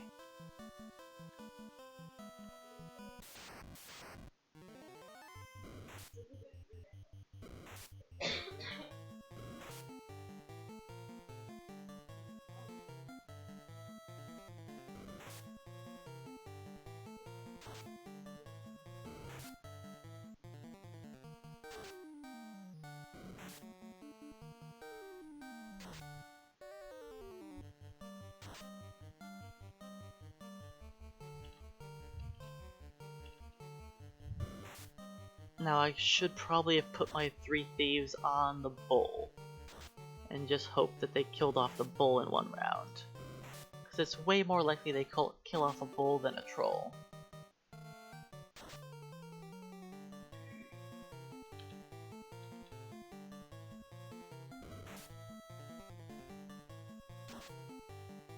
Oh, of course. Now we crit. If Vaughn crits, he can kill the bull still. That works.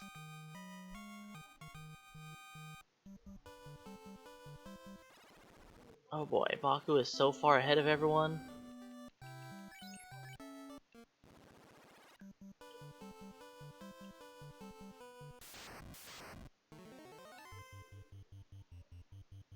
I'm pretty sure the next fight is another Cobra Scorpion battle.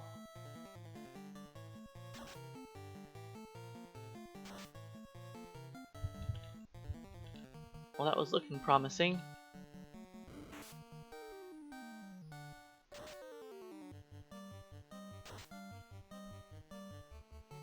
So Vaughn's got the weakest weapon. The falchion. It has a little bit less accuracy than everybody else's weapon, and it also has less attack power. I could technically have the silver knife. Okay, I guess I'm not going to be losing time here. Even with the crazy level disparity. I'm pretty sure I skipped this one.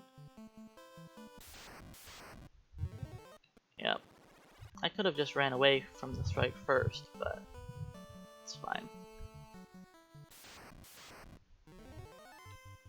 Ooh, 4 peds. I'll give it 1 round if it looks good.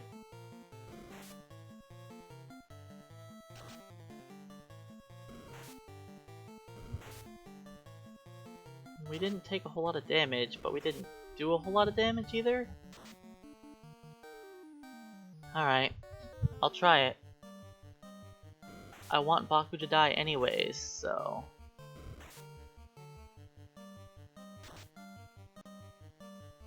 Here's where things start getting risky.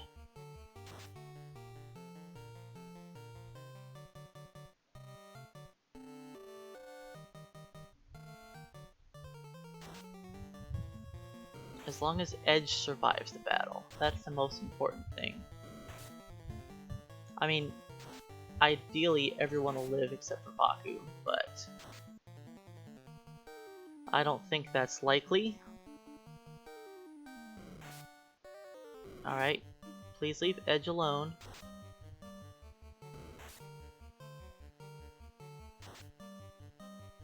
Yeah, 4 peds is something I shouldn't even risk trying to fight.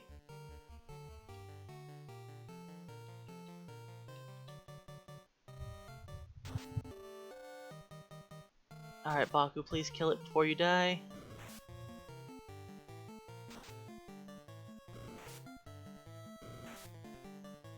He didn't get another turn.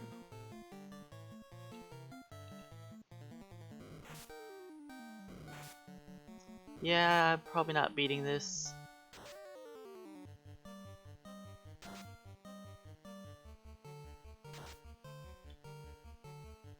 We just need some crits. A whole lot of crits now.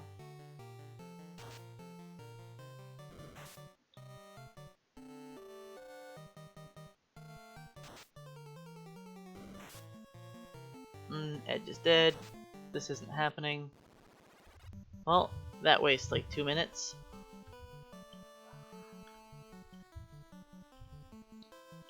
It could have been a good battle.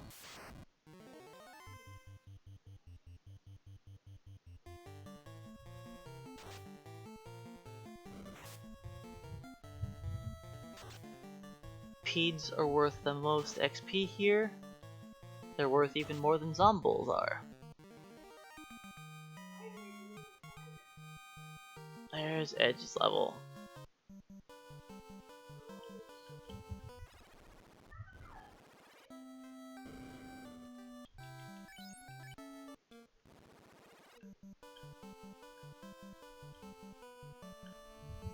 But we're still looking good on our time. It's unfortunate I wasn't able to beat the 4P battle. That would have really skyrocketed us into the lead. It started off acceptable, but then we just couldn't crit.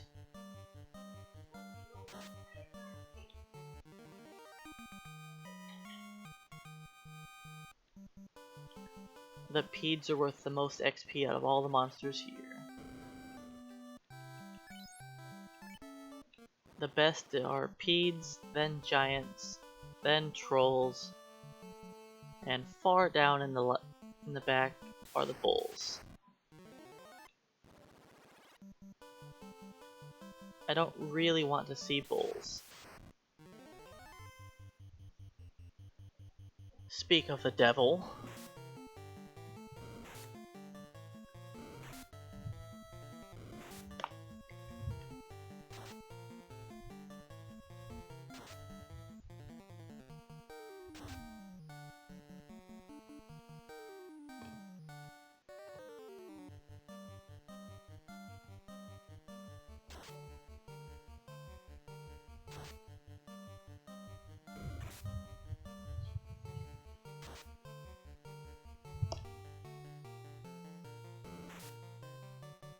Alright, I'm gonna try and put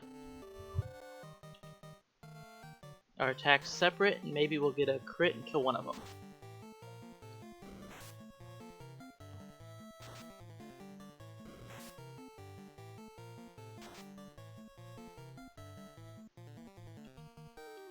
Or they'll fail epically and kill neither.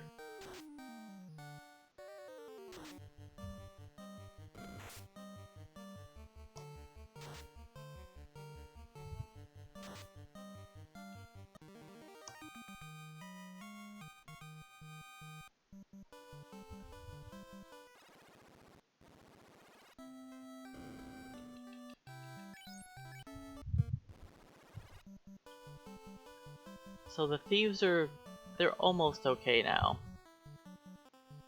Once they hit level 13, that'll be their next strong level up of hit points.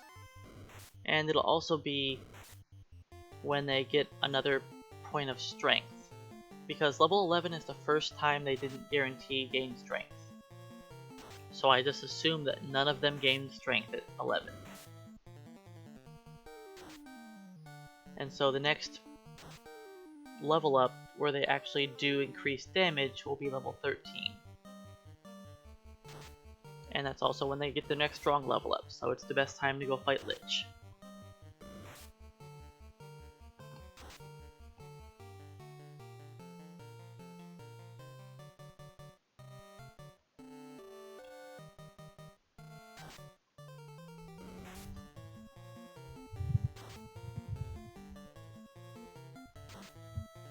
And I really do want Baku to die.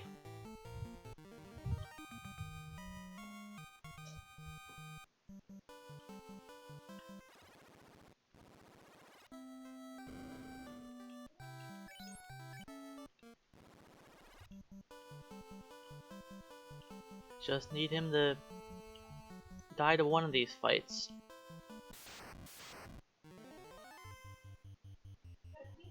Ideally, I can fight another triple Ped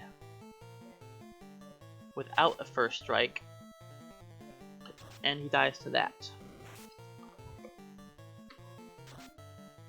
I mean, he could also be crit by trolls. It's actually kind of likely since they have 3 swings.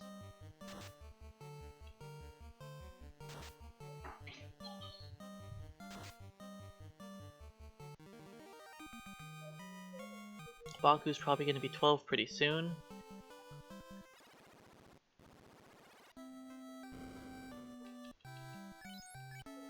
Because I know he's a good bit ahead of everybody else.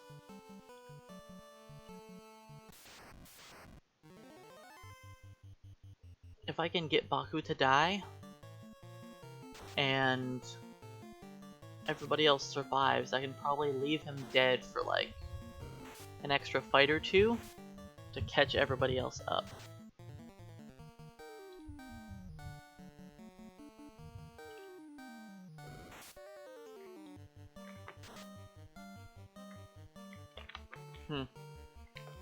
Looks like I did not calculate that damage very well.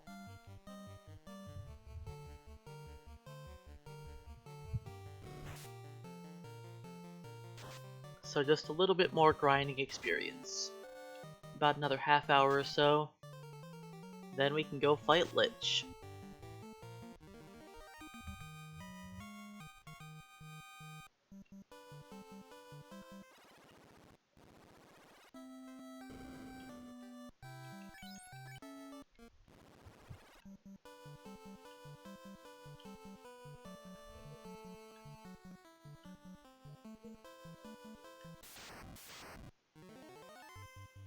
This isn't a good fight.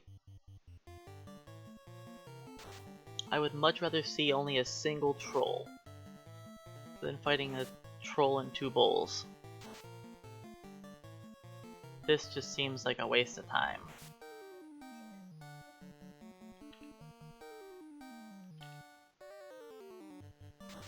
Now if I could kill both of the bulls in one turn here, it wouldn't be bad.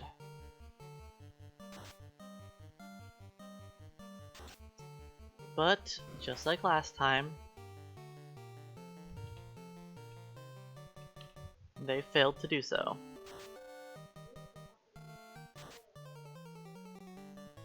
Alright, Vaughn, finish him off. There we go. All of that, and it's barely worth more than 1 peed.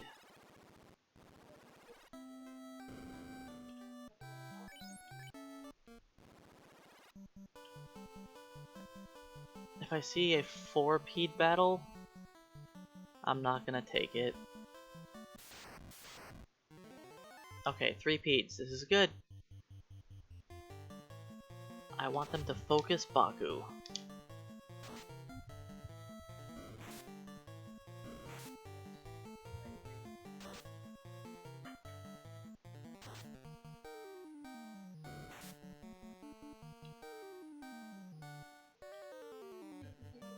I think 3 attacks should be good.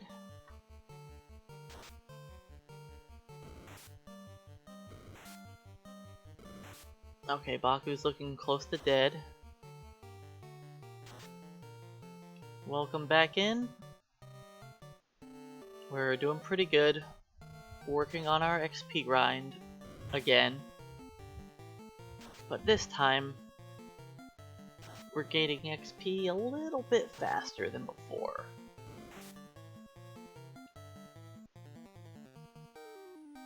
So 1 more hit can take out Baku.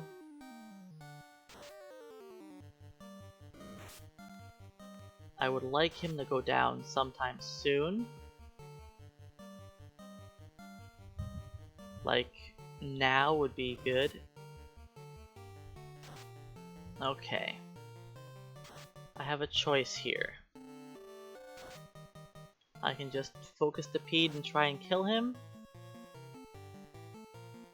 And just hope Baku gets hit, which he doesn't. Okay, this is fine. So what I'm going to do is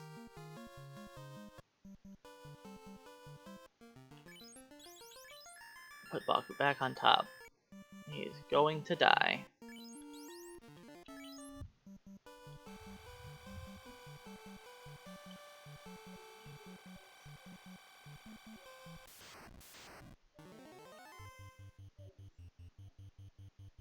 So we are now using the Rune Sword, Dragon Sword, Coral Sword, and a Falchion.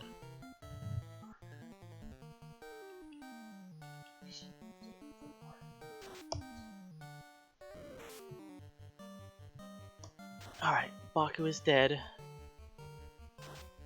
I'll temporarily switch his weapon with Vaughn's.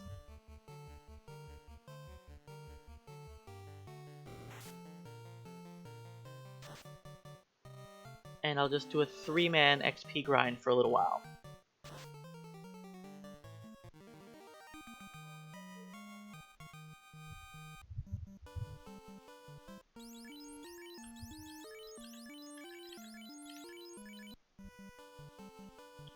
So this might... I don't know if this is going to lose me time.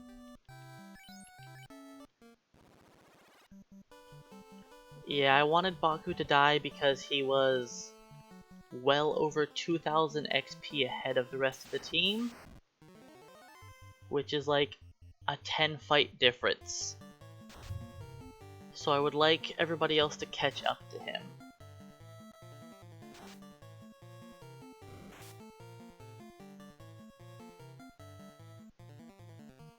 Because the goal here is I need everybody to be 13 so I can go fight Lich.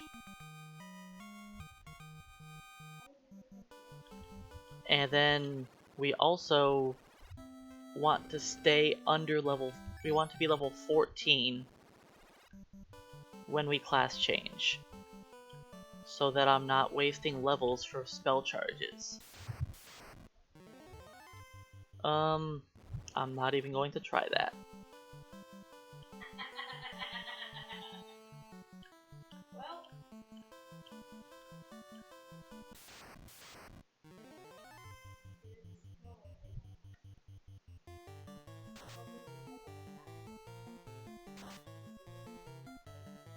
So Puck has the lowest HP now.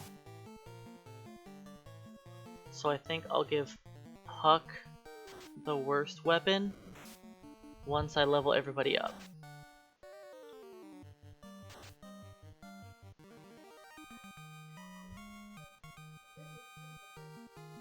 There's Puck's level.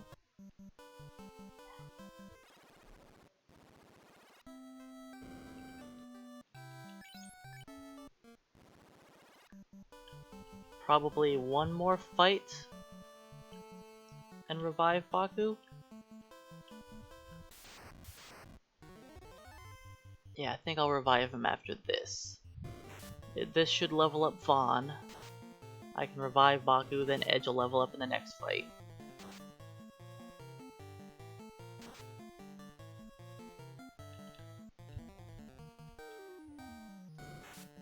I should probably put 2 people on that giant, but I'll believe in Puck. Was a mistake. There we go.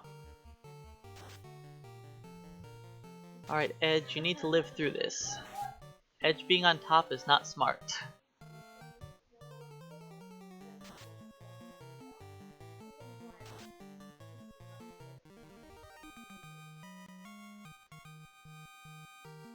Alright, Edge and Vaughn both got their level here.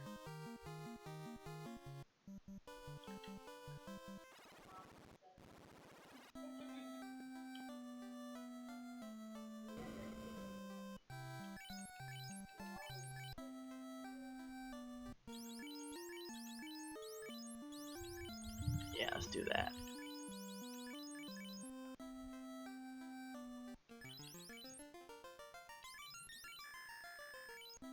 Okay.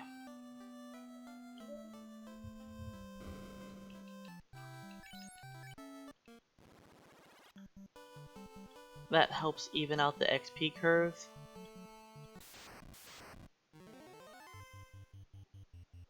Yep. Puck is really behind on hit points.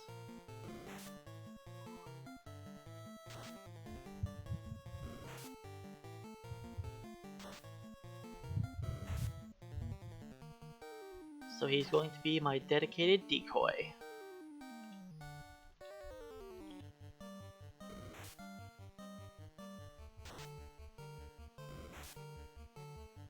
Baku got crit twice in the bottom slot. That's not normal.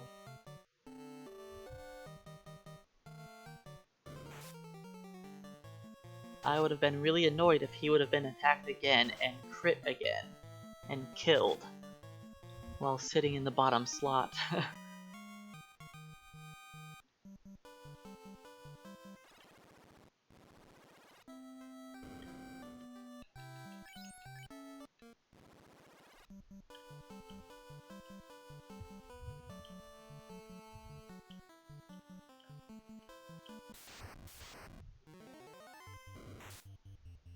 Ambush is a little annoying. I believe Puck is going to be first to level up, which is just why I put him on top.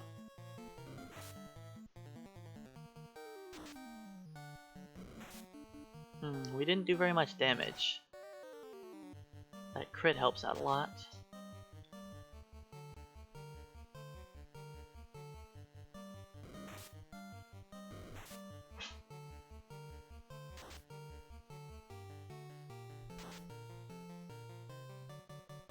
So yeah, with these weapons we can actually deal damage now. Because these weapons have up to 19 attack power. And their old best weapon had 13. So that means we now do 6 to 12 more damage a swing from the saber.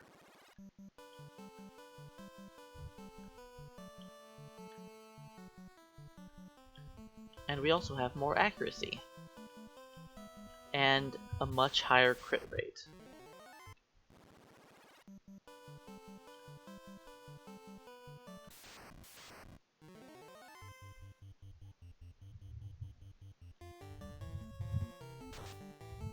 I don't really like having my person with the least HP on top, but that's just how it's gonna be.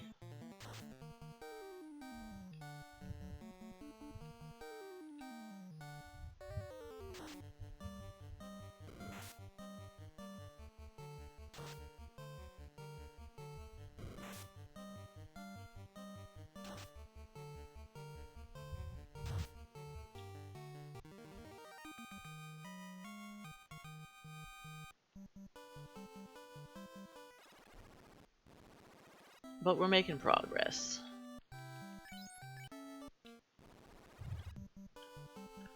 As long as I don't lose more time on this next split, that should be good. I mean, honestly, even if I do lose another couple minutes, I'm still further ahead than I expected to be.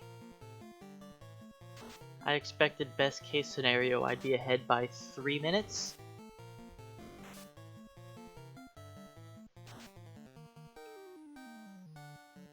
So 2 peds is ideal. It's what we can handle safely.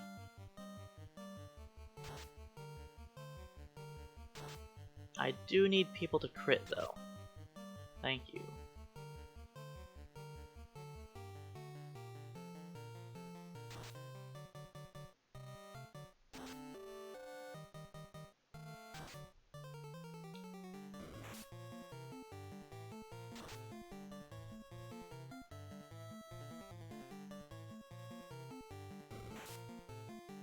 Double poison.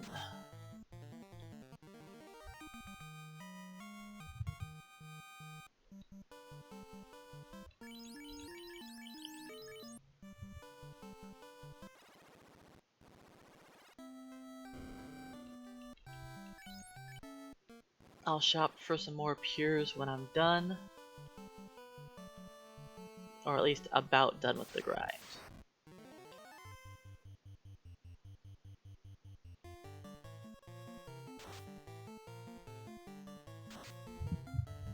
So I definitely have no idea where I am in the encounter cycle now. I could figure it out if I really wanted to look, but I'm not really worried about it. As long as I save after every fight, then we're fine.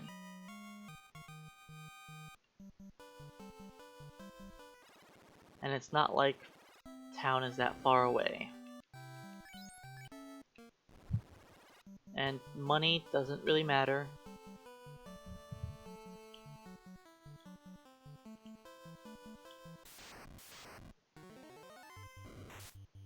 The thieves have nothing left to buy. I mean, technically they have pro rings and gold bracelets to buy.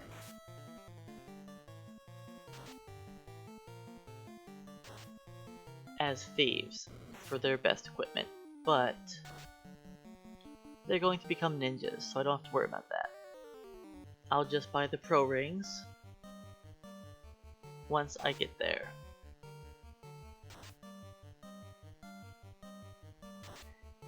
Yeah, the thieves... Oh, there goes Puck. Thieves only have money to really spend at the beginning of the game.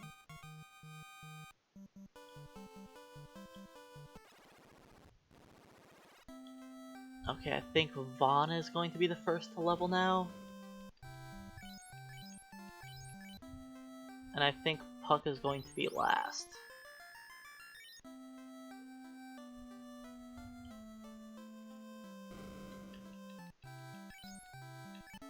I'm not sure if Puck will be last, but I think so. 3 Peds is going to be sketchy.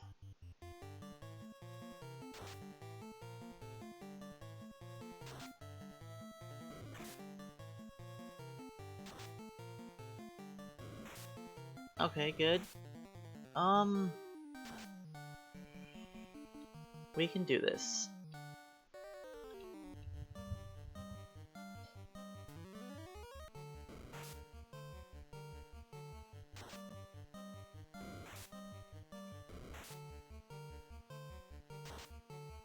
Kill that Ped. Thank you.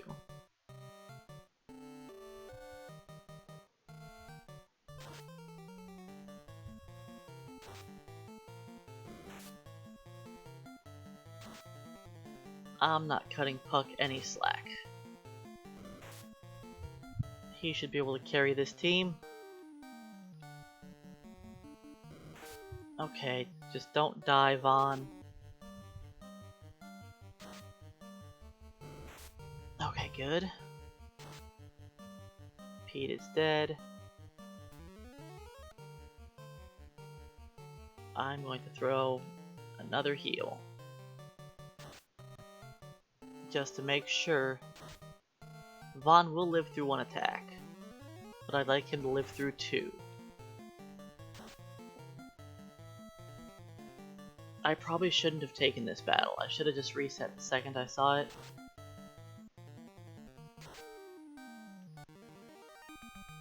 But we survived.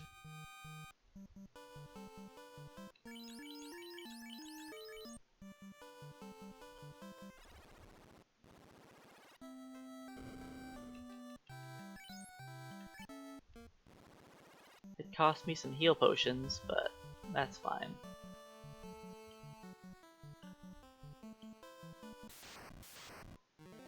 Once I started the fight, I just didn't want to waste the time by resetting. Buying some extra heal potions isn't that big of a deal. It's better than wasting a minute or 2 in the fight.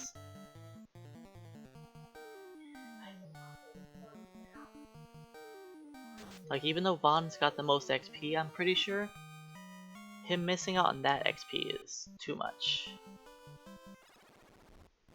Because that would put him behind by probably over 1,000.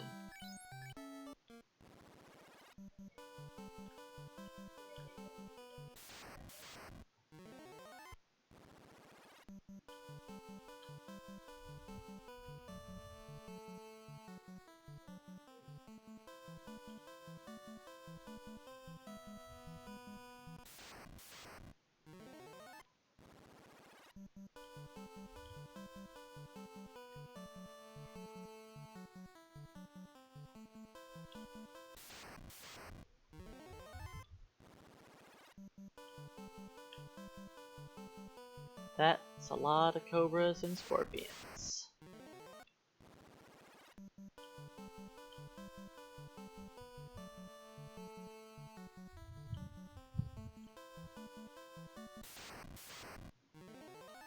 Okay.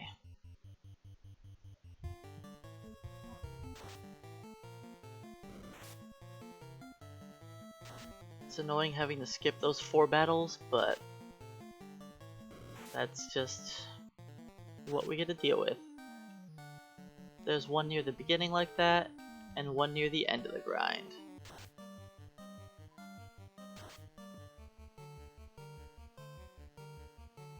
But if I reset the encounters, I would have to skip 2 out of the 3 first battles. I'd have 3 fights. No, I'd have 4 fights in a row. then I'd have to skip 4. So it definitely wouldn't be worth it to reset the encounters.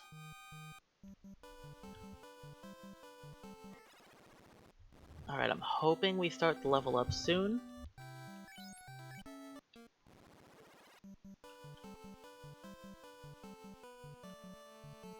Once one person levels up, I'll check everybody else's XP. And we'll see if we can make the level up on the way over to Melmond.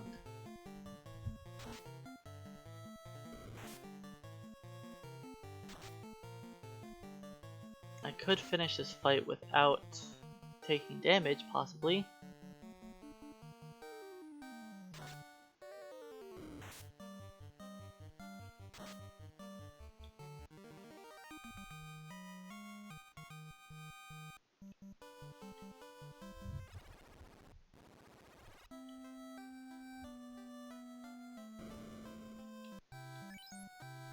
Alright, buy a couple more piers.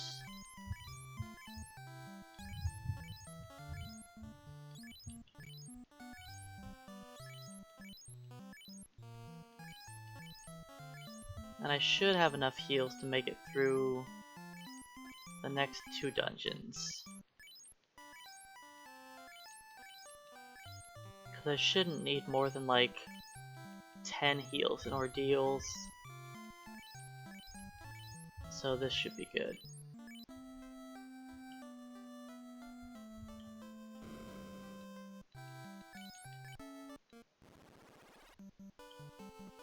That way, if I level up, I don't have to go back in the town.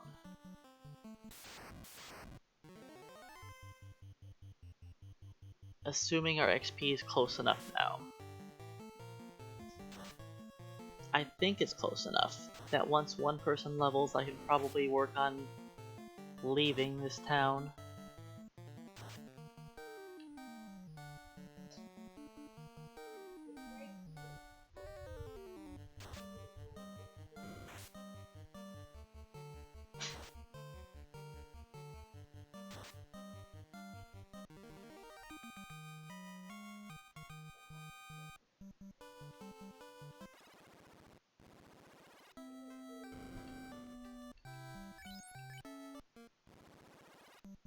Any fight now could be the last one.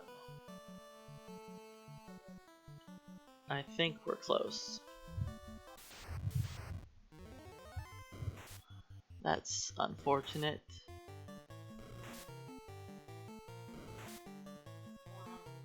Vaughn could die here.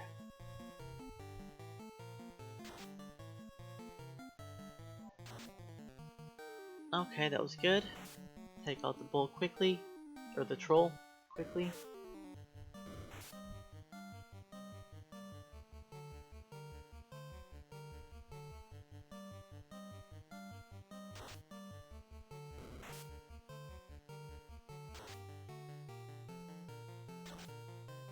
Our damage is looking pretty weak on that troll.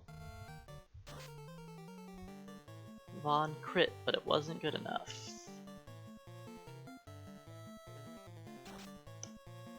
That one would have been enough the first time.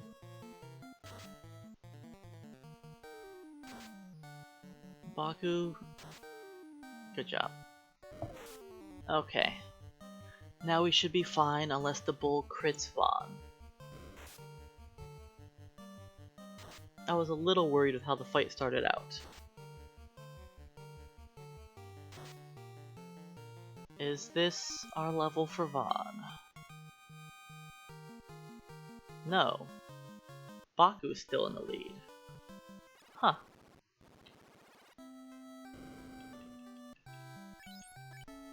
I figured with him being dead for a while that wouldn't be the case. 200, 300, 500. Okay.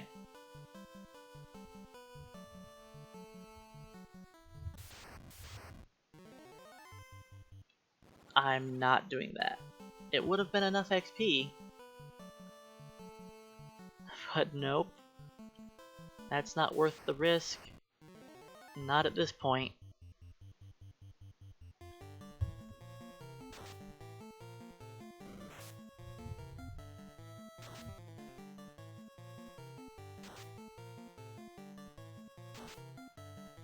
So 500 XP will level up Puck, who's last.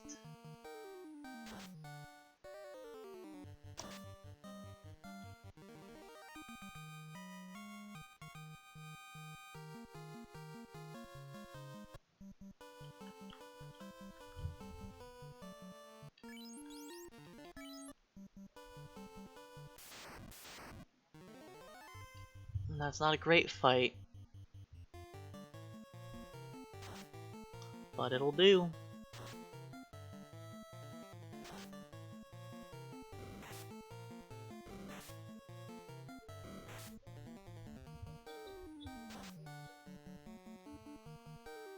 I didn't have faith in Puck critting him.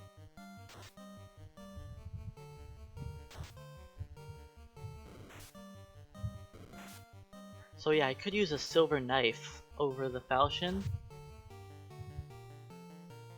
but it does 5 less damage, which is a lot for 5 hit. I think it's 5 less damage. It might only be like 3 less, but let's say it's only 3 less. I still would rather have the falchion, because the crit rate is close. Alright. We are done.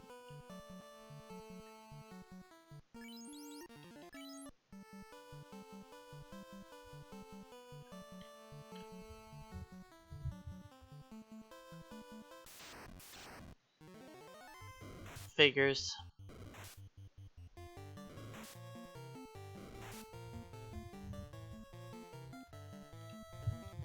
I would get ambushed when if I would have gotten into that fight a lot sooner, it wouldn't have been a big deal. And I would have just reset and skipped over it.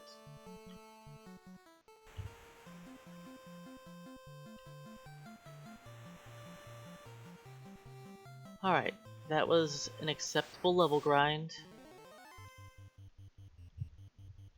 Get back up to Melmond.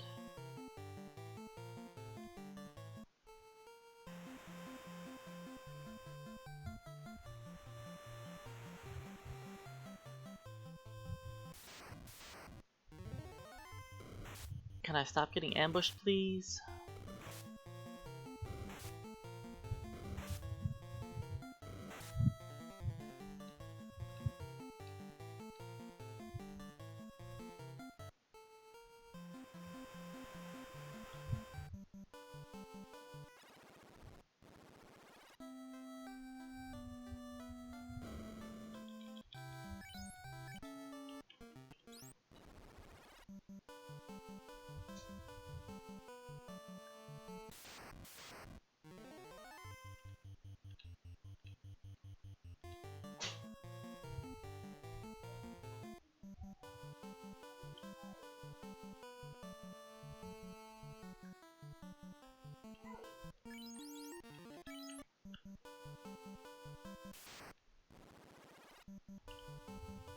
Alright, now we're setting up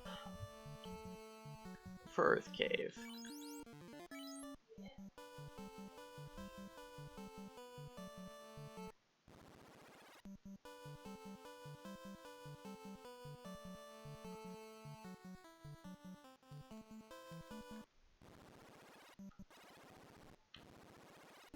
Hello, Mr. Titan. I know you were waiting for this ruby for a while. We had to go check its authenticity at Crescent Lake. That's what took us so long.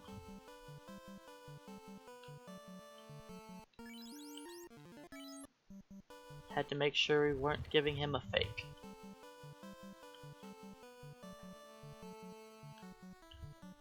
And it just took them a while to guarantee us the quality. That's what we're going with.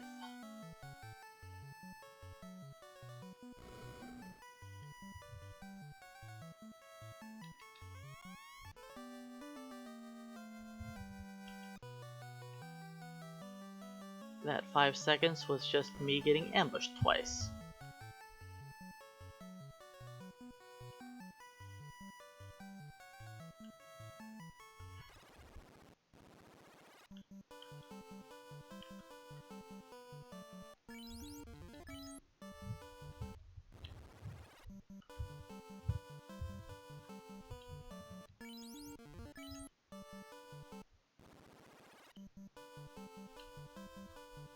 So I'm kinda glad that Edge seems to be one of my better thieves. So he'll actually become a halfway decent ninja for a change?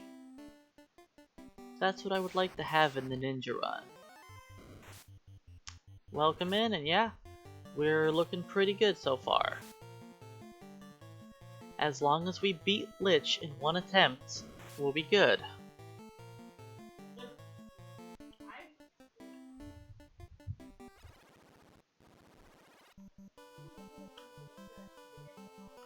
So, I am far enough ahead that if I die to Lich, which shouldn't happen, from all my testing, I was able to beat Lich like 80-85% of the time.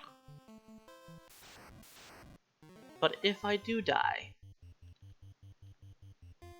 I have enough time that it should still be fine.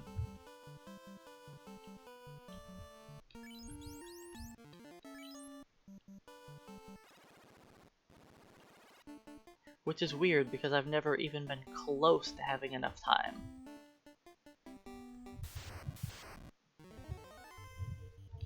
Yeah, Earth Cave Dive is a little annoying. And honestly, it's only annoying because you have to make the dive twice. But to be fair, if you're playing it casually, that's not a bad thing. Because it gives you time to grab all the treasure, then leave the dungeon, refill all your mana, and heal up, then get ready for the second part. So it's not really that bad, if you think of it at a casual way.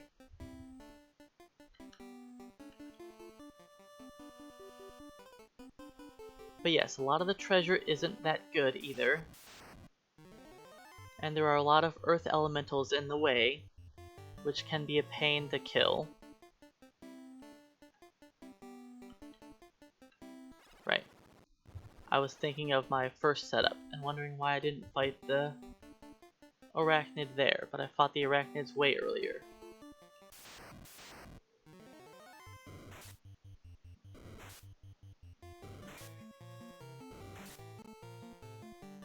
But there are upgrades in here, and there are upgrades in the Titan's Tunnel, technically. There's a silver helmet in the Titan's Tunnel, which is an upgrade for your headpiece, unless you went to Crescent Lake early. And inside this dungeon there is a silver shield, which you could also pick up.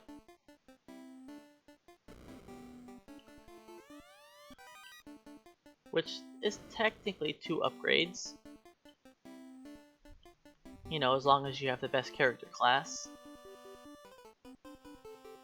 And honestly, if you're playing through the game without a fighter, what are you doing?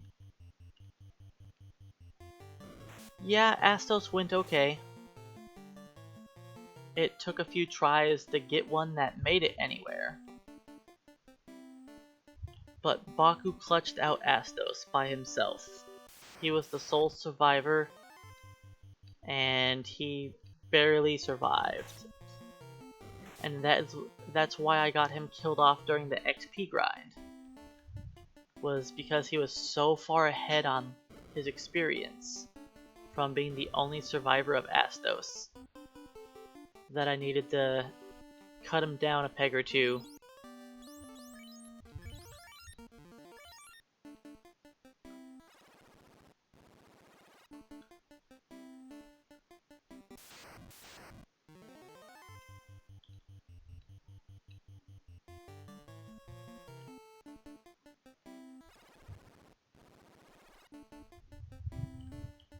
Oops.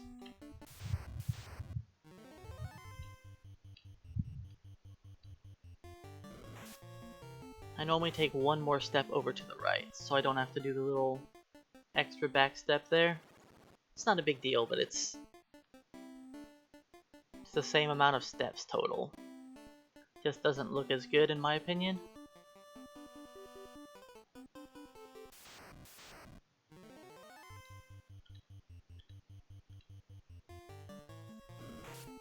Yeah, Edge is actually my second best thief right now.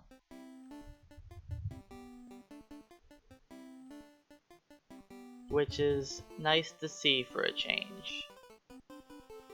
Baku's still number 1.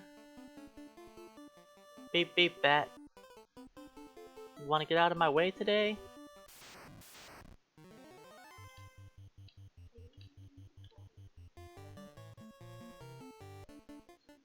That bat did not want me to go kill off Lich.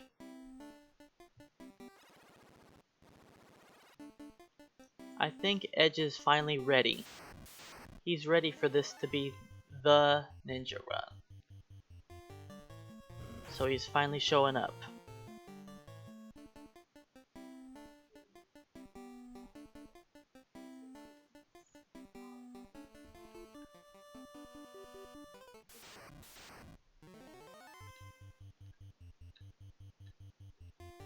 Okay, I've got to rearrange my party order.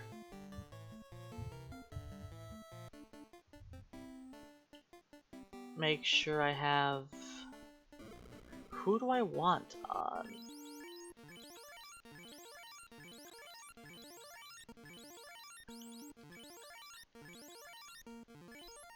Is it Puck? Yep, it's Puck.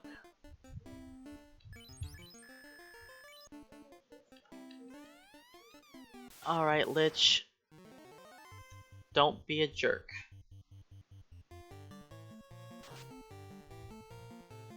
3 damage, good job, Puck. That's more than I expected. Ow, that ice 2 really hurt. Alright, thieves. We need some good crits. Not a great first round.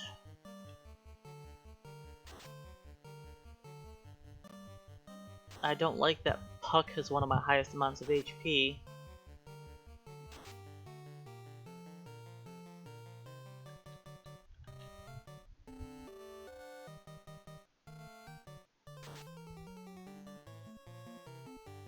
So 2 rounds and we have only had 1 crit, and Lich has done 0 melees. There we go. The Ice 2 doing that much damage is actually the worst part. I need him to melee Puck. That's what I need to have happen.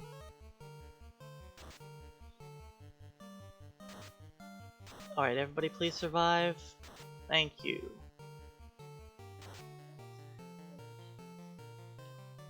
I should probably keep healing with Puck. But I don't think I can get Baku and Vaughn's health up high enough to really do anything. We took way too much damage from that Ice 2. Alright, I think another good crit or 2 should finish off Lich. Oh boy, Edge, it's up to you. Lich has done 0 melee attacks. There we go. Edge, good turn order please. Good job, no crit. Okay, you have 1 swing. You still have a chance. Nope. Well, that sucks.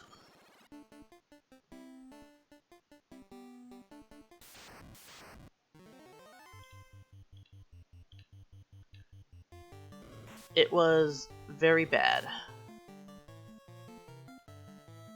Lich didn't melee for a very long time. He did a lot of damage with his spells.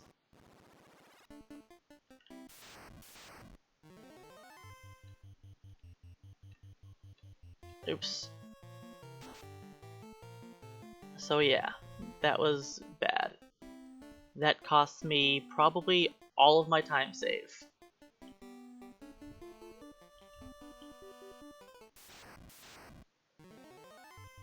This is the first run that I've actually died to Lich. Besides the one when I went there at level 11. That doesn't really count. Can just never get a run to go perfectly.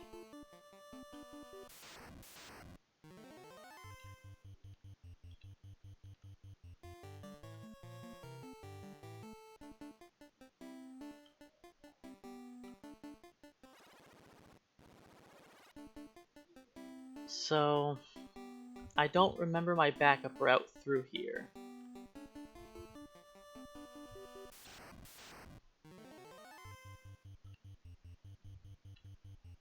I know I'm going to end up fighting either wizards or cockatrice. And I think fighting the cockatrice is best as long as I don't get petrified. Since I don't have a soft potion.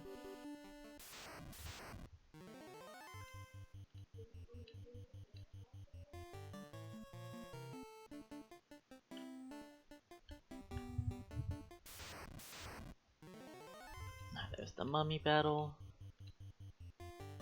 So that's encounter number 7.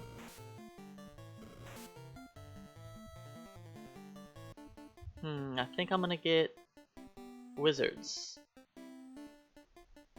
It's gonna be close anyways.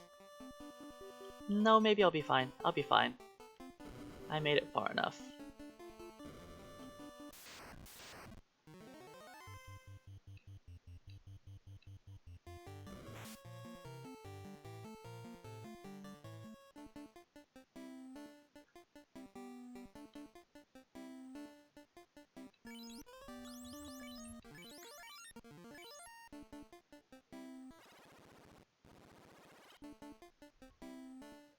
I'm gonna fight 2 cockatrice battles. That's probably a bad thing. Okay. Well, if I want to get through here quickly and not have to walk back and forth a bunch of times, we just have to run before they petrify us. And it is the one thing thieves can do, is run away. So one more cockatrice battle. Can we please go quickly? This is not quick. Whew. We made it. It was a little scary.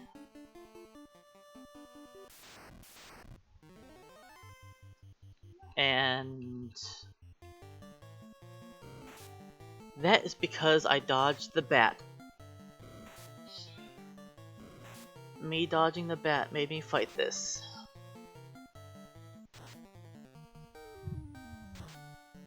Unfortunate.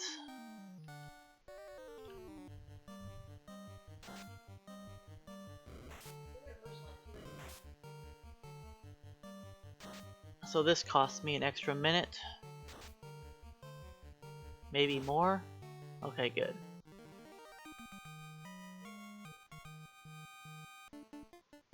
Note to self, if I ever have to do a second dive in, I cannot take a single extra step.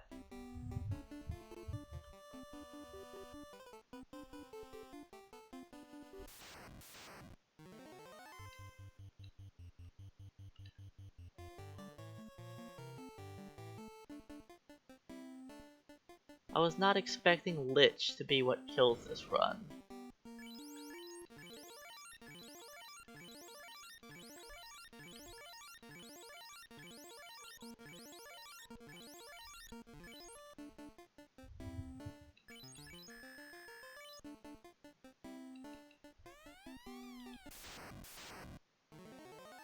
Alright. Round 2. That wasn't as bad as last time. Yeah, the run's not dead yet, but Lich still soaked up a whole lot of time. Our damage is not looking good for the first round.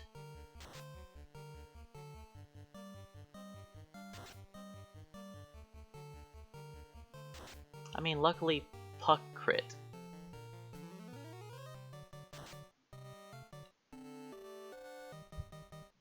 He's taking a nap.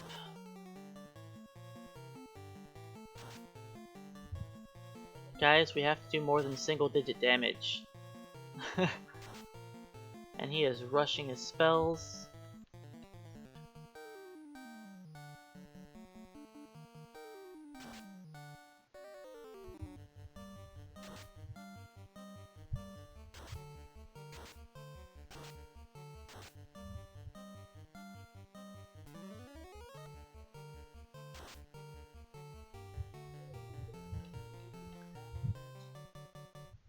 I'm not liking this. It's not looking great.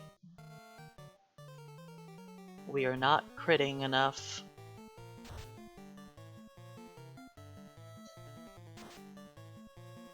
There we go, that helps out a lot. Our HP is pretty low. That's a good crit, thank you. Can we survive fire 2? If Baku had 1 more HP...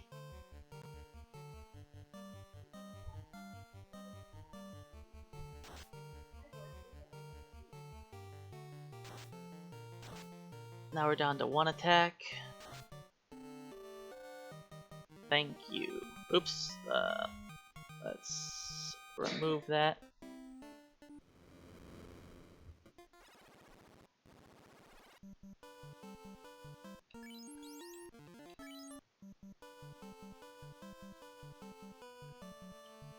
Oh right, I'm not on the same step route. I forgot. Can I make it up here? Thank you.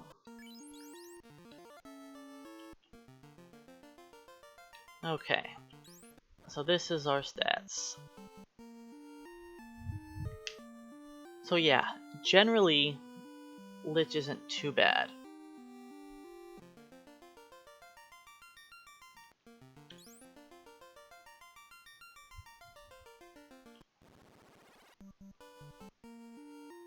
Okay, here we are from yesterday.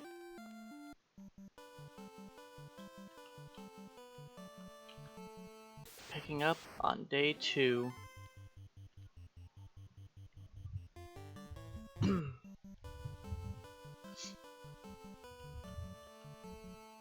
Time to get over to Crescent Lake.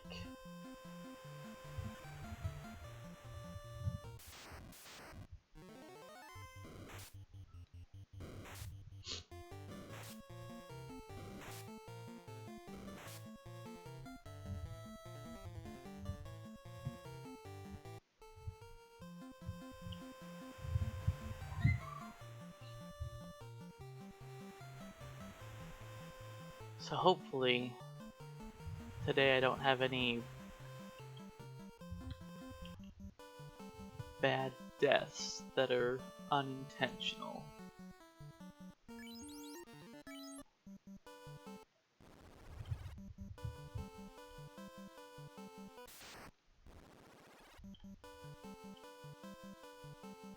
We'll see. See what happens.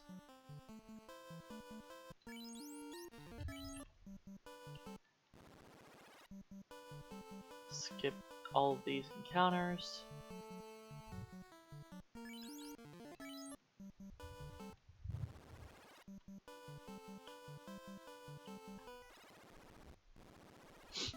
And get the team revived up. Good morning, Nicolay, and welcome in. Day 2 of our 4 ninjas.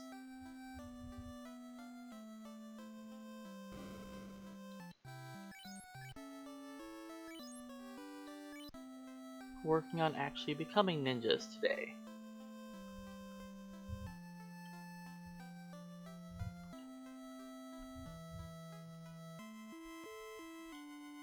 So my money is probably a little bit lower than it normally is.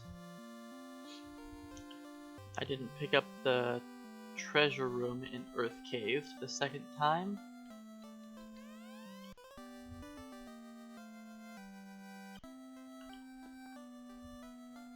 But that probably won't matter.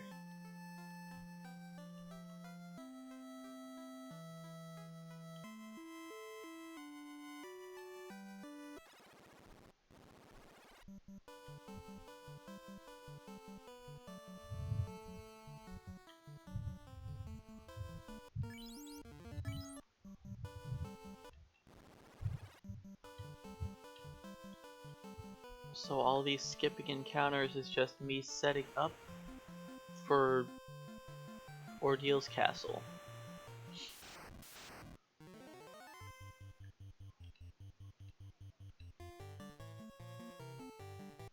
We need to go and pick up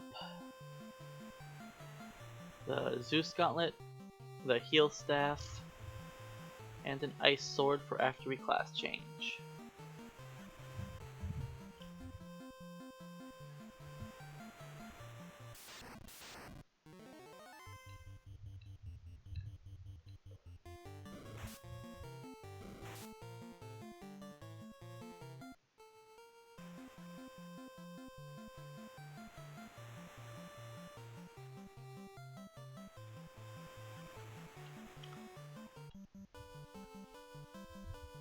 The setup for Ordeals isn't that bad.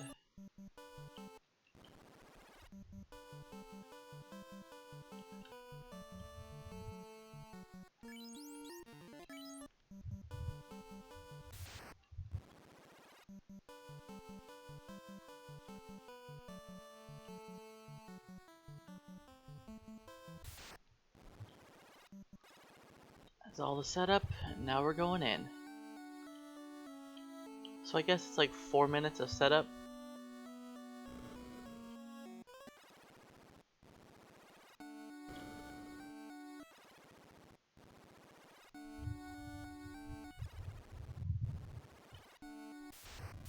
And we have 3 random encounters in here.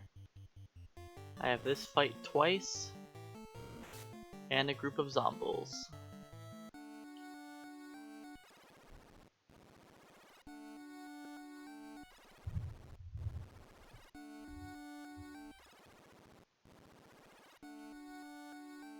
So hopefully I don't fight 3 zombies, but if I do, it should still be okay.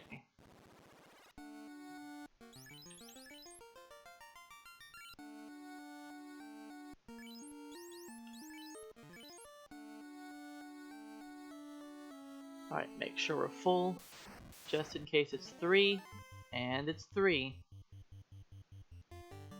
So this is worst case scenario here. We should be able to beat them just fine, but it might be a little painful. As long as nobody dies.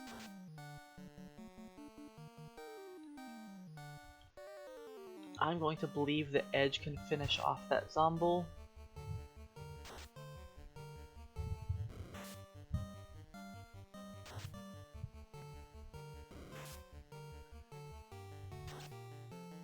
Okay, I really don't want Baku to die.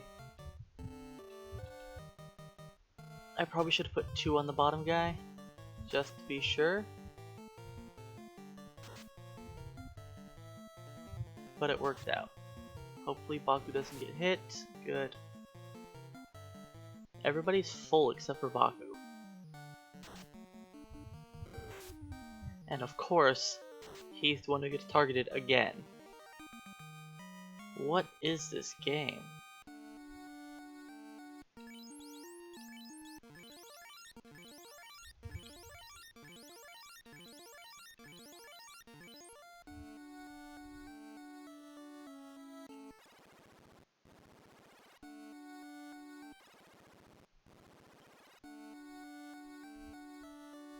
So my heal potions are pretty low. It should be enough to get me through the dungeon though.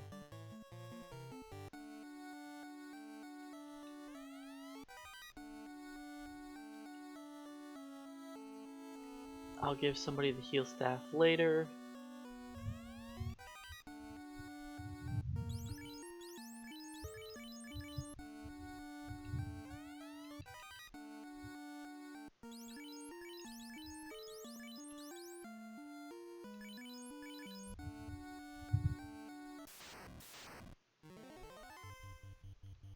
Hopefully we run quickly and I don't need to heal too much. Good.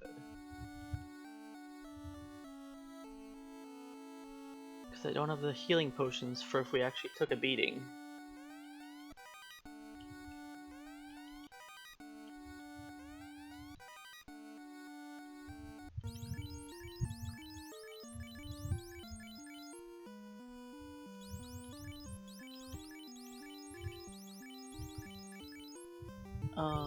Heal potions. Just heal Baku to full.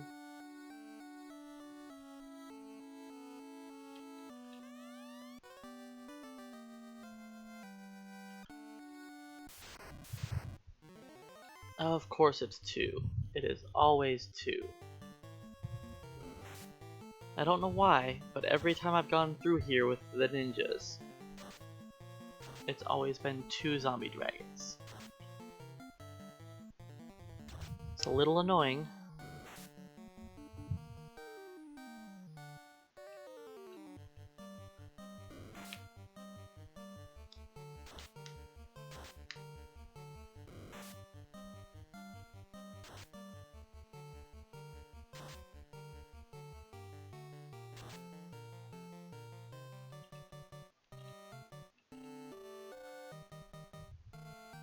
If somebody dies, it's not a big deal, as long as it's not Vaughn. Because Vaughn is my big damage here.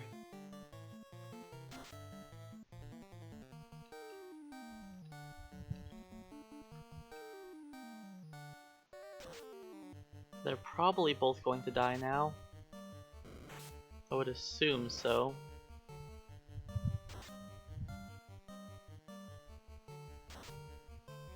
There we go.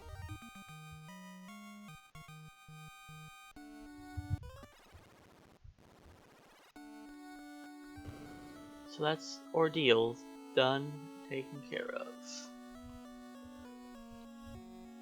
One more dungeon, then we can class change.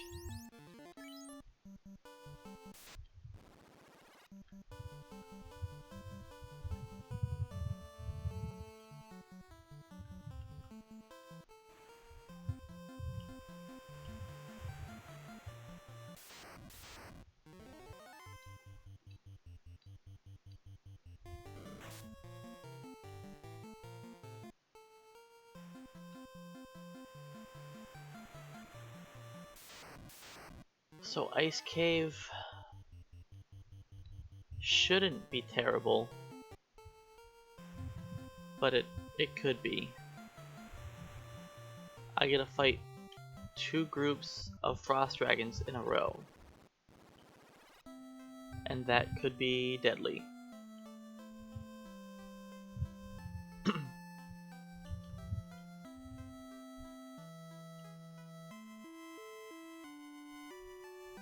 And I have no healing potions. Need about 6 softs.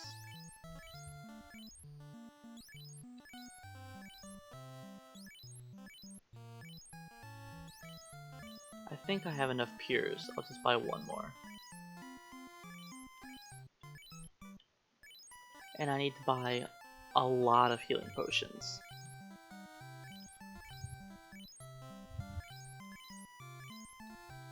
Because we didn't have any.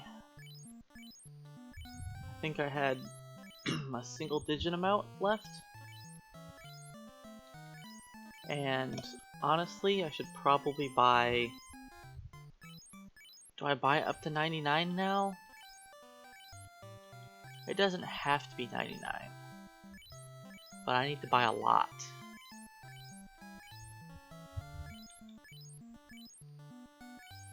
Because we're going to get beat up in Ice Cave. Technically, I could stop by... I think I will stop by Crescent Lake once I'm done with the Ice Cave to buy some more heal potions to make sure that I'm capped out for the end section.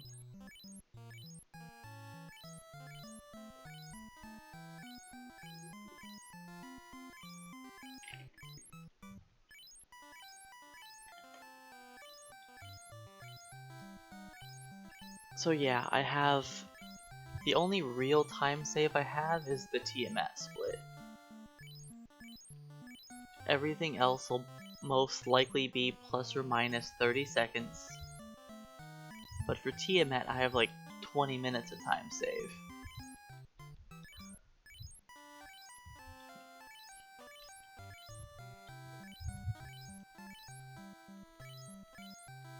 The eye grind, I probably don't have much time to save there. But I could also lose a lot of time there. If I die, then the run's over.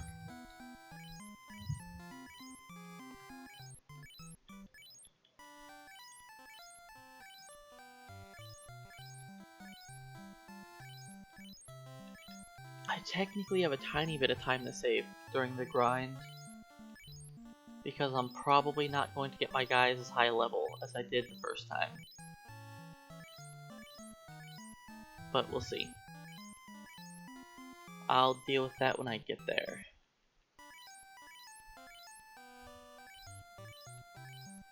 Okay, I think I'm about done buying healing potions.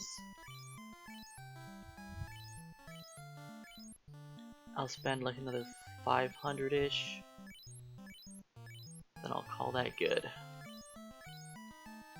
We'll have enough to get through Ice Cave.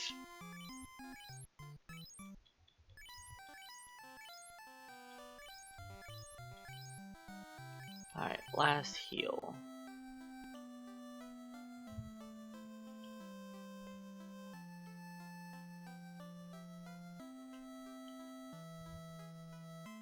It's about the same amount of time if I leave the town to the left or I walk back to the inn.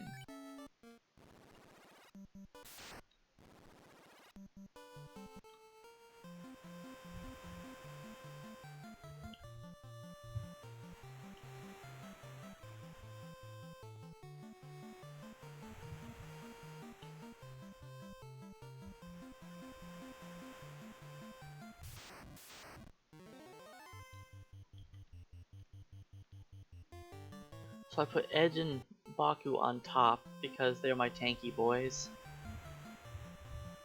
Because Ice Cave hurts.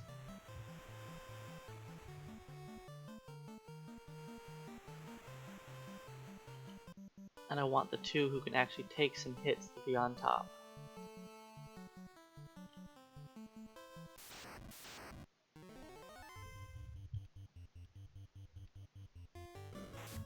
And I just realized that I kinda screwed up what I had going on.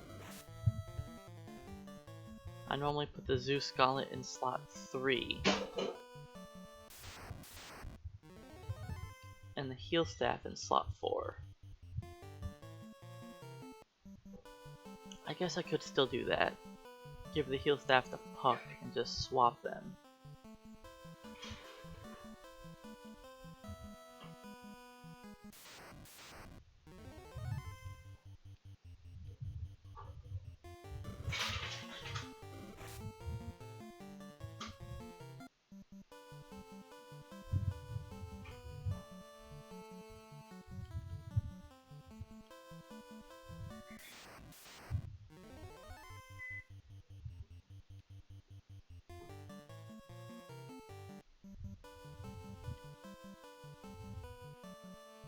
Okay, let's move this down the Puck.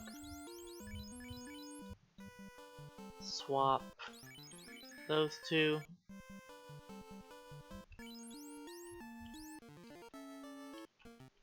Alright, and go into Ice Cave. And good morning, guys. Welcome in. Ice Cave time. Every battle can be sketchy. The run is easier, sure. I mean, Ice Cave is a little scary. Ice Cave is always scary. Any fight, I could just get petrified a lot, or just stun locked to death. So Ice Cave is pretty scary. But for the most part, I think the hardest part of the game is behind us.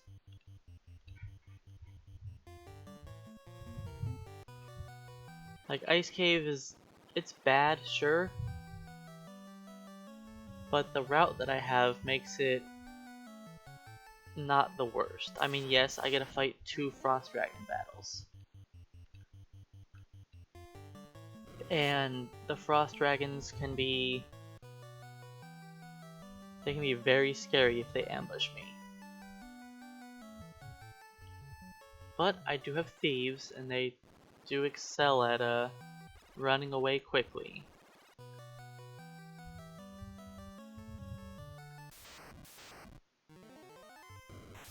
This is what I don't want to see, is getting ambushed.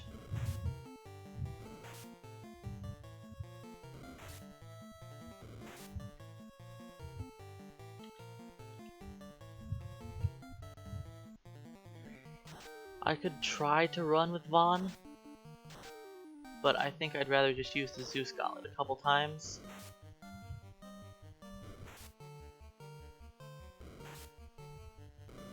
Because running from the 3rd slot is still pretty sketchy.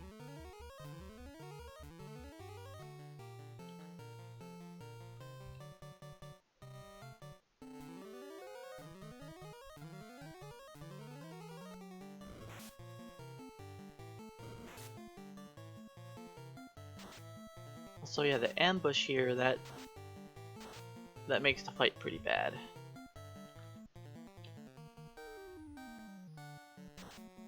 Luckily it was just images.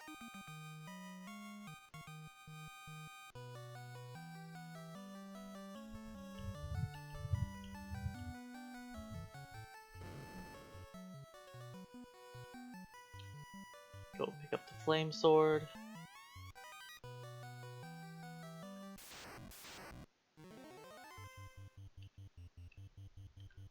See, now if that fight ambushed me, it would be a lot worse.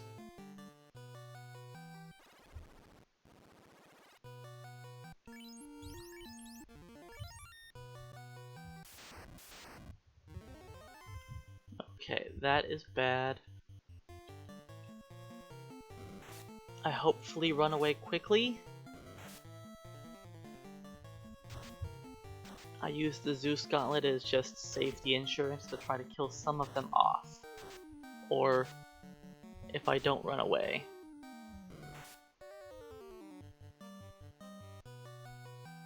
Because yeah. Oops, you're full.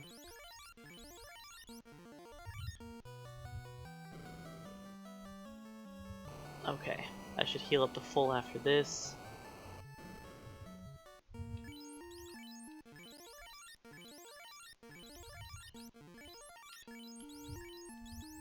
Drop your gloves and your cap.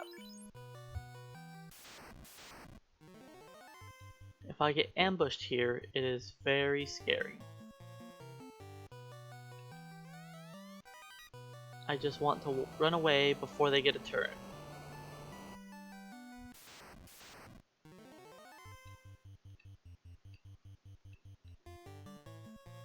Good. Okay, that's probably the scariest part of the cave over with.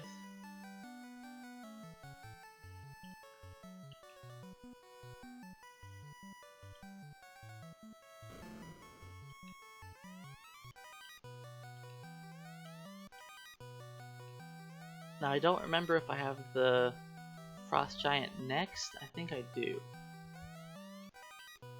I should probably heal up before the Frost Giant battle.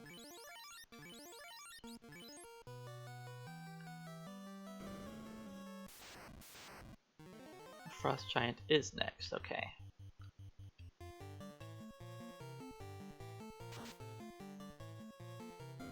At least there's only one wolf. The wolves can do a lot of damage with their frost skill.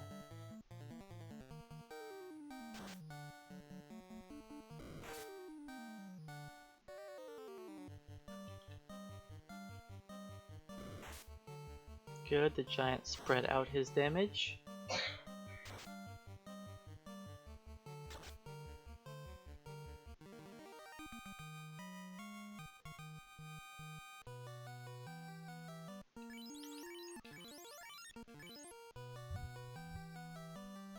I think there's an undead pack next.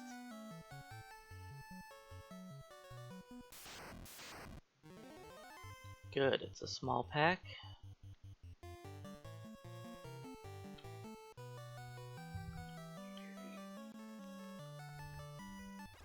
Then I have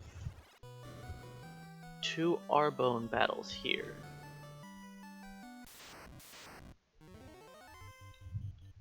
And Arbones are not that threatening.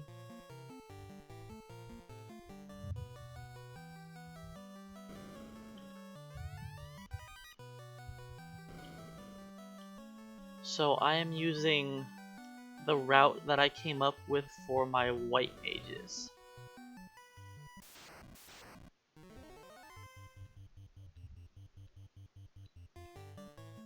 When I was doing the 4 white mage run, I had to try to find a way to not fight frost, anything unrunnable I should say. And that's what this route pretty much uses. Except that I pick up the money because the thieves can deal with the unrunnable encounter. Except I screwed up here and I wasn't supposed to fight this. I was supposed to run right in. I apparently forgot. I should have practiced yesterday what to do here. I thought that I was supposed to skip a battle here, but apparently not. I'm not supposed to fight that. So that could screw me up a little bit for the way down, but I think I'll be fine.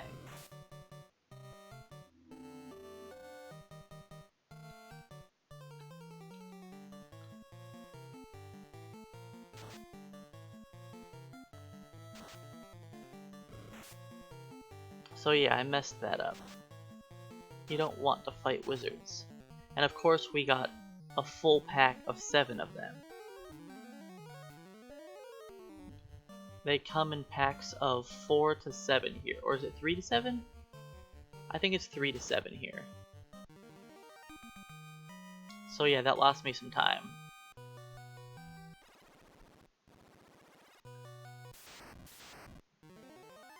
Don't need to heal up before the eye battle.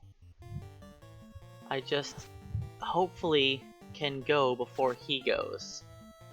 The eye going first is brutal. And we didn't get a crit. And the eye went first again. Low damage on the Zeus Gauntlet, but we finally got our crit.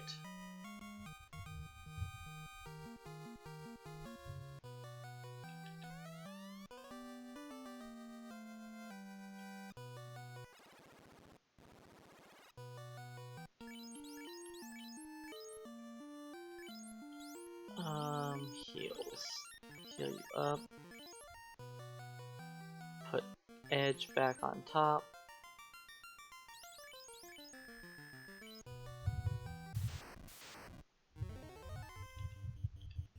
Just run.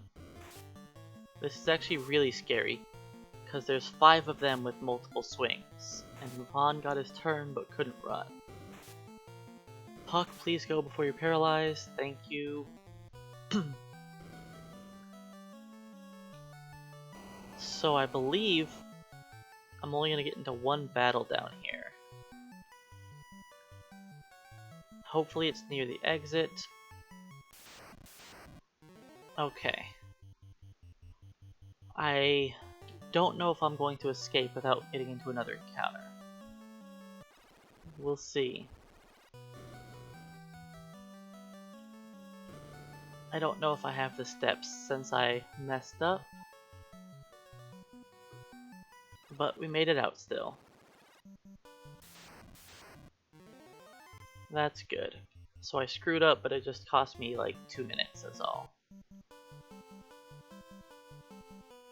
Which is a little annoying, but it happens.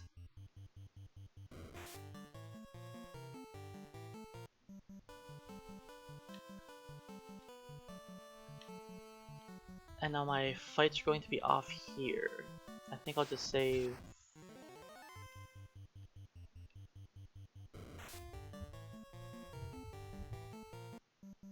Okay, I think the next fight is fine. but just in case, I'm going to use a tent.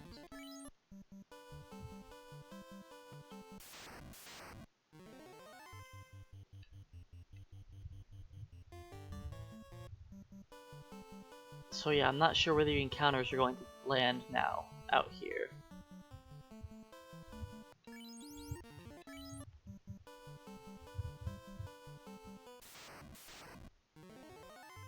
Okay, it's just Carby still.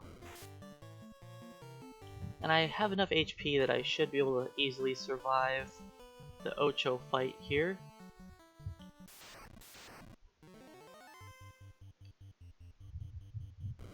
Just hopefully we don't get poisoned, and we don't. Okay, that wasn't an ideal ice cave. I screwed up at the end, but we made it out in one piece.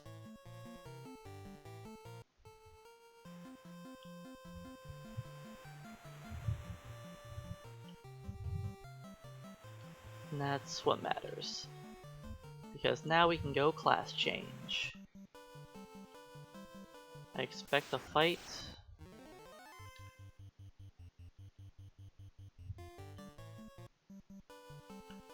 Oops.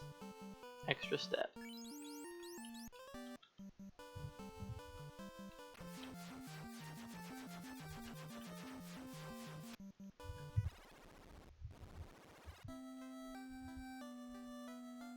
Revive poor Baku.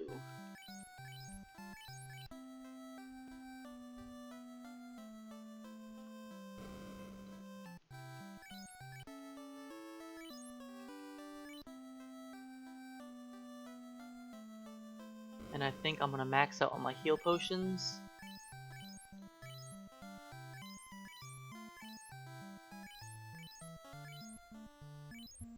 Yes, the airship is, while you're in the sky, you can just fly around as much as you want, and it doesn't increase the step count.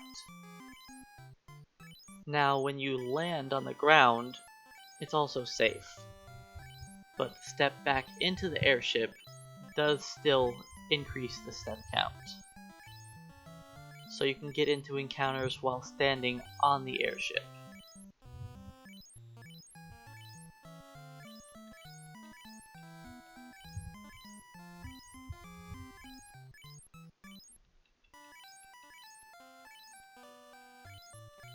Okay, time to sell off everybody's bucklers and buy silver shields.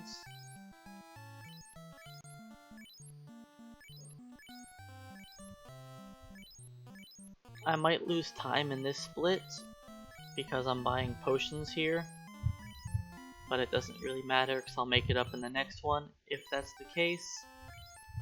Yeah.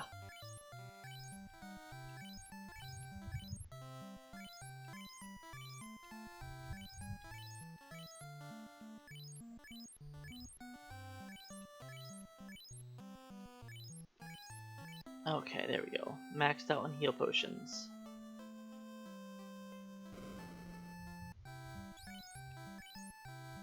Sell everybody's bucklers.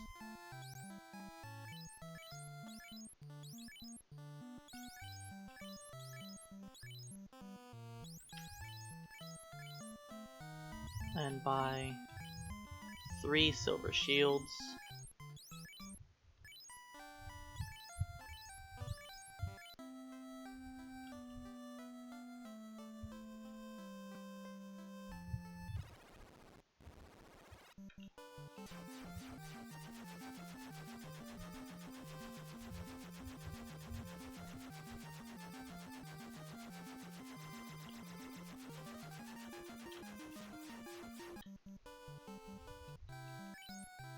Buy a bottle.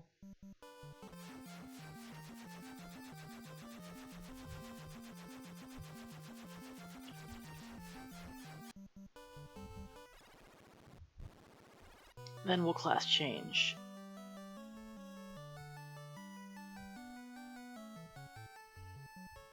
And as ninjas, I'm going to have some shopping to do.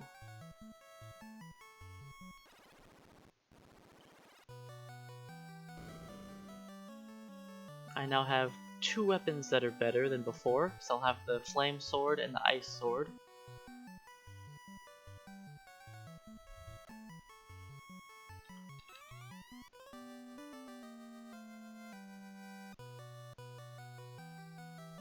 And now we are finally ninjas. 5.5 hours in, but the thieves finally became ninjas. And now they are about as strong as a fighter. About. I mean, a fighter's still probably better.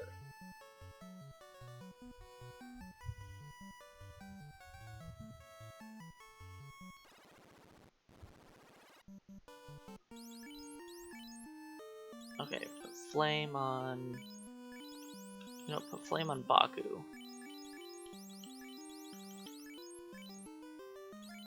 And Rune, I guess. He can sell all of those. You get ice armor.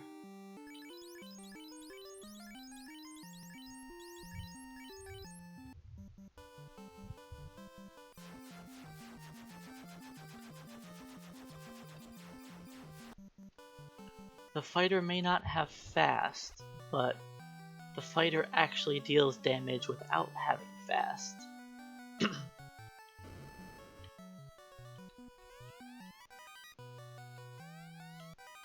The fighter also has a lot more HP. Out of the way, Mr. Dragon.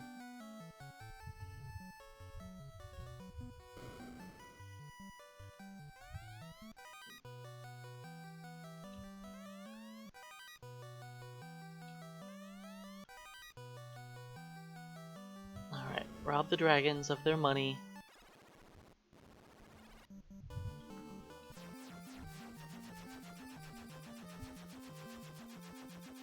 And time to go learn our spells.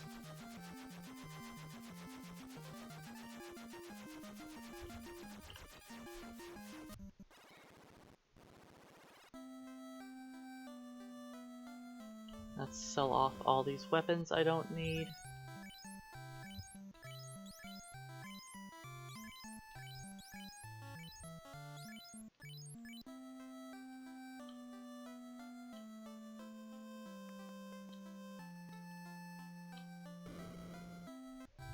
Buy Edge, Lit 2, and Fire 2. Baku, you're also going to get Lit 2, and Fire 2. Puck gets just Fire 2, and Bond gets just Lit 2.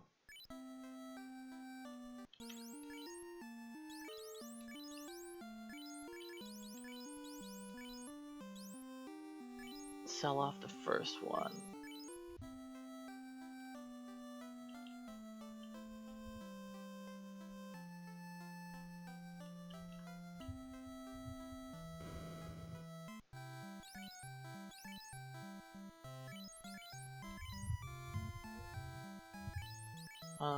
What am I thinking of here? Sell off that. Sell off that. You sell off your silver. And buy iron for you two.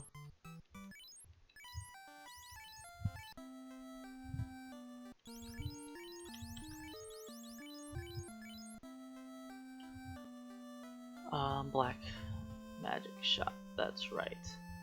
So I'd say that the NES version of the game is still my favorite.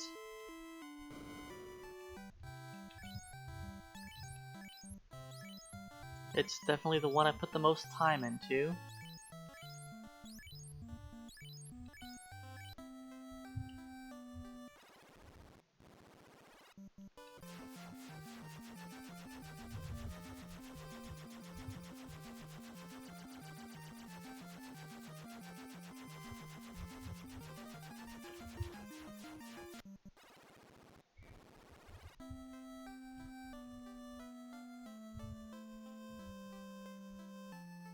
I think Origins was okay. The PSP looked the best. To sell off everybody's gloves. You don't have gloves. You have gloves. Let's get some pro rings on everybody.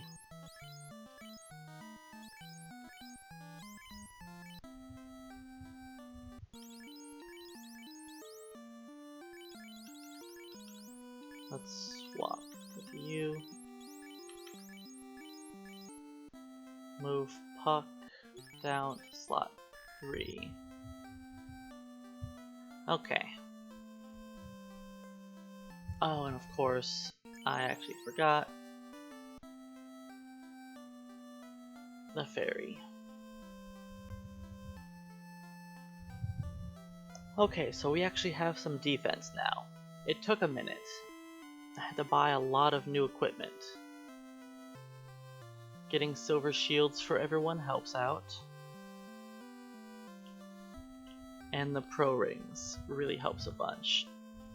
And the iron armor over silver bracelet, that pretty much makes it just as strong as silver bracelet, but you have the evasion penalty.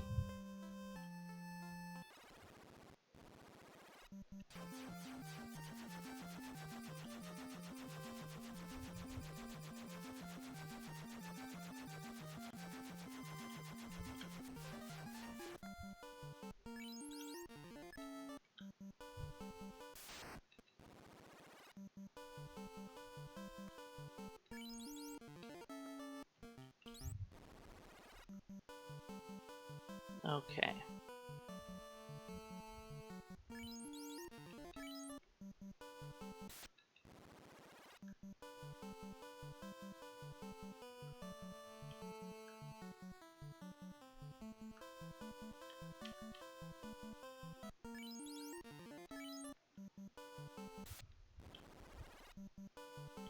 Setting up for the waterfall.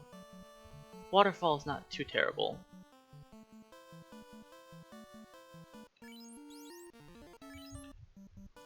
Let's actually do this.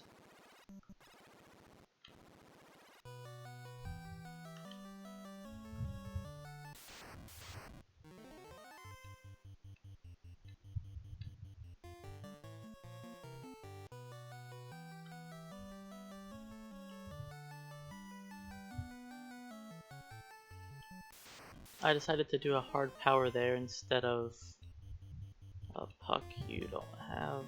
Wait, does everybody have a weapon now? We'll see. I don't know if Puck actually has a weapon on. I don't know if I equipped him with it. I should check.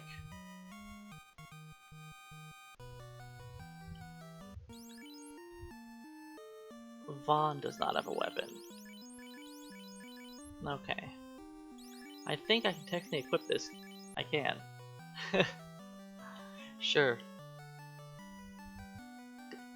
The ninja has a heal staff on.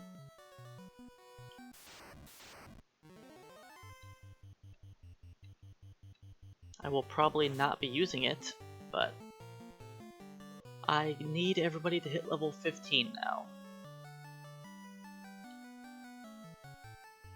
So we can start getting some spell casts. This isn't bad.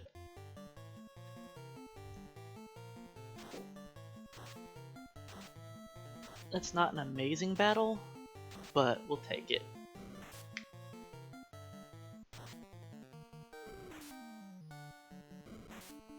I technically could have bought a silver sword while I was in Crescent Lake or Elfland, but it's kind of pointless to have the minimal upgrade for such a small period of time.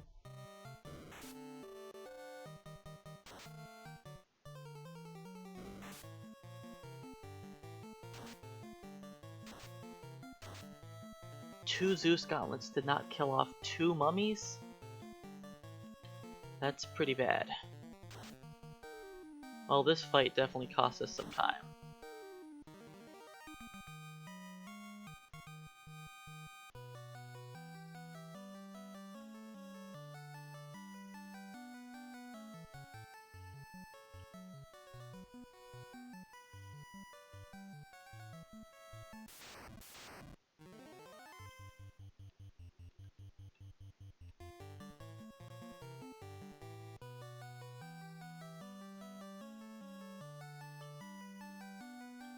Hey, there's an out-of-bounds bat. He showed up today.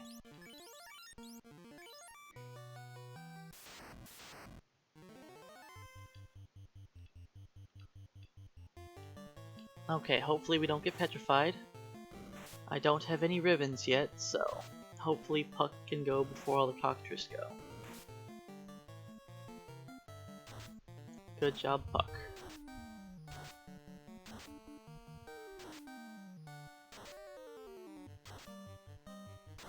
And he killed them all.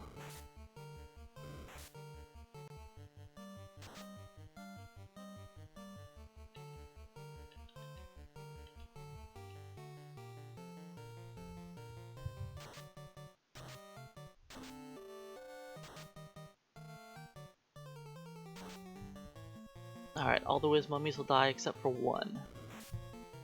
Since I ended up targeting the wrong ones, but it's fine.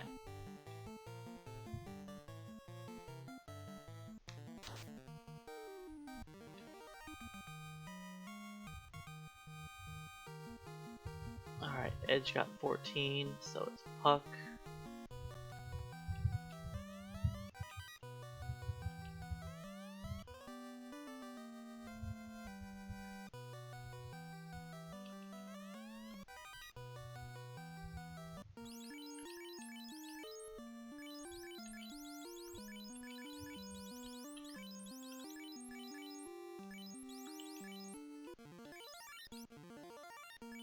Okay, we are full enough.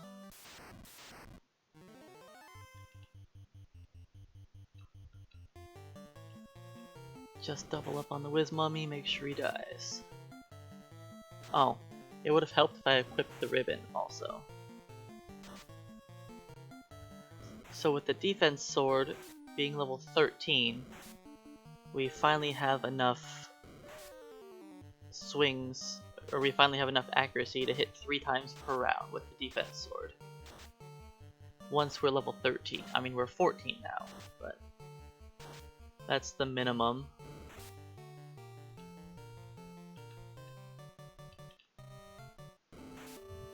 So yeah, I should have had the ribbon on. Vaughn.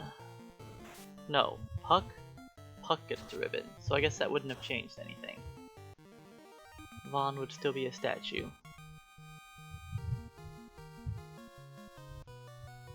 Let's put Vaughn back here.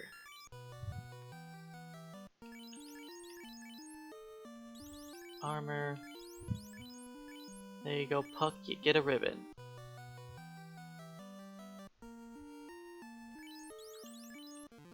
Let's just do one more fight here.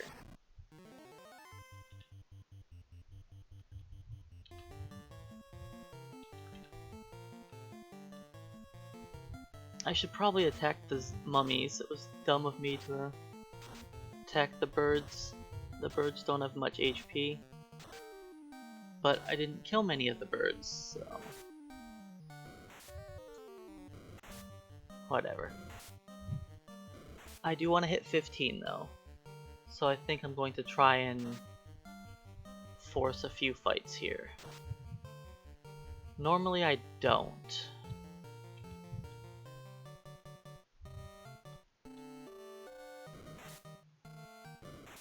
The heal staff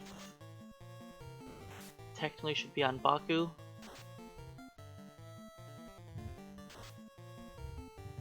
And Puck should be up a slot with the Zeus. But it's fine. You know, I'm just gonna leave. That should be enough experience. Hello, Mr. Out of Bounds Bat. The one bat who doesn't get in our way. Actually, I bet we can take this. Edge.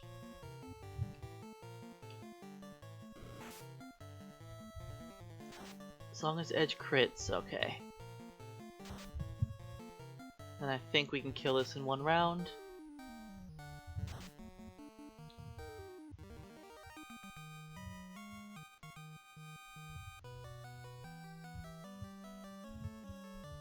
So I want to hit 15 before dealing with,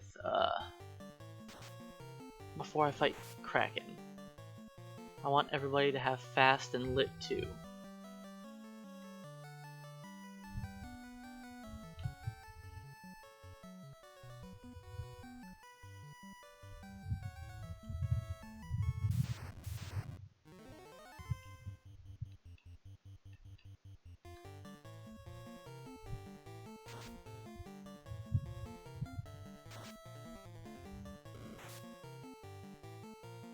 I'm not going to be able to one-round this unless it's a really good Zeus Gauntlet.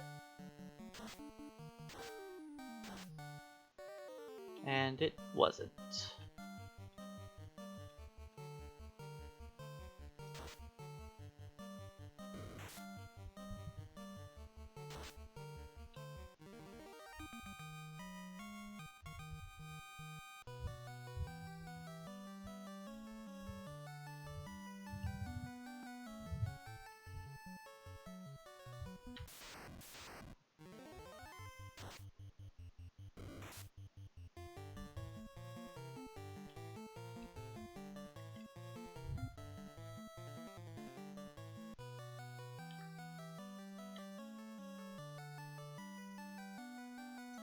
Yeah, intelligence does not help out the ninjas in this version at all.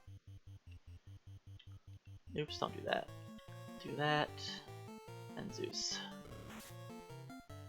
So this isn't really a great fight to take, but I'm going to take it anyways, because I know last time I didn't have enough XP to be 15 by the time I finished my trip in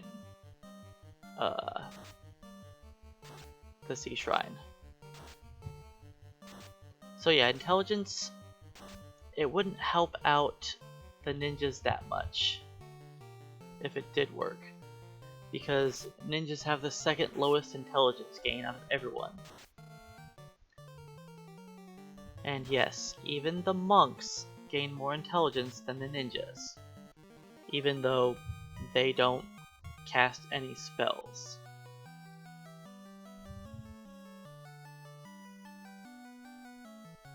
The monks actually have tied intelligence growth with the red mages, which is kinda crazy.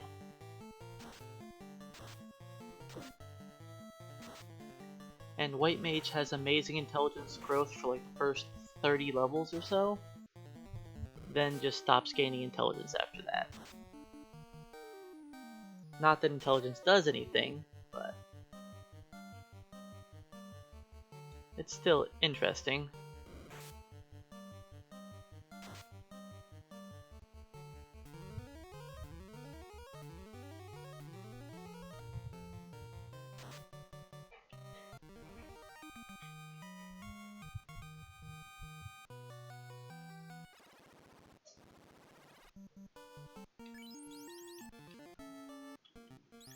Alright, reset the encounters. Skip one. I think I'm gonna try and fight the Nacho.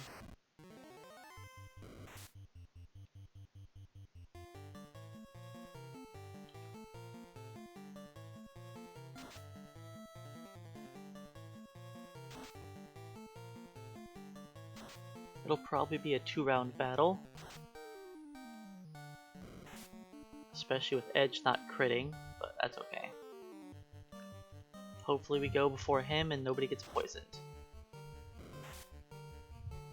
Unfortunate.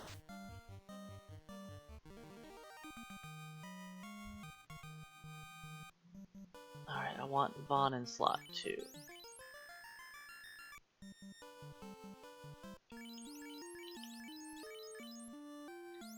Let's put the flame staff there. Or the heal staff there.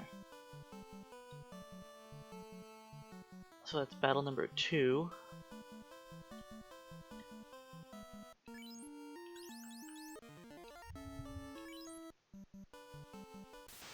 That's 3.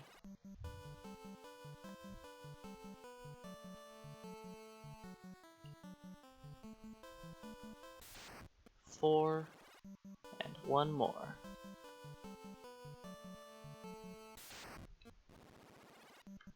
Alright, skip 5, go inside. I need to buy a couple soft potions to be safe.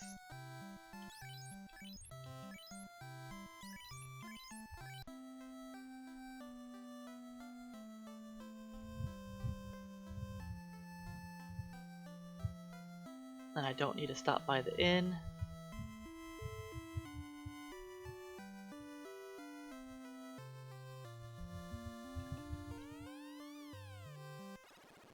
Okay, and I have to remember to force a fight on this floor before I go downstairs to avoid the water elementals.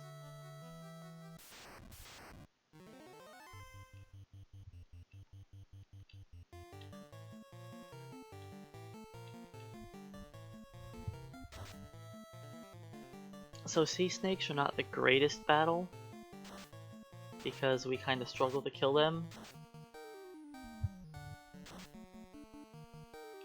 But then again, we struggle to kill a lot of stuff.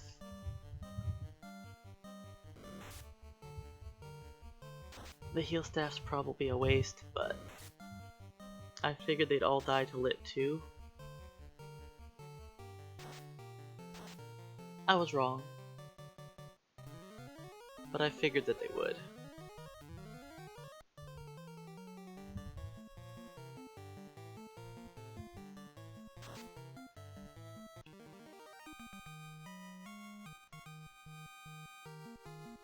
Alright, there's already 15 for Vaughn.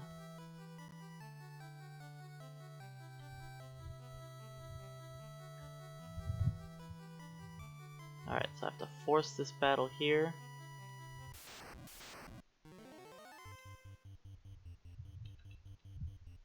Welcome in, Fuggerson. It's, we're going. It's looking okay. I didn't really have too many issues in the ice cave. I did take a battle with 7 wizards, which wasted 2 minutes of time, but other than that, we're doing okay.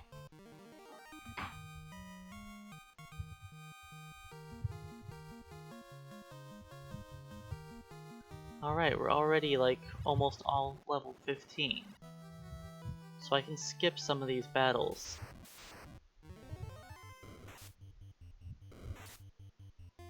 I'll take all the Gersharks, I guess.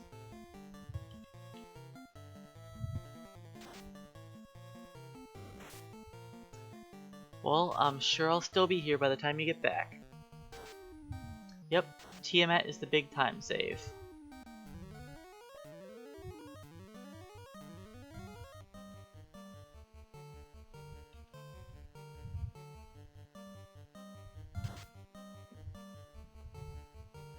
The Tiamat split, we have around 20 minutes to save there.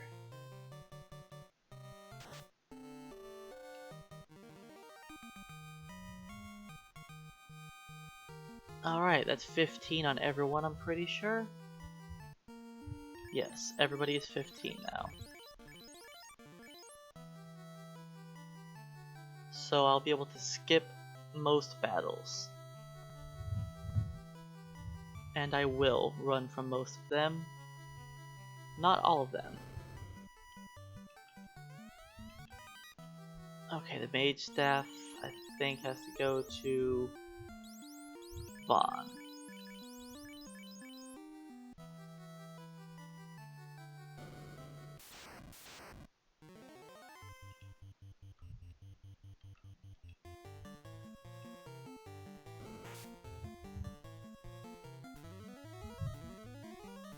So I'm actually named after a book. There was a book called Shane. Now I know they made a movie of it at some point in time. I never read the book, never watched the movie.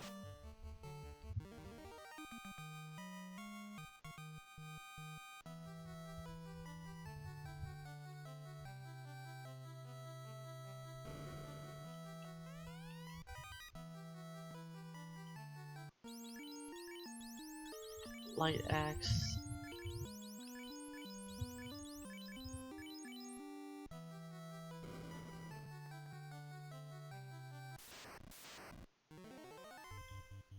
just run, heal.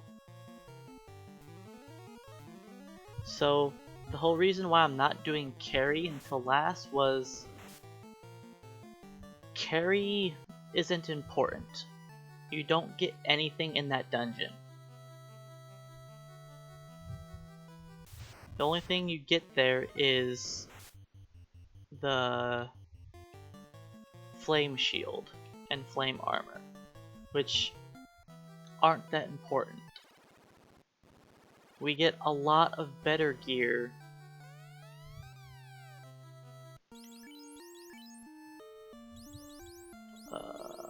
iron armor. We get a lot of better gear in the Sea Shrine, the Waterfall, and in Mirage Tower. So I save Carrie for last because she's just not important to take out.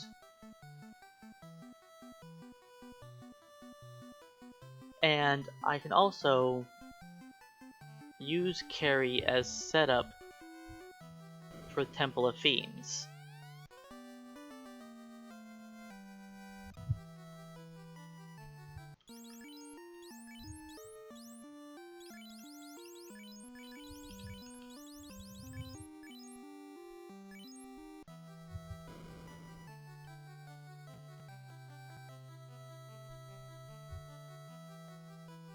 So yeah, the carry. If I could go straight to fight Carrie right away. I could grind some levels on Agamas, but we'd have terrible weapons. We'd have terrible armor. It would take a very long time to kill anything.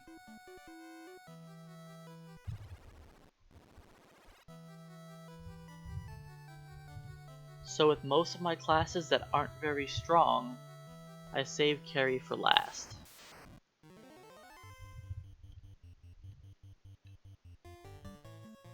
Because most of the classes really rely on needing that gear. Now fighters don't even need gear, they're so powerful.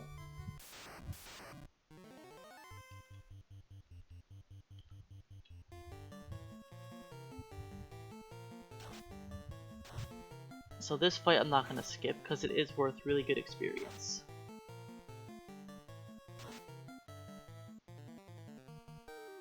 But yeah, I'm not sure because I haven't watched the book, or I haven't read the book or watched the movie, so I'd have no idea.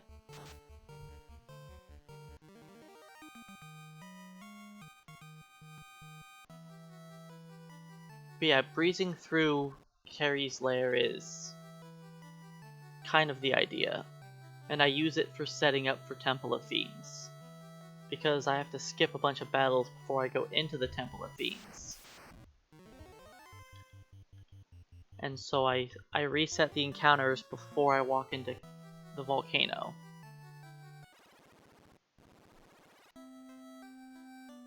Then I use that to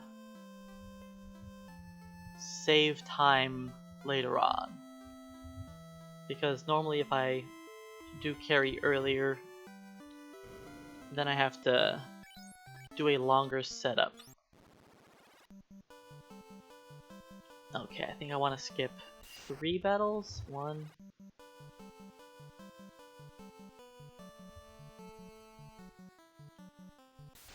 2,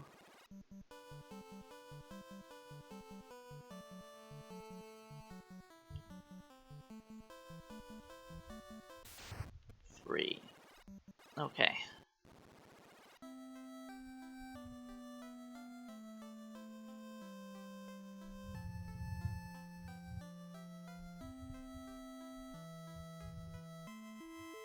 So yeah, I probably shouldn't have grinded those mummy battles. I probably should have just taken the random encounters while I was in the Sea Shrine. I think I only did 1 extra fight there.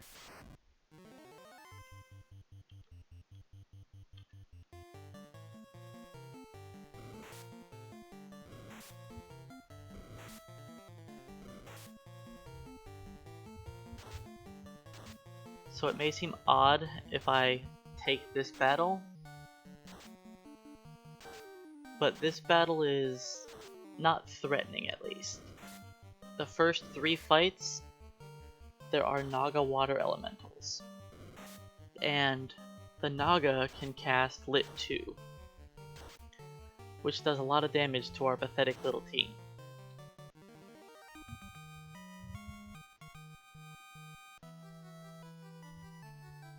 So even though that is unrunnable, I still prefer to take that over dealing with the Naga water elemental. And I'm also setting up for me just barely missing out on fighting ghosts.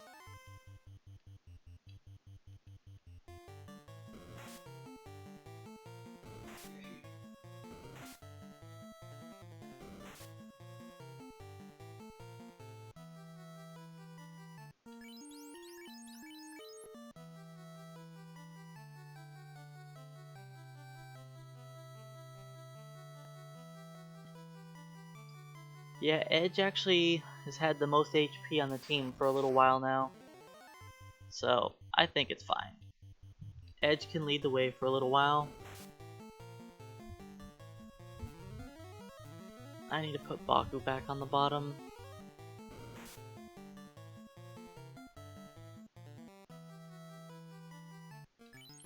Alright, Edge back on top, Baku back on bottom.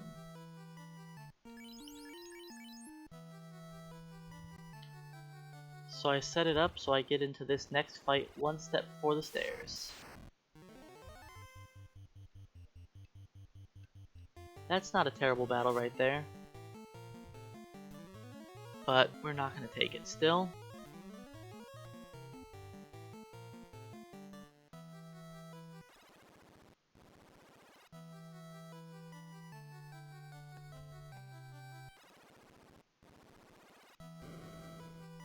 I'm going to skip taking most battles. I'll take a few battles that are really good, but for the most part, skip as much as possible. So I like my heal staff person being on the bottom, because the person in the bottom slot has a very, very low chance to run. I don't know why I did that. Drop your cap.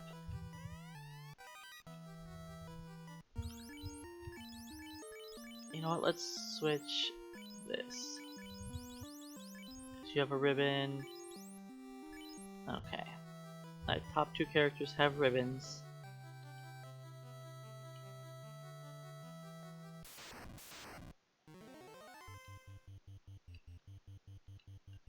Oops.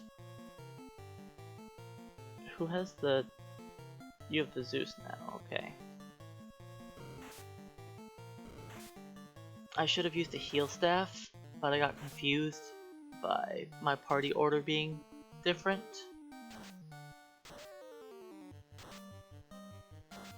I blame getting poisoned a bunch to ruin things, so I need to switch Puck and Vaughn.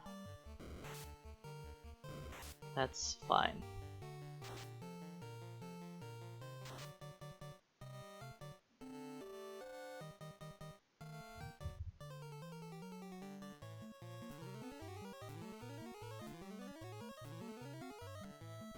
At least I got a heal staff off before the battle's over. Free healing helps out.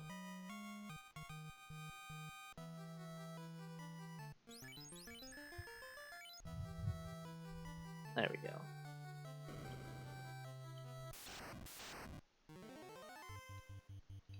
This is actually a high XP battle,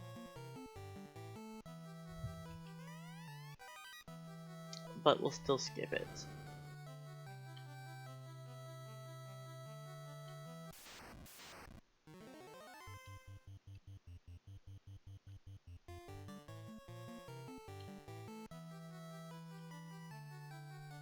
So I probably don't need that second light axe, but I'll hang on to it anyways. Okay, we fight one water elemental battle.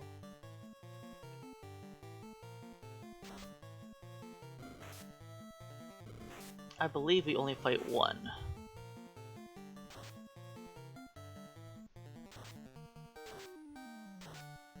This is maximum water elementals, which is a little sketchy, cause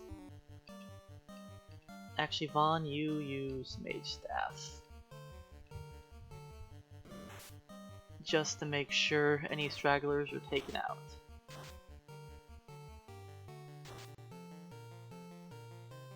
Yeah, 3 water elementals is sketchy because they could kill me off if they all focused on one target. Luckily, they didn't hit that hard.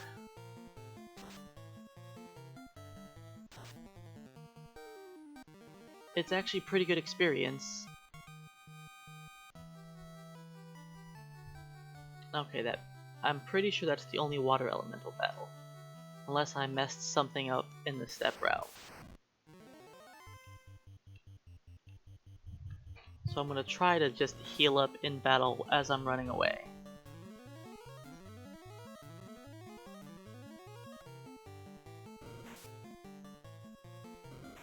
I guess I should heal up a little bit using potions now.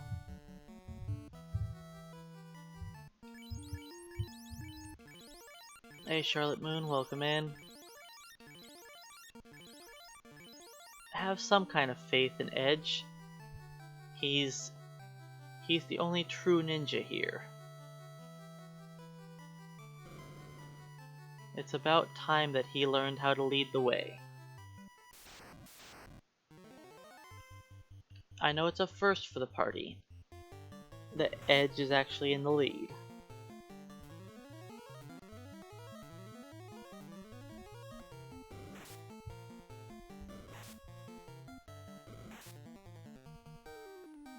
But he can do it.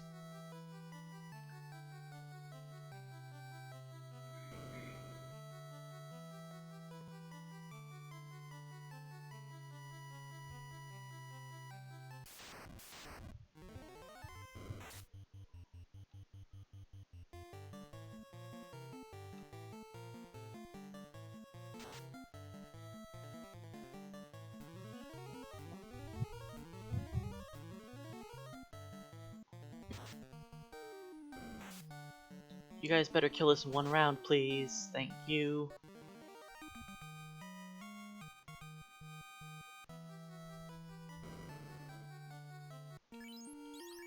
Alright, let's heal up.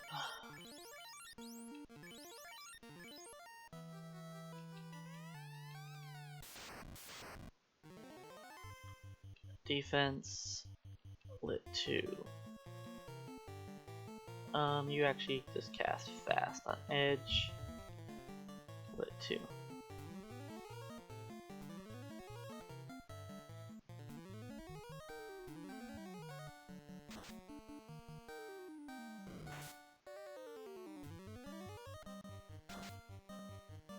I think for safety, I'm going to do a second defense.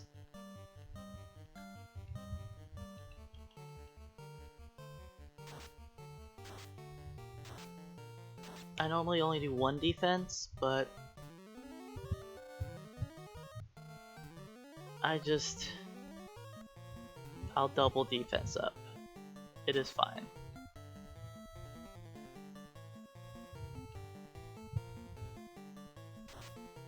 Okay, Kraken's being nice. A kind Kraken is ideal. Wait, that's a fasted flame sword? 1 hit, 1 damage? Yep.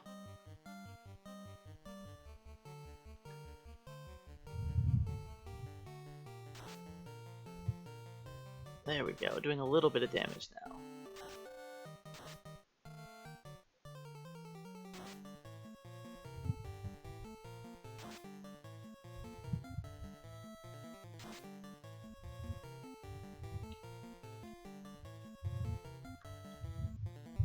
Yeah, our ninjas are not masters yet with their weapons. Hey B-Dude, welcome in. Yeah, the ninjas are not great. They really aren't. Not heal potion, where's the tent? There we go. Oh, that's cracking down. He only meleeed me one time, which is pretty unusual. I don't think I've ever had him be that kind before.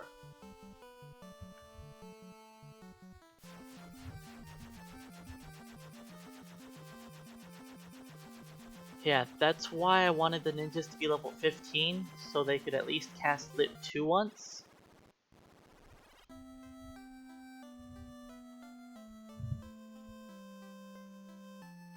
Because the Lit 2 at least does some sort of damage.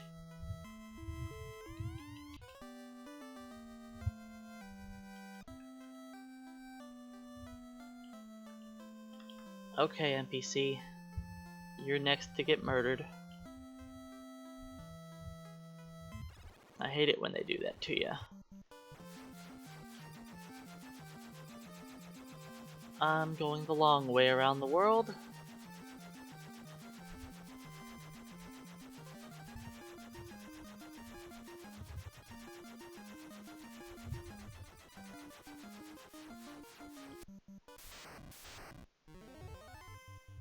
I learned my lesson from last time that we are not equipped to take out a Tyro yet.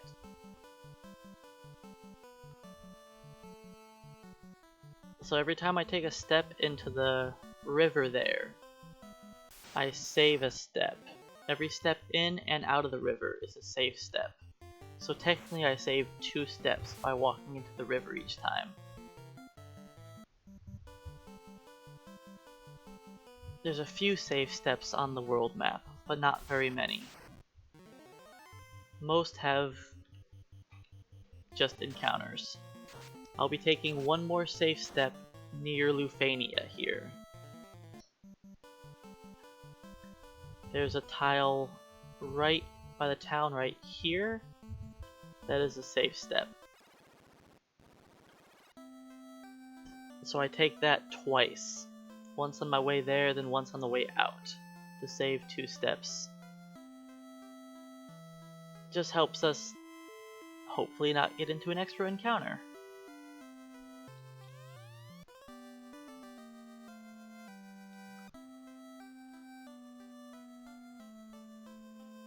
I blame that minute on not taking the Tyro battle.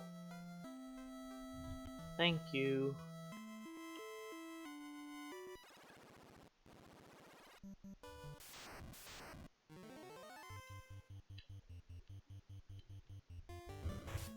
I should probably heal with Baku. Or I could just use some extra tents to heal.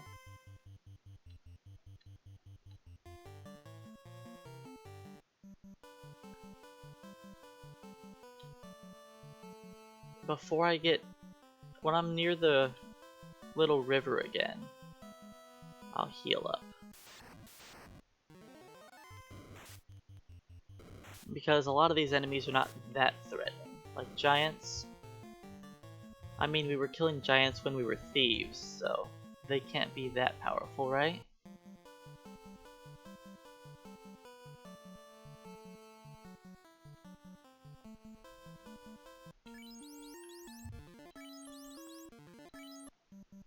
Just heal up a bit.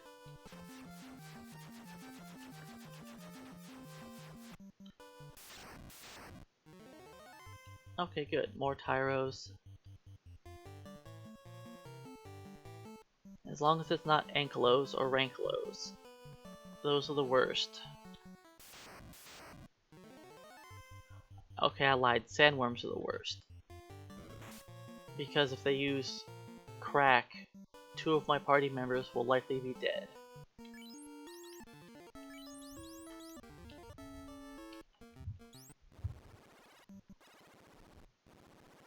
Okay, I have to be very careful on my steps here. If I mess up my steps by even a small amount, I will probably have to fight a war mech or 2.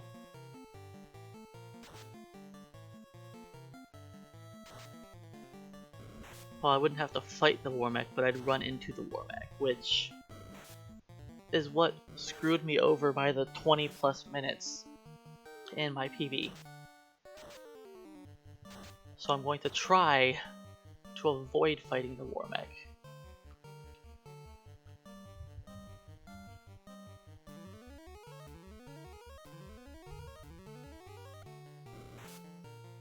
The heal staff was mostly a waste, but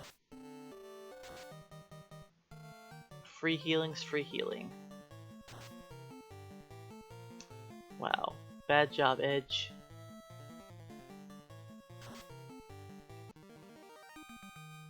Edge does have the best weapons, so he should be doing good damage.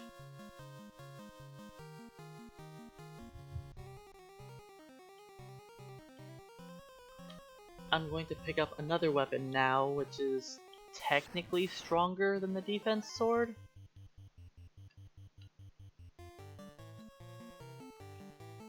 I should probably just heal with Baku, actually.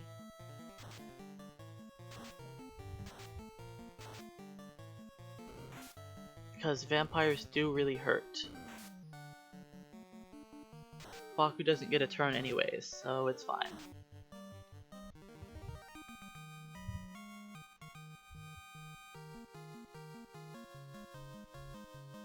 So taking these battles is a little bit risky. They're great experience, but I could have some trouble with Blue D. And if I die to Blue D, that really hurts my time a lot, having to go past these battles again. But I was only planning on taking them if they were 4 to 5 enemies, and they were all 4 to 5.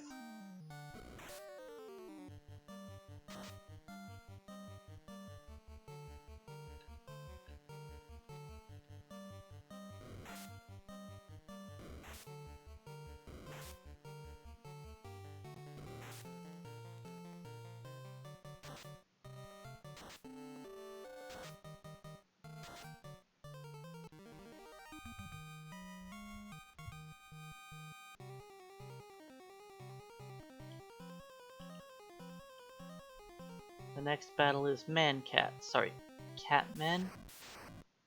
Not Man-Cats. Man-Cats are definitely worse to fight than Catmen. Catmen poison you, but Man-Cats spam fire too. And the fire 2 spam is much worse.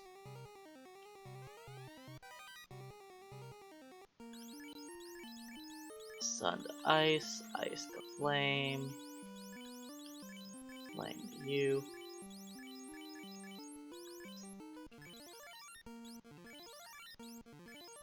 That'll do.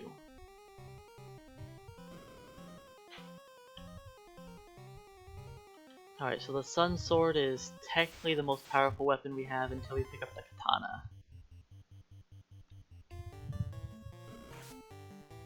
Cerberus are pretty good XP, but I'm not going to take them. We're just gonna try and beat up the Blue D. So I have to really hope that he doesn't murder me. Okay, the top 2 have ribbons? No. They have the ribbons now.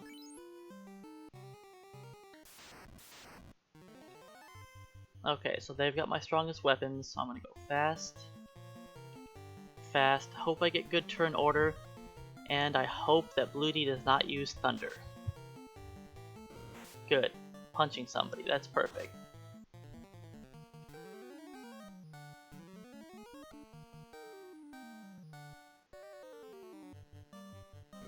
Okay, and he punched twice. We're in the clear.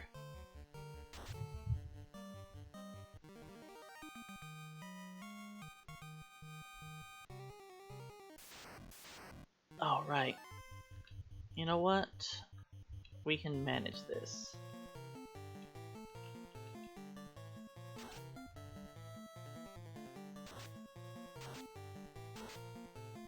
I can use our fire 2s up willy-nilly because we don't really need them for anything. And it seems weird wasting my fast spells and I'm not fighting Tiamat, but trust me, the ninjas are not going to be hurting Tiamat with their melee attacks.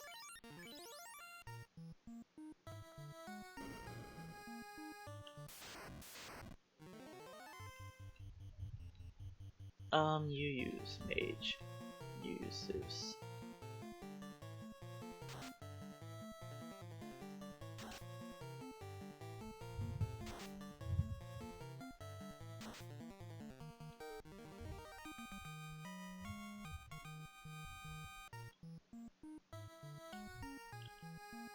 Alright, time to pick up the Bane Sword. The Bane Sword will be used to kill Tiamat. And honestly, that's really the only use it's going to have during the run, is to kill Tiamat.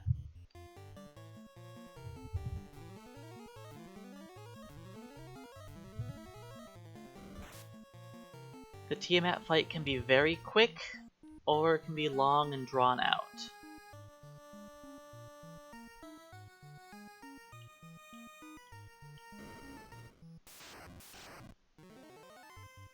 Hello, Mr. Eyeball. Give me some free healing.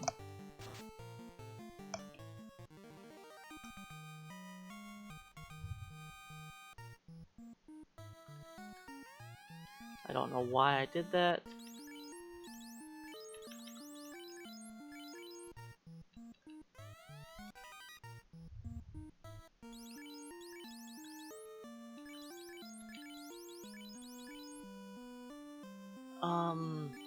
Let's now swap this.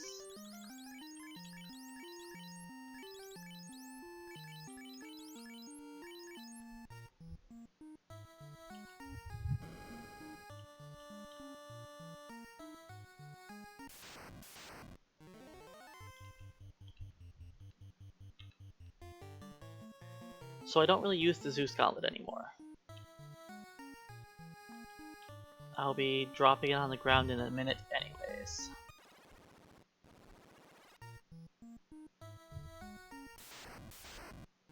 Well, Tiamat's weak to poison. And it just so happens that the only poison elemental effects in the entire game are both instant death.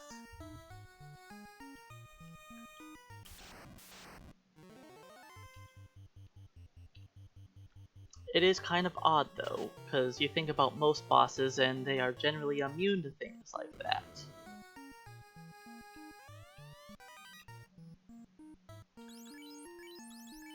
Actually, I should just drop the Zeus Gauntlet now.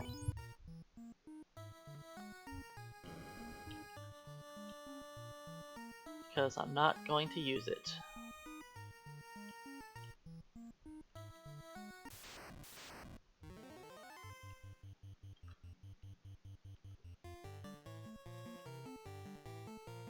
Now this is fine, just do that.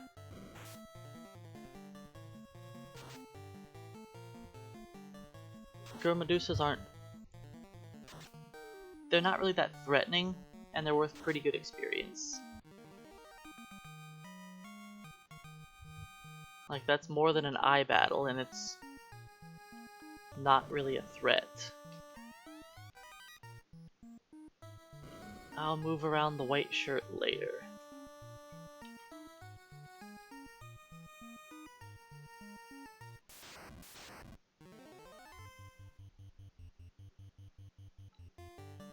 Try to get some free healing.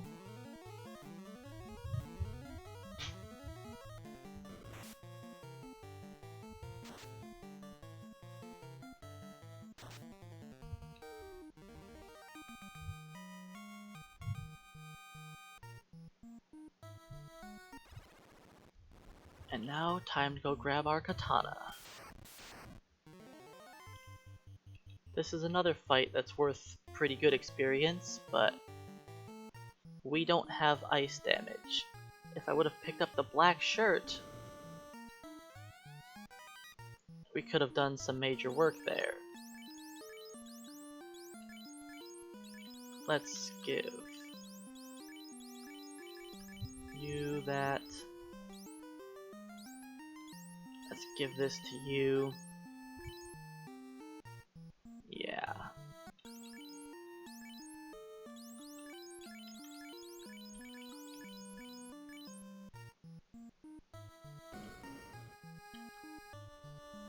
That'll do for now. And I'm pretty sure I just walked straight up to Tiamat now. Nice, a first strike. Get us out here. That's a really good battle to get a first strike on. So Katana is going to be our best weapon in the game. Up until the Masamune. Oops, I don't have the...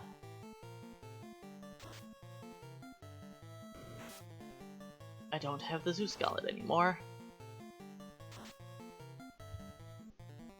So we don't really do any damage to the sentry unless we crit. Now the defense sword and the katana have a pretty high chance to crit. The sun sword and ice sword are a little bit lower. No war mech today.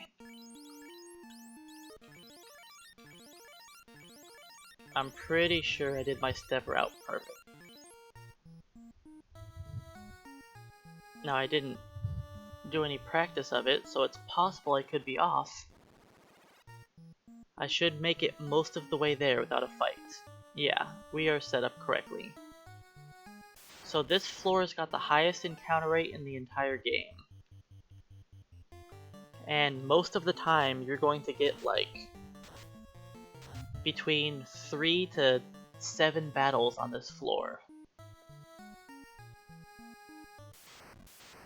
And I have it set up so we only get into 2. Which is very difficult to actually make happen. Because the next battle after this is War Mech.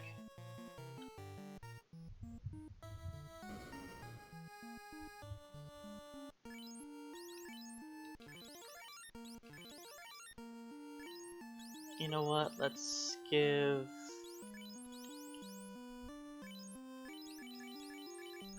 Let's do this. Because Bon has the Bane sword. Yeah. Alright, Tiamat. Let's do white shirt, Bane, and you guys just spam healing. So I hope to just kill off Tiamat quickly with the Bane sword. And I really want her to punch anybody except for Vaughn. So that was a not worst case scenario, because she didn't crit him, but that's the only way it could have been worse.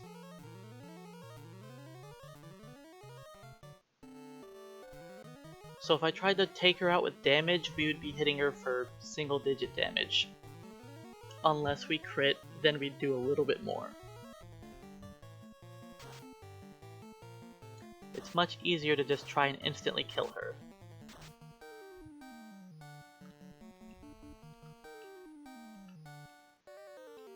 Okay, I've got 3 white shirts.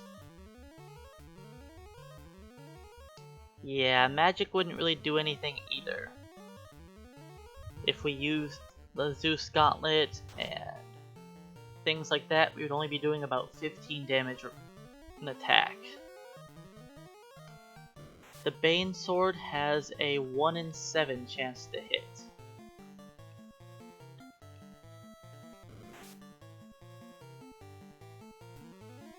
Okay, I need to not get crit again. That's 4 white shirts.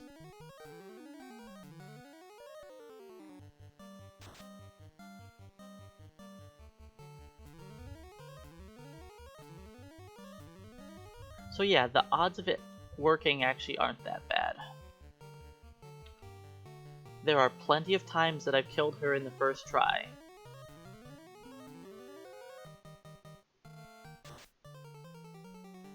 And there goes Tiamat.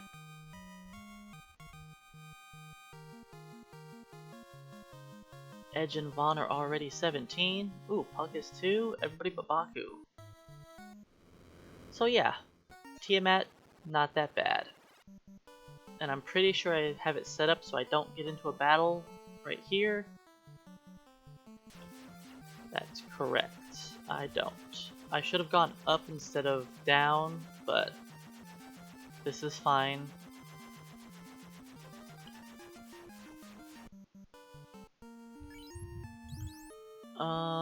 I don't really need a house, but I'm going to house anyways.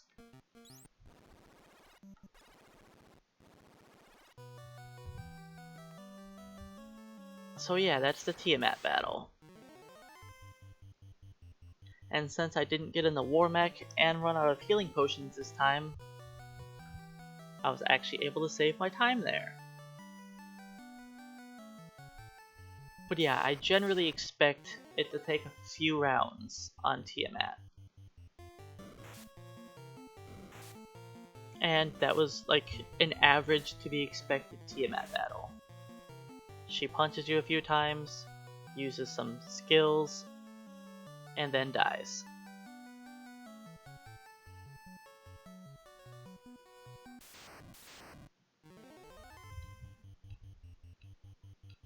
And honestly, I should have... Okay, since we're all 17, Edge and Baku are going to be my main guys. So let's... Right, switch that back. Not ice armor. Where's the ice shield? You get that, and Baku is going to get... What does he need? This. No, ice armor. Okay, Baku has that. And unequip your ribbon and your pro ring.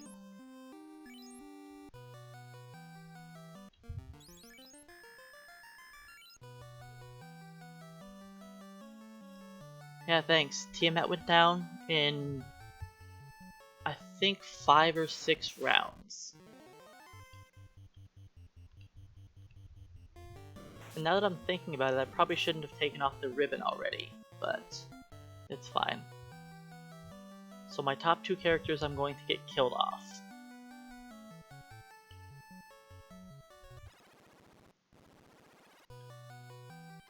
In fact, I should put back on the...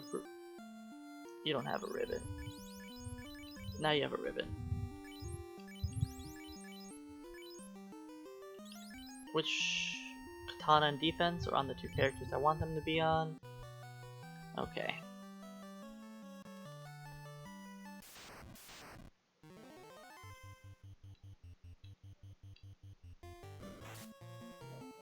So we're going to do our level grind in Ice Cave. It is sketchy, but it is the fastest way we can level up one character.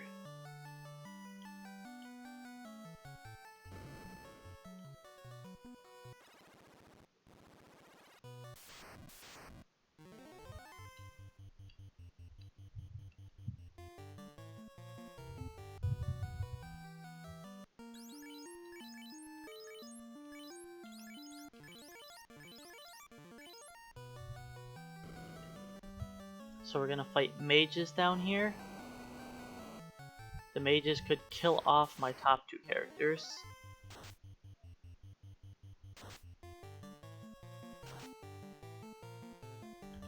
I don't know if I'm actually going to be able to run away, so I'm gonna try and start fighting these guys. I'll give Edge a chance to run.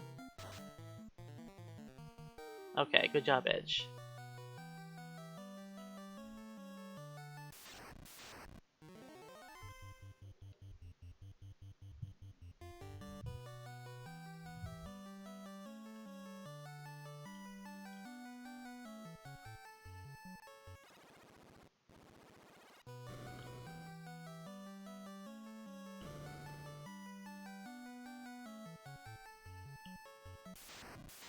Yeah, rub is just like an instant death spell. In later on versions, they call it death. I think I skipped one. Yes, I skipped this, and then I go down there.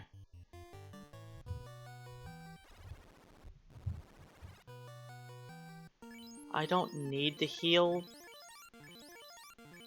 but I'm going to heal for safety, okay. Our armor is correct.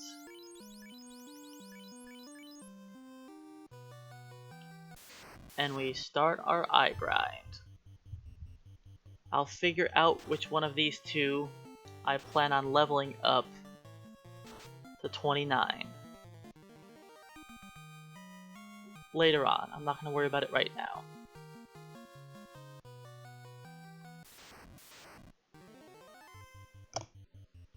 So now that we're down to 2, the eye grind will be pretty quick and easy.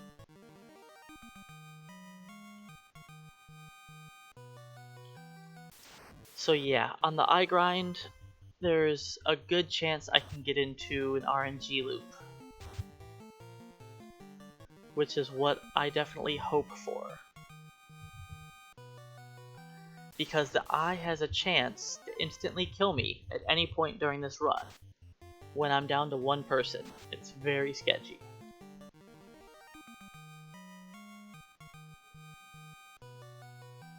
Because there's always a chance that you can get hit through your ribbon. There's a 3 in 256 chance that it could happen. So what I hope for is just an RNG loop that I know I'll survive no matter what. Now I don't need to worry about the loops until I'm down to one character. Like right now, this grind is going great.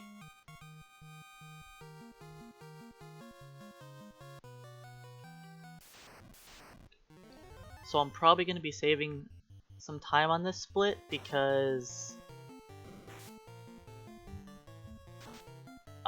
before I was leveling up everybody in my team to 18. Because it's technically safer that way.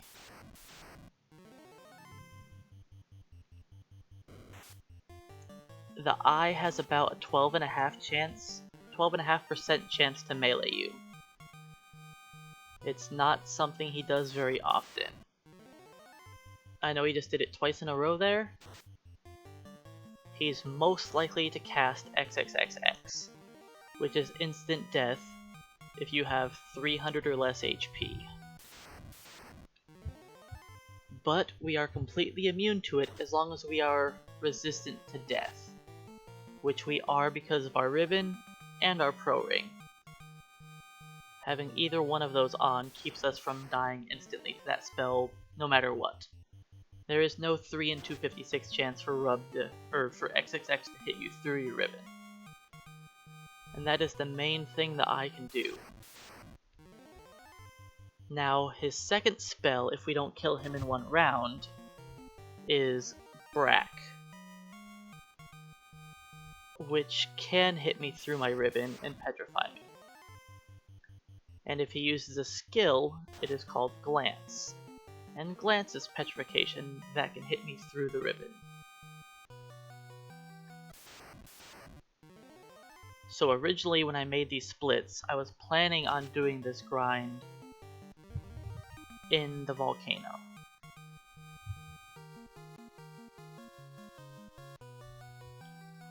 And later on I decided I should just try an eye grind and see how it goes. And I liked it a lot better than the Agama grind. Because when I was doing the Agamas, when I had 2 characters alive, I still was unable to kill them in one round most of the time.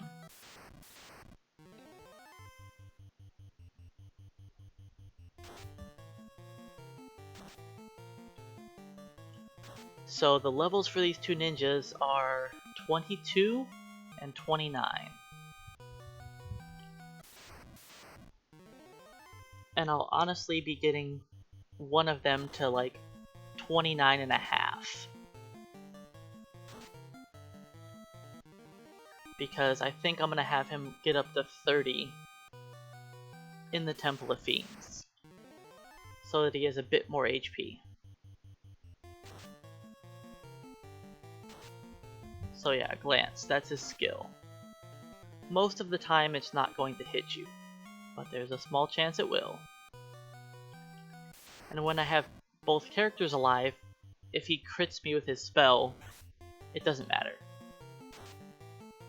because I can just use a soft potion and revive them. But when I'm down to a single character, that's when it gets sketchy. And if I die anywhere into the run, I could be losing 20 to 30 minutes. So yes, this next section is pretty sketchy. But there are plenty of RNG loops that I can fall into and make it safe.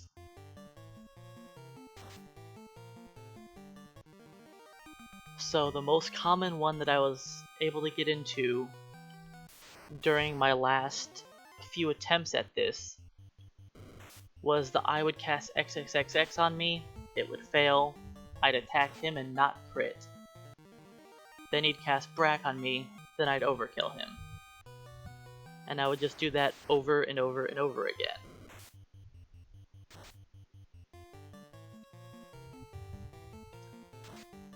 I don't think we can kill these guys in one round, so I should probably run.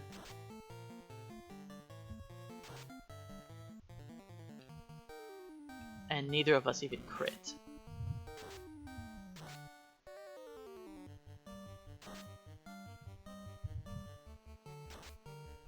Because they are not worth as much as the eye is. There's 20.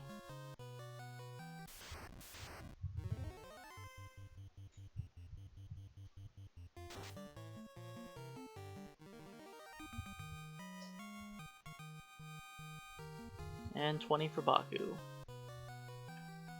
21 will be their final strong level up. So I'll figure out who has more HP at level 21. Then I'll kill off whoever has the most HP. Because whoever has the most HP is going to be my Masamune user. They will have the best weapon in the game. Then the character I'm leveling up even higher level will be using the katana. So the idea of these levels is that I will have 4 swings with the katana and the Masamune. So they'll have the greatest chance of hitting and critting Chaos. Because Chaos is definitely the most important fight in the game. He has 100 absorption, so whoever is using my katana is going to only hit him for 1 damage unless they crit. So I'll have 8 swings. And I think each swing has around like a 25% chance to crit. I could look up the table, but I'm not really too worried about it. But for the most part, you should crit like every attack.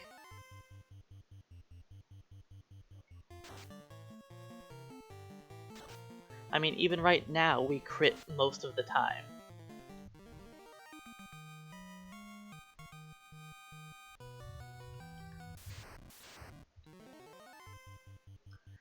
Chaos is pretty squishy in this version, sure, only 2k HP, but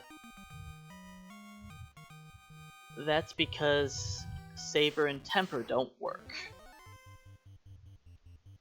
And you also are much lower level in this version of the game than other versions. It takes a lot longer to level up. In most other remakes, you can level up to 100. Or at least 99, I should say. In this one, that's not the case. Alright, Ed just got the most HP, so I think Baku's gonna be my high level guy.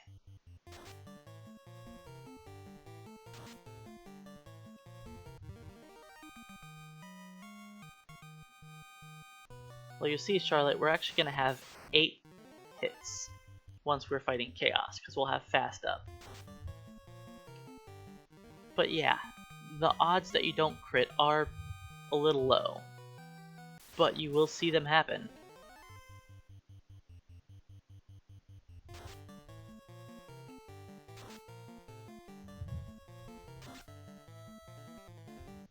So yeah, once I hit level 22, I will take off the ribbon and the pro ring off of Edge.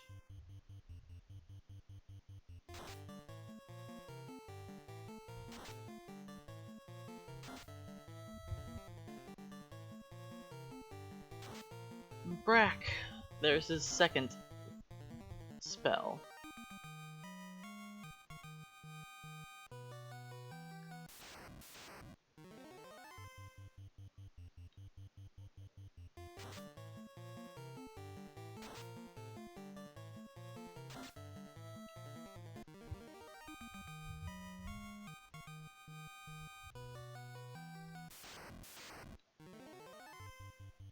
So yeah, the eye grind isn't too bad when you have 2 characters, but once I get it down to 1, it'll become scary.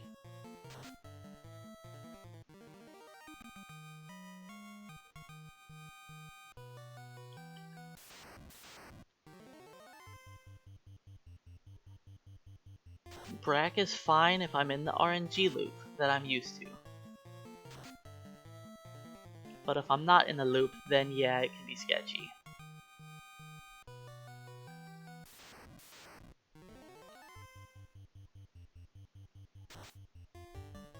But XXXX is a safe spell.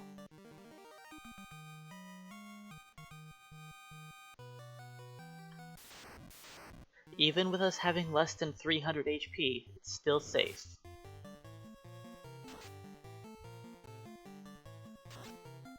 And welcome in No Heal.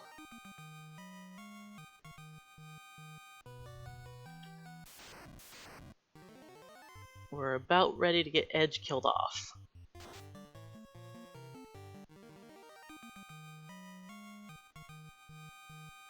Edge will use the Masamune. So he'll technically be the most important ninja.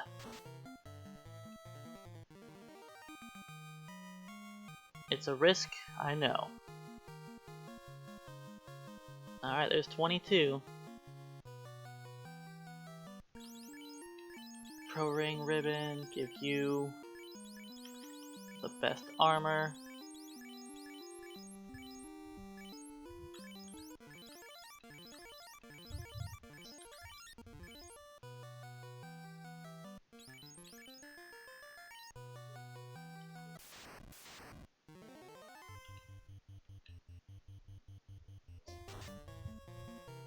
Alright, Edge is taken out. And now, there was one.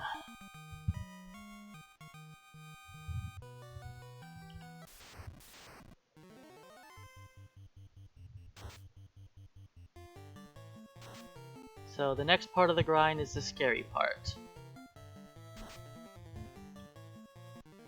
I hopefully will find a safe RNG loop quickly.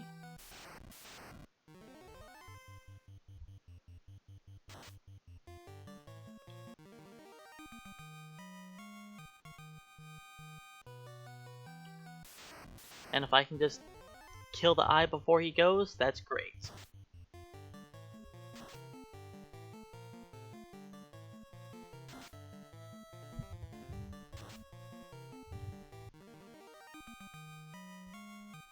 And so another reason of leveling up the thief up to 29, or ninja, sorry, is to make sure he has enough HP to survive Lich 2.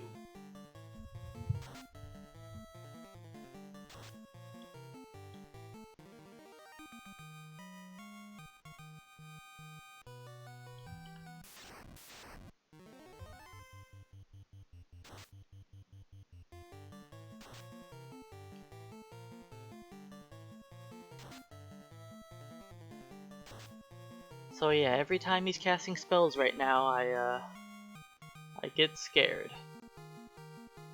Because any one could be the final one. And if we die here, the run is over.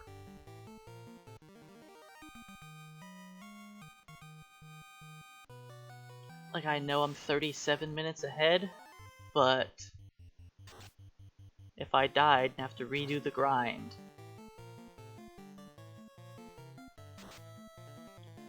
That would kill, what, 20 minutes? I guess I could technically keep going, but it would be pretty awful.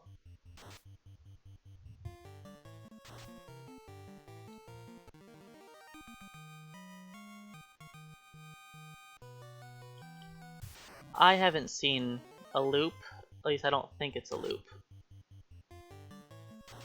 It could be a long loop. Nope, now I'm in it. Now I'm actually in the loop, the one that I normally get into.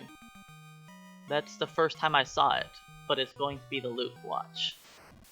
Every fight now will be him casting XXX into me doing less than 100, not critting, then he uses Brack, then I crit. This is the common one that I get into. It takes a little bit of time. Well, the loop's ruined.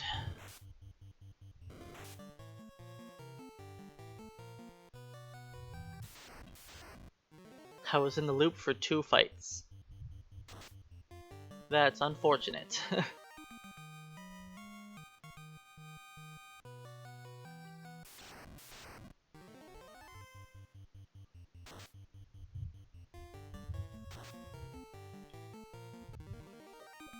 But yeah, soon I got into that loop so many times before that I knew it the second I saw it.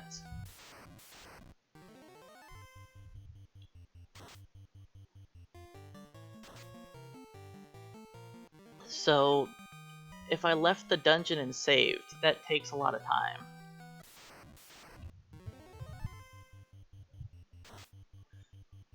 I'd also have to reset up all the encounters, walk through the dungeon. That's just too much.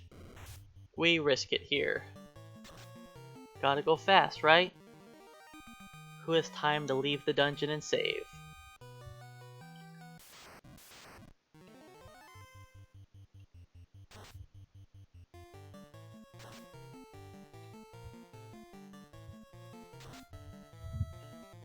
So it's gonna be a while until I get into another random encounter, so hopefully I can get into an RNG loop quickly.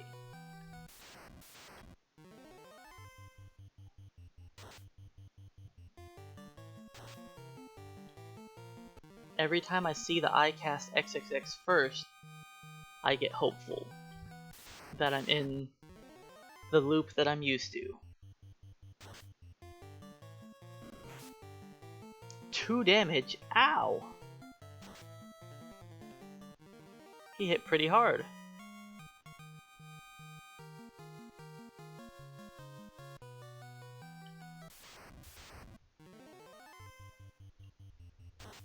I couldn't oh boy, if we stayed as thieves, I would be grinding in the Sea Shrine right now. And I'd be leveling up the entire team.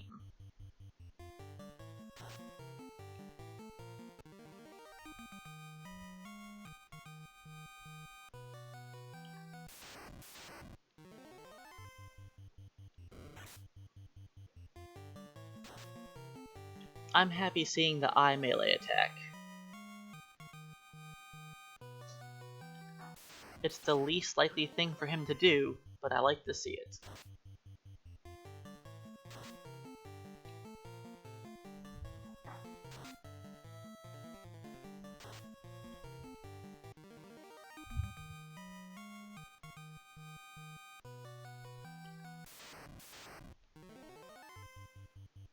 So yeah, now we are getting closer to, we're at like 25 minutes into the grind. Dying now would really hurt.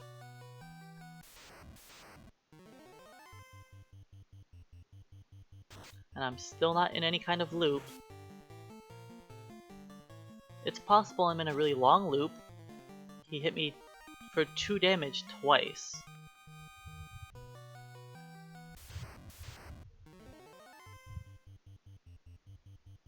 Then I one-shot him. I think I am in a loop. It's just a very long one.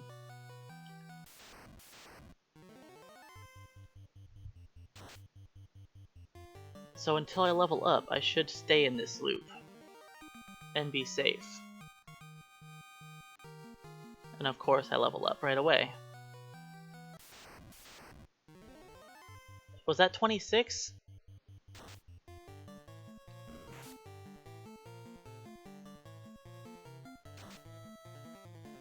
I'm going to check to see if I was 26 or not. Oh, that is 26? Okay.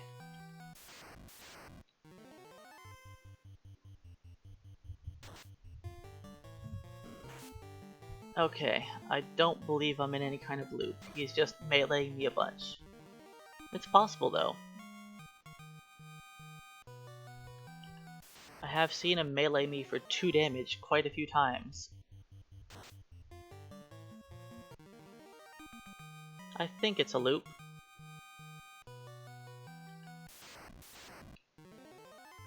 I think it's actually a shorter loop than I was thinking it was.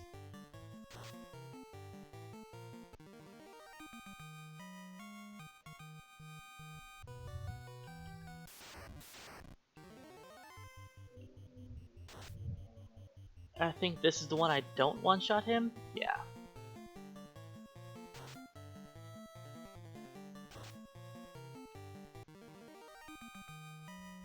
So yeah, I think this is a loop. It's just a really long one.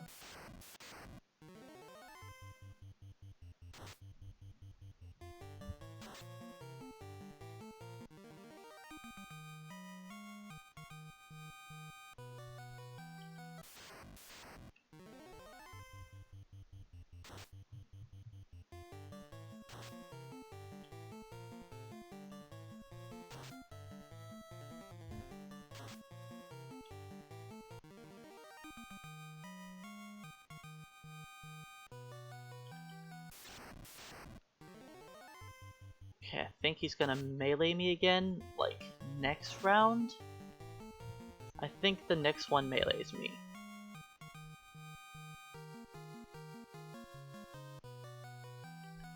If the level doesn't ruin it. Nope. Or maybe it is this one, because he did melee me. If he melees me again for 2, then I think I'm in the long loop. Or a long loop. Let's see, does he melee for 2?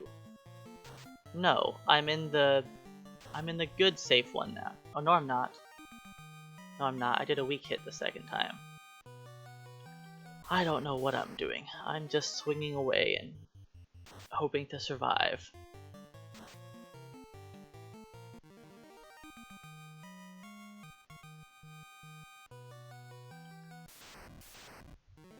I do believe I was in a loop earlier though, but it's gone. Because I saw him swing at me for 2 multiple times. But sometimes leveling up just ruins your loop. Because it has to roll for all of your stats.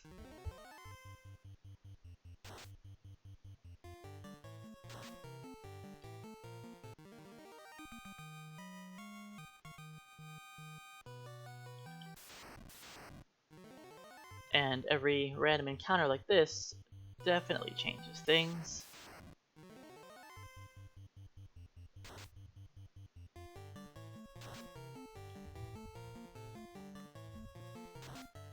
So if I was in some kind of loop before, I'm definitely not now. But I don't think I was. Not most recently anyways.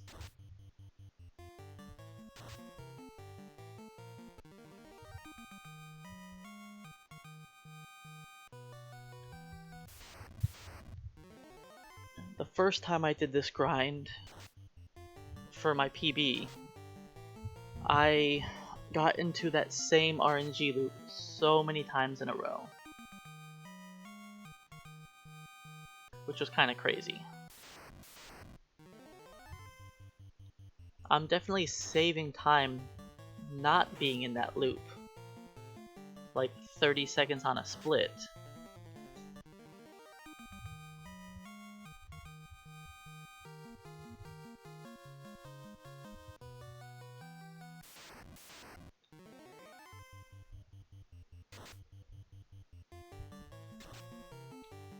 I could be in a loop now though. I keep doing the 2 attacks to kill him. We'll see if that continues after that last level up. And the guy uses glance. Then it takes me 2 rounds to kill him. This last attack isn't a crit.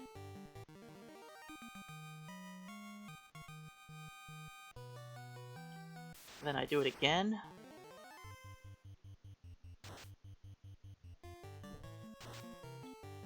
No. Okay, the level up definitely changed it. I thought so when I saw the hit of 97. Because I wasn't hitting for under 100 before.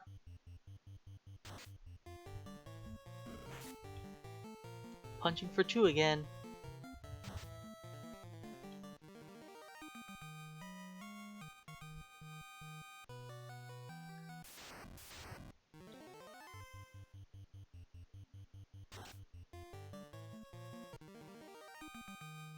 Alright, we're nearing the end of the grind now. If I died here, I'd lose like 30 minutes of time, which would be awful.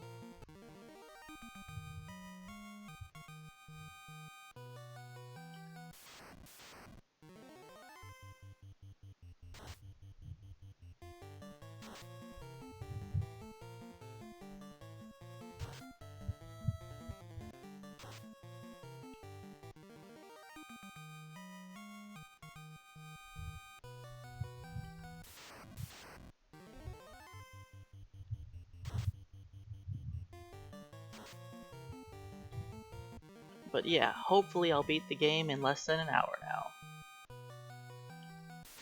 I should be able to beat it under 8 hours. We don't have much left. I just have to go beat up Carrie and run through the final dungeon. After gaining another level and a half.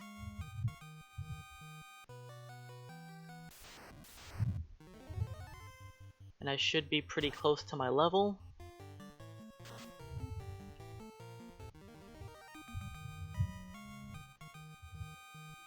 There's 29.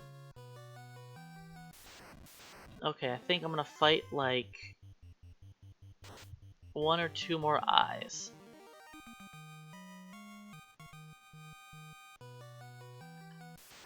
I don't need to hit 30, but I do want to get halfway there.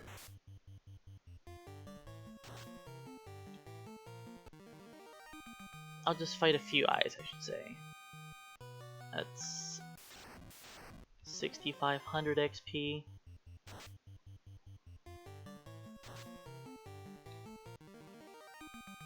Yeah, 4 swings makes a big difference.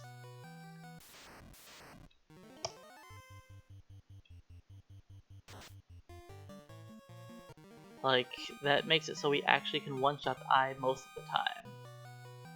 Alright, I'll do this one. This will be my last fight with the eye.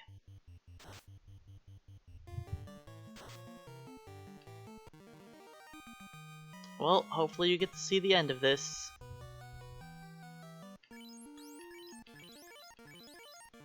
Alright, heal up, and let's get on out of here. Hopefully I don't get paralyzed through my ribbon. That would be unfortunate.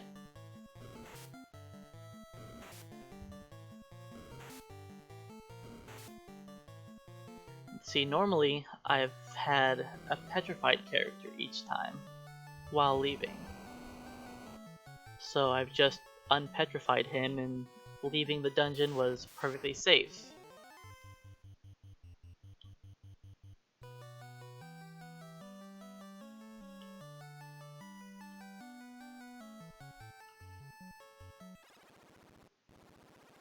I think I get into a fight with the wizards here.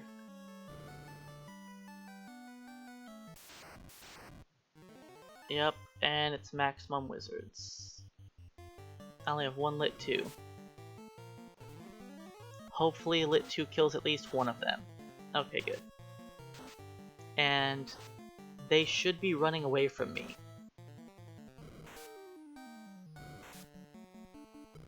No? Nobody wants to run? Well, then I have to slowly murder all of you. Last time they were all just running away from me.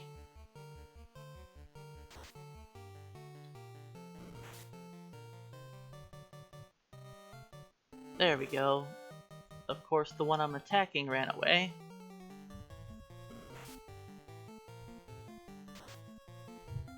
Okay. And that's the end of the ice cave. Or so I thought.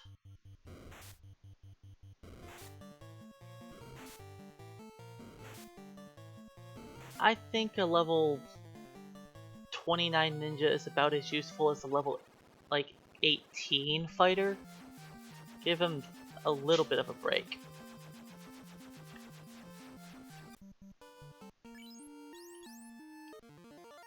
I don't really want to use up all these tents.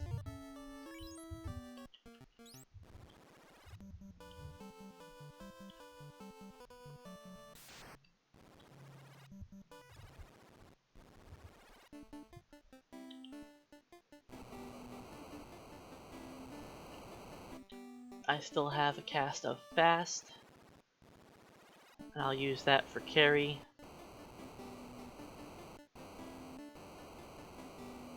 And it's time to pick up the flame armor and flame shield. Now technically I could probably leave those behind.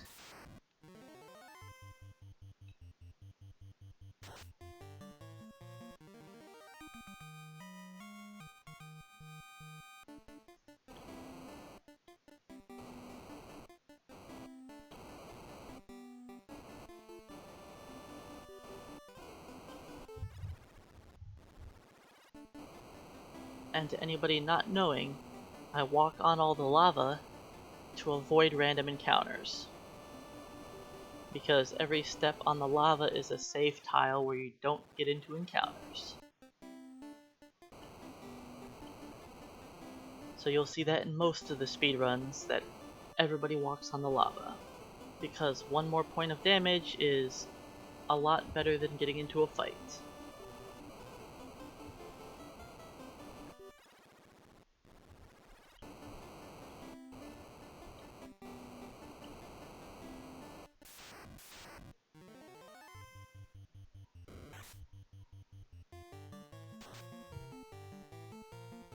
You're supposed to crit him, Baku.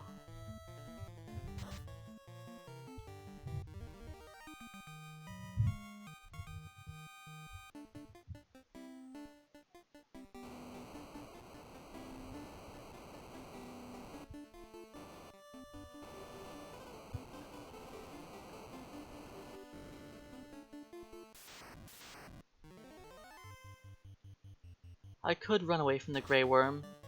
They're not worth that much, but I just take them anyways. It's not like running from them is gonna save me that much time. Okay, I need to drop... where is it? Iron armor and silver shield.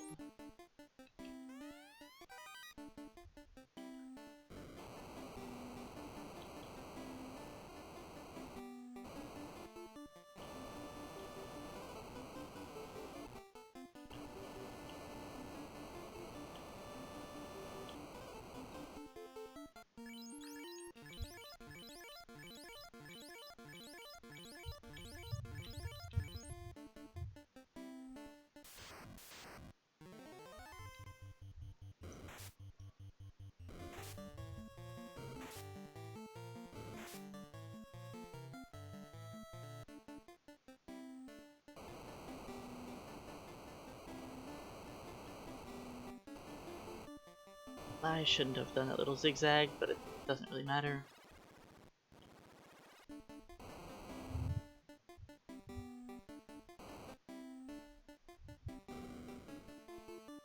I'll figure out how much experience I have until 30 in a second. So yeah, Agamas have a lot more HP than the eyes. And trying to farm to level 29 on them would have been pretty difficult. I shouldn't say difficult, time consuming.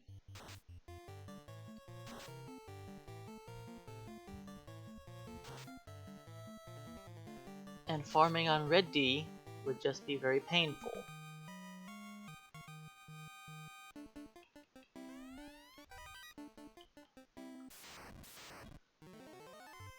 Okay, I want to be... How much XP do I want to have?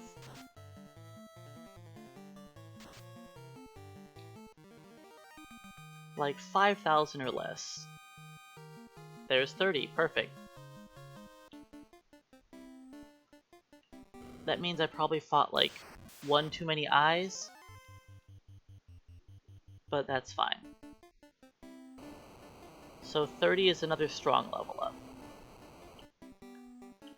So we actually have some more hit points.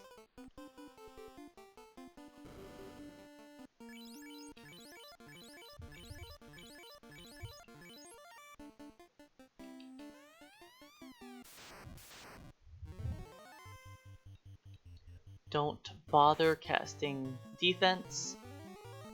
Carry is a joke at this point. I say that as she crits me. Well, I can crit you too. As long as I do a good hit, I can two-shot her. Nope. Very close. But not quite. That would have been enough damage.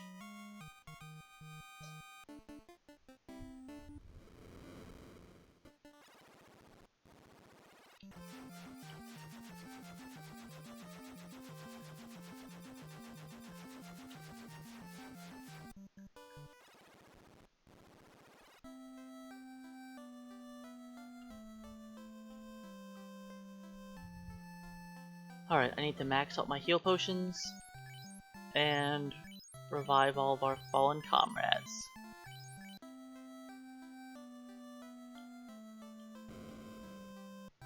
Yep, Temple of Fiends.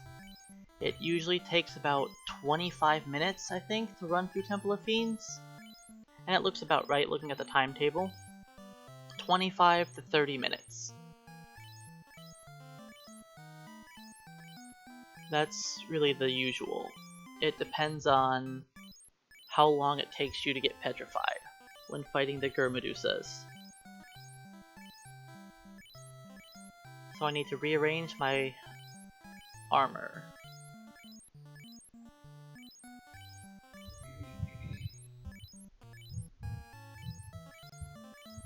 I need to make sure that my bottom two ninjas have on the heal helmets.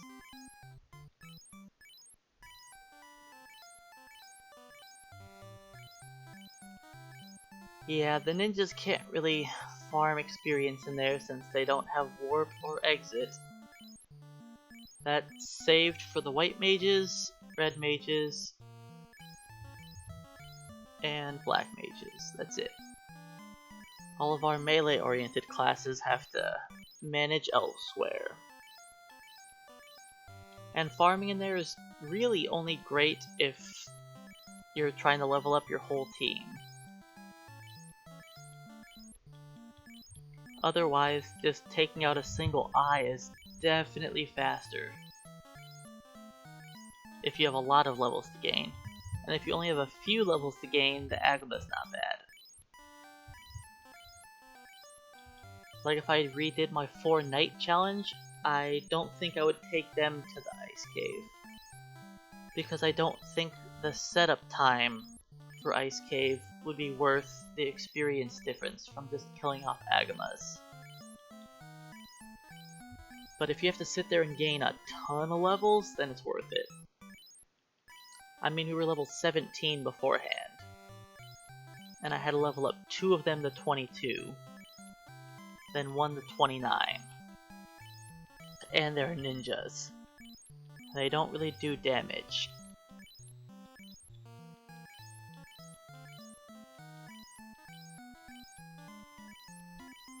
So 17 was the minimum level, so I would have 2 fast casts on my bottom 2 characters.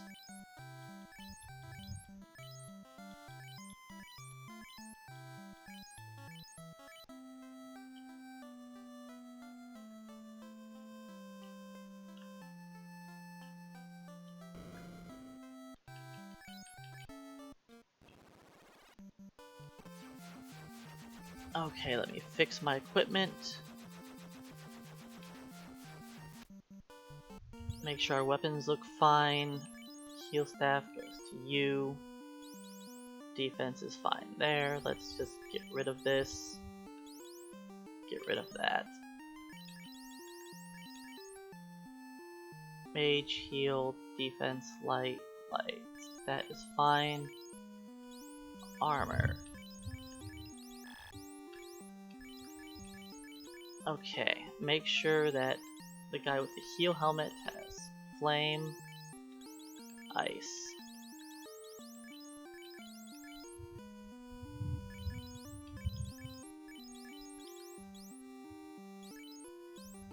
This should be like that.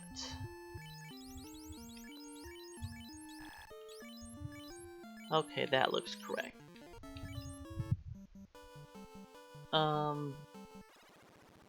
No, I can reset this outside. I don't have to be inside to reset this.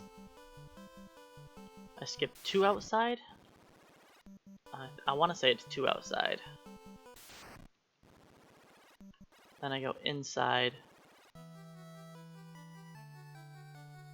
I think I skipped 2 inside. But just to be safe, I'm going to do my little backstep. Yeah. So this should be the creep battle. Yes, okay. I wanted to be safe just in case that was the last one.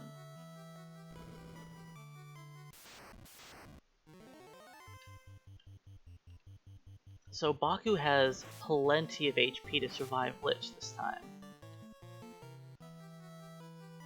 I know my last run that made it this far, I died to Lich meleeing me twice, then nuking me. Well, Baku at least has enough HP, he should be able to survive that.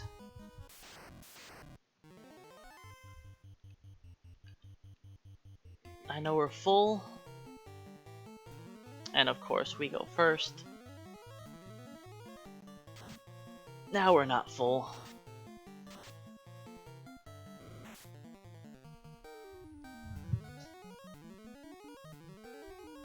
Try to conserve as many heal potions as possible, but of course we let all of the Frosties go before my useful characters go. Because that's just how it works.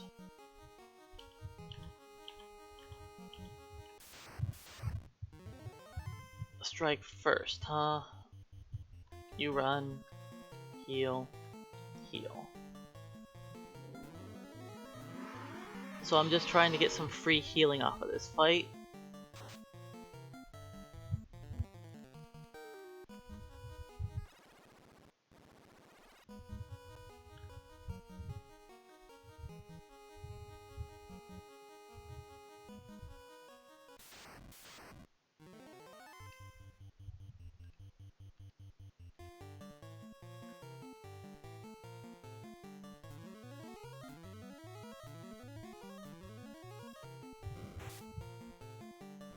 Okay, we want to run away before the badmen hit us too much, because they actually hurt.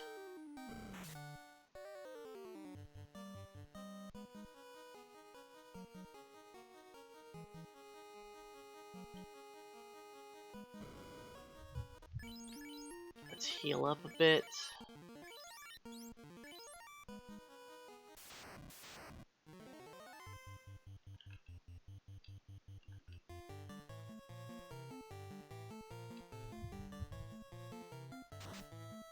So I could have meleeed with Baku. But odds are he's not going to do more damage than a Fire 2 anyways.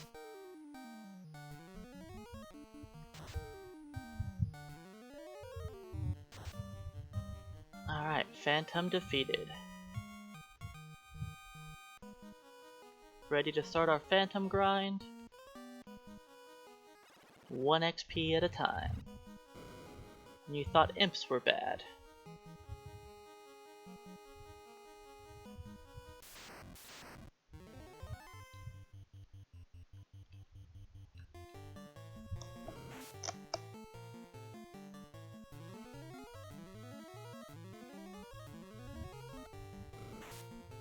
Phantom's generally not a very deadly fight.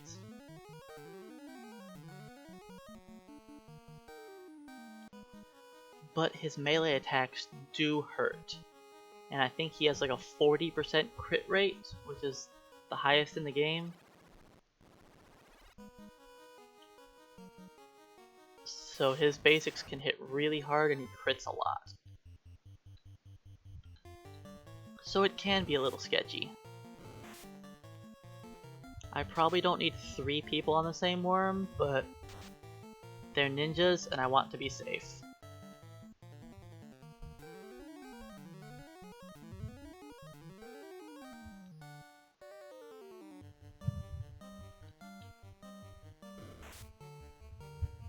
I was hoping for only 1 worm.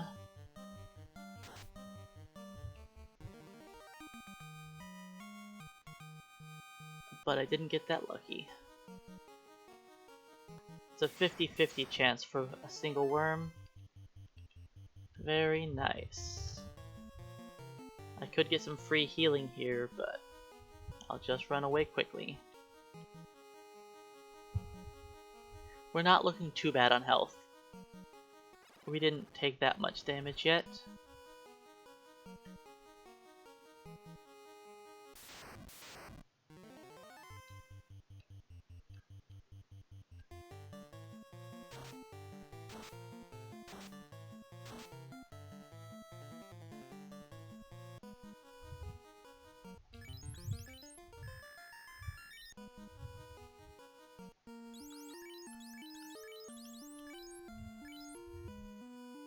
Defense, armor...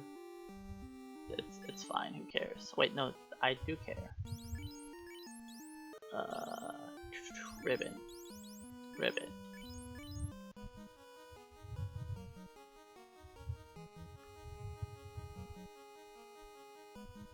If I left the ribbons on, oh boy, that would be bad. Of course we get a strike first.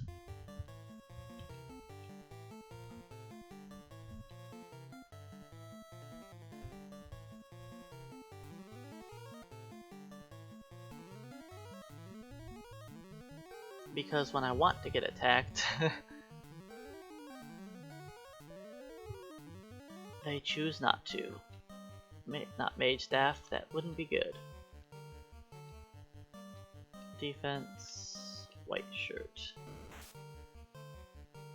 Hopefully Puck gets hit with a glance really quickly. It sucks when he's the last one to get taken out.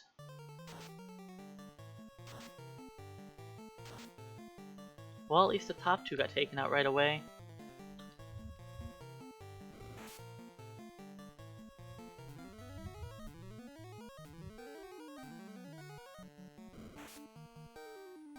Puck's paralyzed.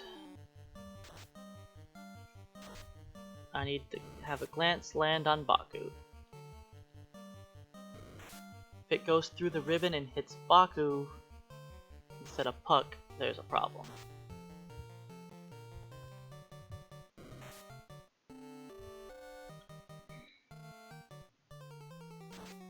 Thank you.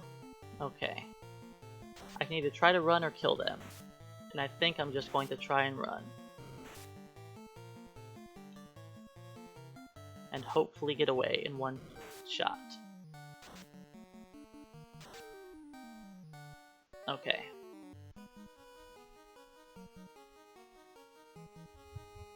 If I would have failed to run, then I would have started the spam fire too.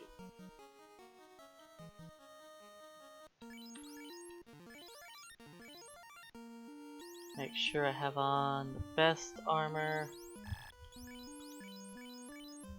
My weapon, I have katana and defense.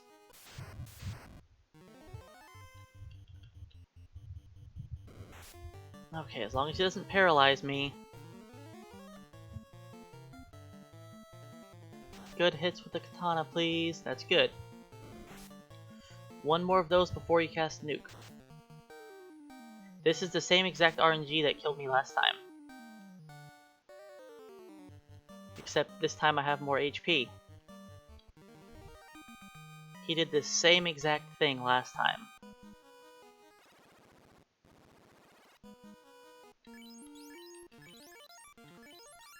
And his nuke did the same damage too.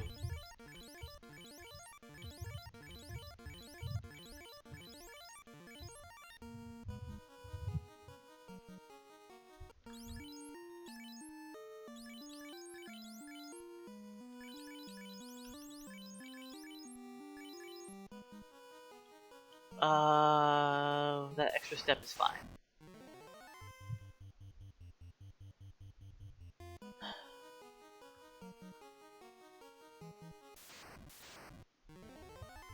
So I took 2 extra steps here. It's fine because I have to burn off steps after Kraken anyways. It's kind of crazy that I just managed to hit fast at the same exact rate as I did it the last time.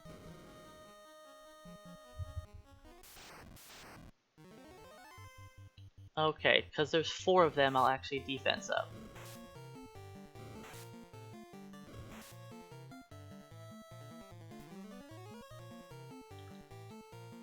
Normally I just fight these guys straight up. But with there being 4, that's a little bit too much damage. They're still hitting me, I need 3?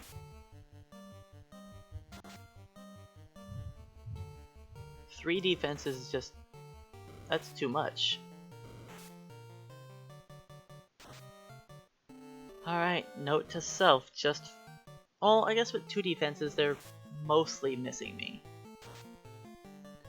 The only hits I've seen go through have been hits of 1.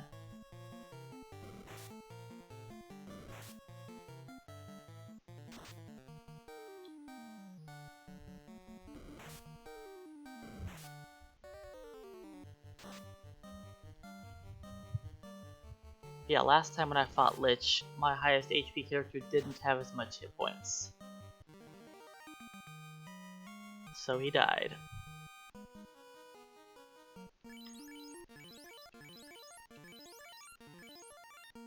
Just fill up the full.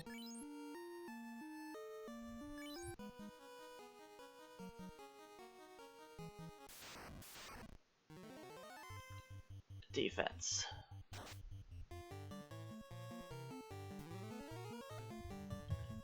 Defense. Ouch.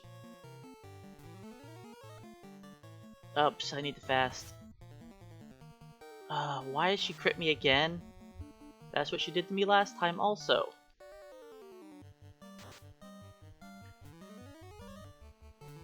But luckily this time I screwed up with the fast cast and changed the RNG on this lady. But if she crits me again, I die.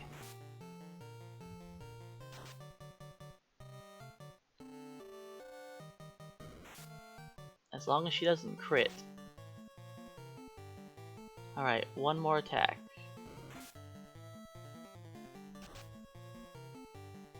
Or I hit very weakly. Cool. There we go.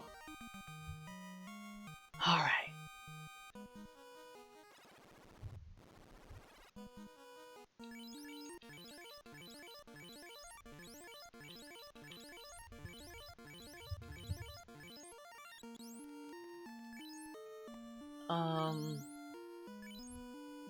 You are fine. Let's soft Vaughn.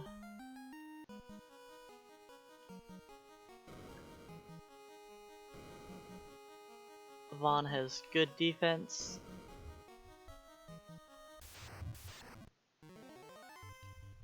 just in case something crazy happens.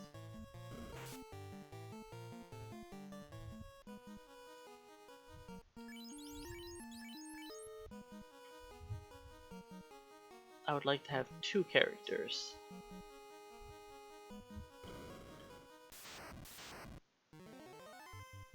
I'm pretty sure all I fight is these guys. But it's possible, since I took those extra steps, that maybe I fight this battle before Kraken? Okay, normally this is 1 step before Kraken. Now it's 2, that's fine.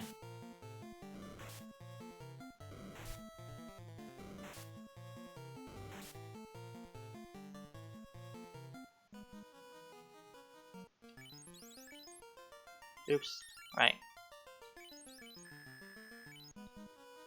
Okay.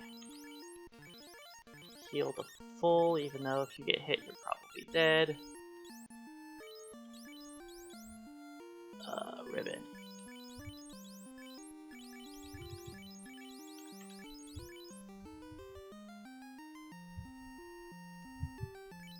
I don't really care about the evasion too much, but let's just make sure that they're all set up correctly. He doesn't need a weapon. He does need the white shirt. Duh. That's the whole point of Vaughn. And double check, you have defense. Okay.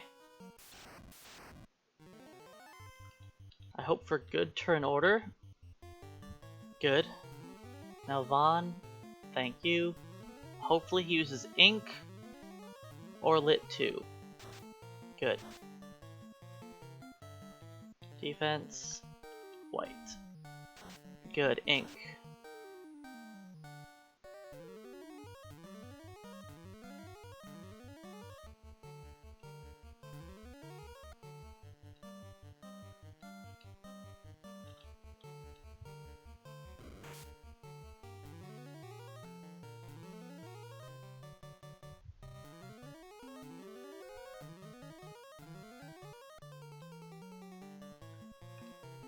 So Vaughn is pretty much just here to get the defenses up on Baku faster. Now Vaughn probably won't die if he gets hit. I did expect Vaughn to die.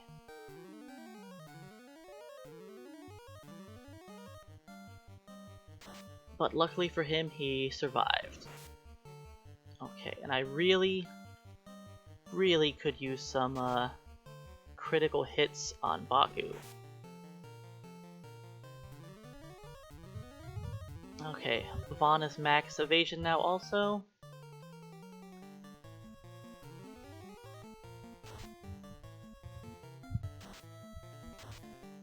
And I didn't pick up a heal staff for Vaughn, so...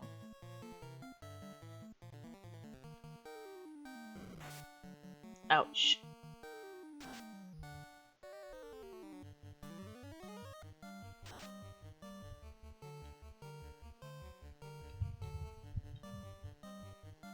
Just in case I get crit again. I want to keep his HP up.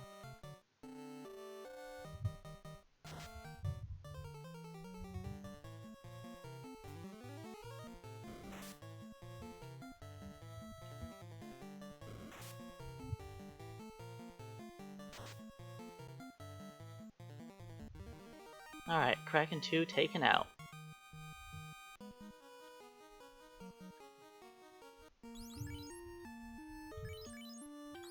Okay, do I want to soft everybody now? I think...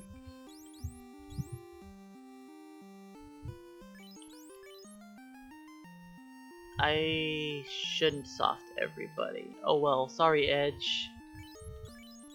I should have waited to soft you instead of Puck, but it's fine.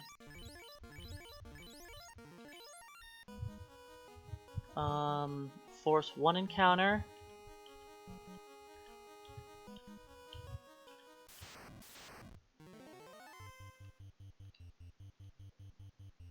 I should have gotten rid of Edge, but it's fine.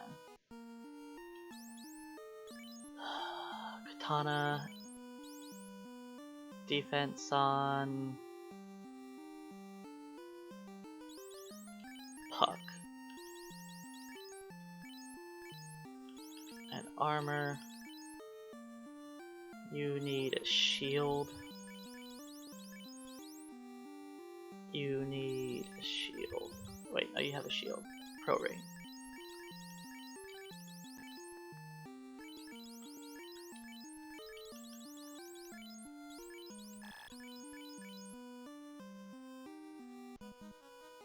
Okay. Let's make the walk.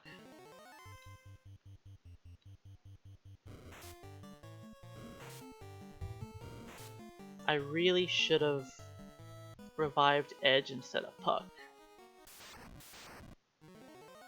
But it's fine.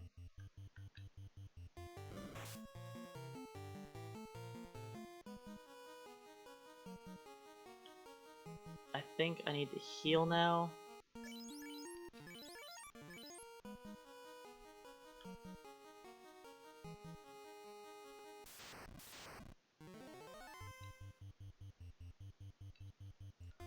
Hopefully those two will get the job done. Ow, that's not a good way to start this fight.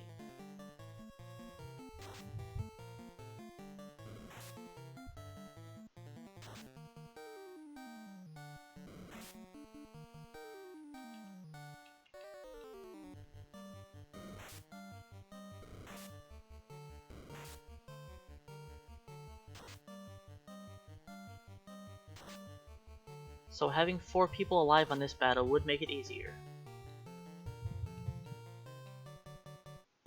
But I don't want somebody dying on Tiamat too.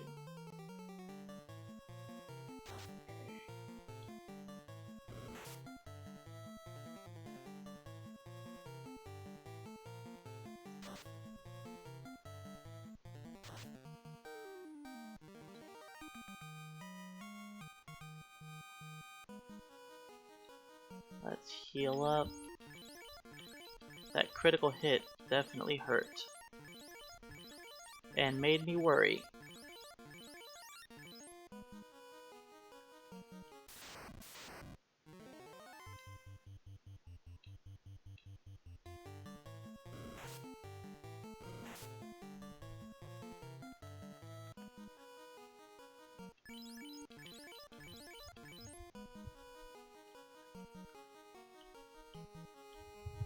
Okay, let's grab the Masamune.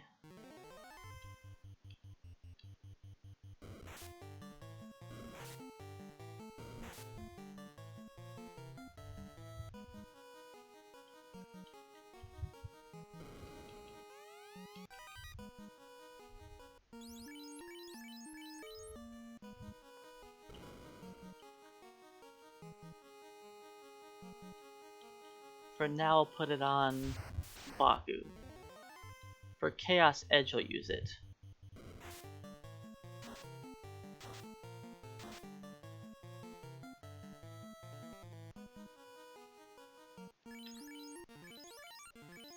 Actually, I should heal you also.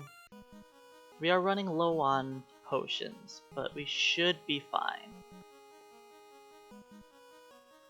I'm pretty sure we'll make it.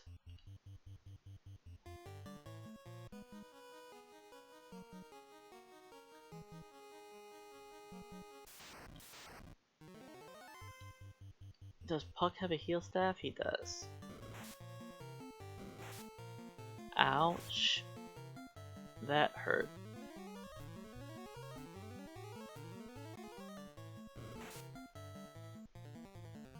Oh boy. Oh, there goes all my heal potions.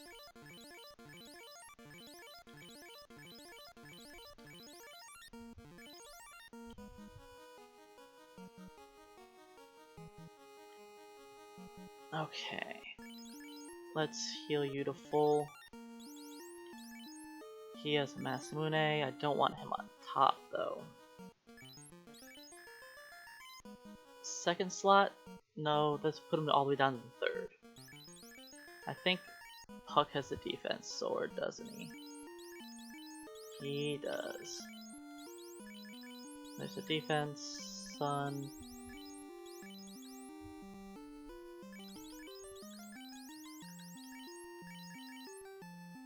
Okay, we all have ribbons on. We all have weapons. Okay. You have 2 fasts.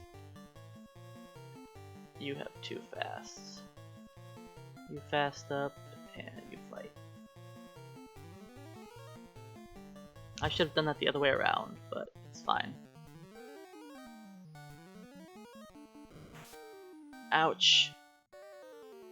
That's not great. Oh, bye, Puck.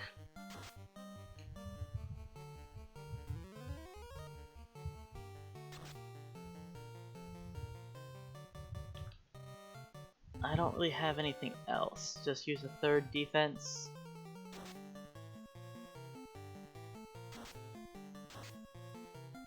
I was worried about Bane killing off somebody, but...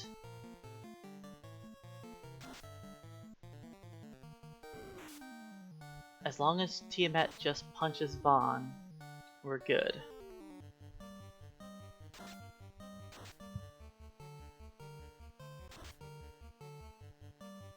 And Tiamat 2 is down.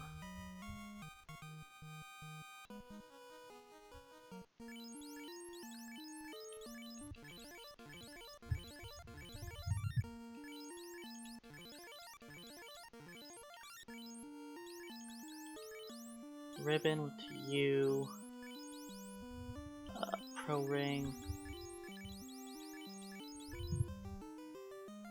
I think we are good, at least for getting through this floor. There's one more battle.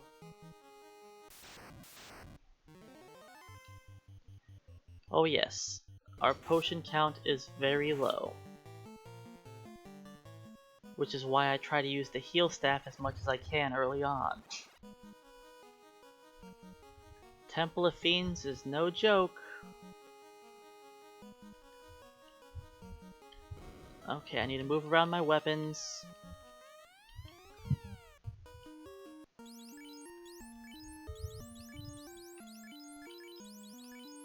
Katana, Masamune, defense, that's fine. He has we all have a fast cast, armor. We all have ribbons and the best of the stuff.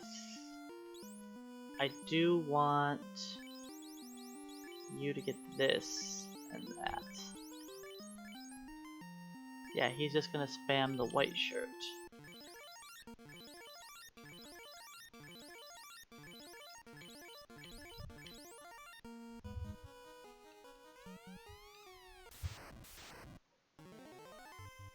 Okay, white, and you guys fast yourselves.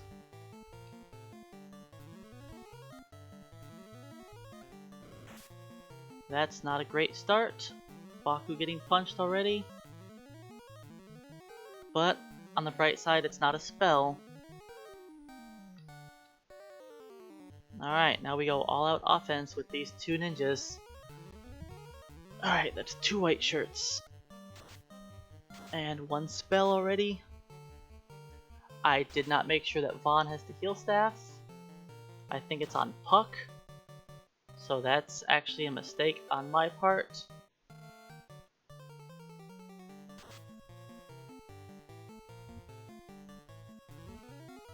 And I only have 2 potions to throw.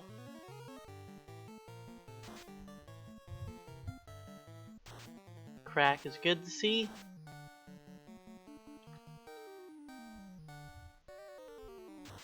Inferno is also good. It's getting a little painful. I want him to start punching people, preferably Vaughn.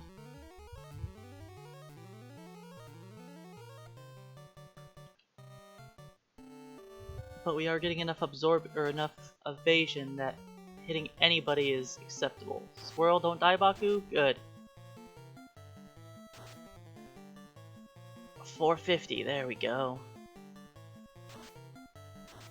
And I think we win, unless he uses another skill. 6 damage, Baku.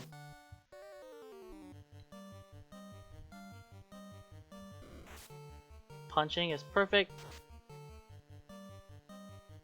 Come on, Baku, finish him off. There we go. 4 ninjas taking out Chaos in less than 8 hours. It was a little sketchy at the end, but we survived. Thanks for the GGs, everybody. It was a little sketchy, but a win is a win. That's what matters.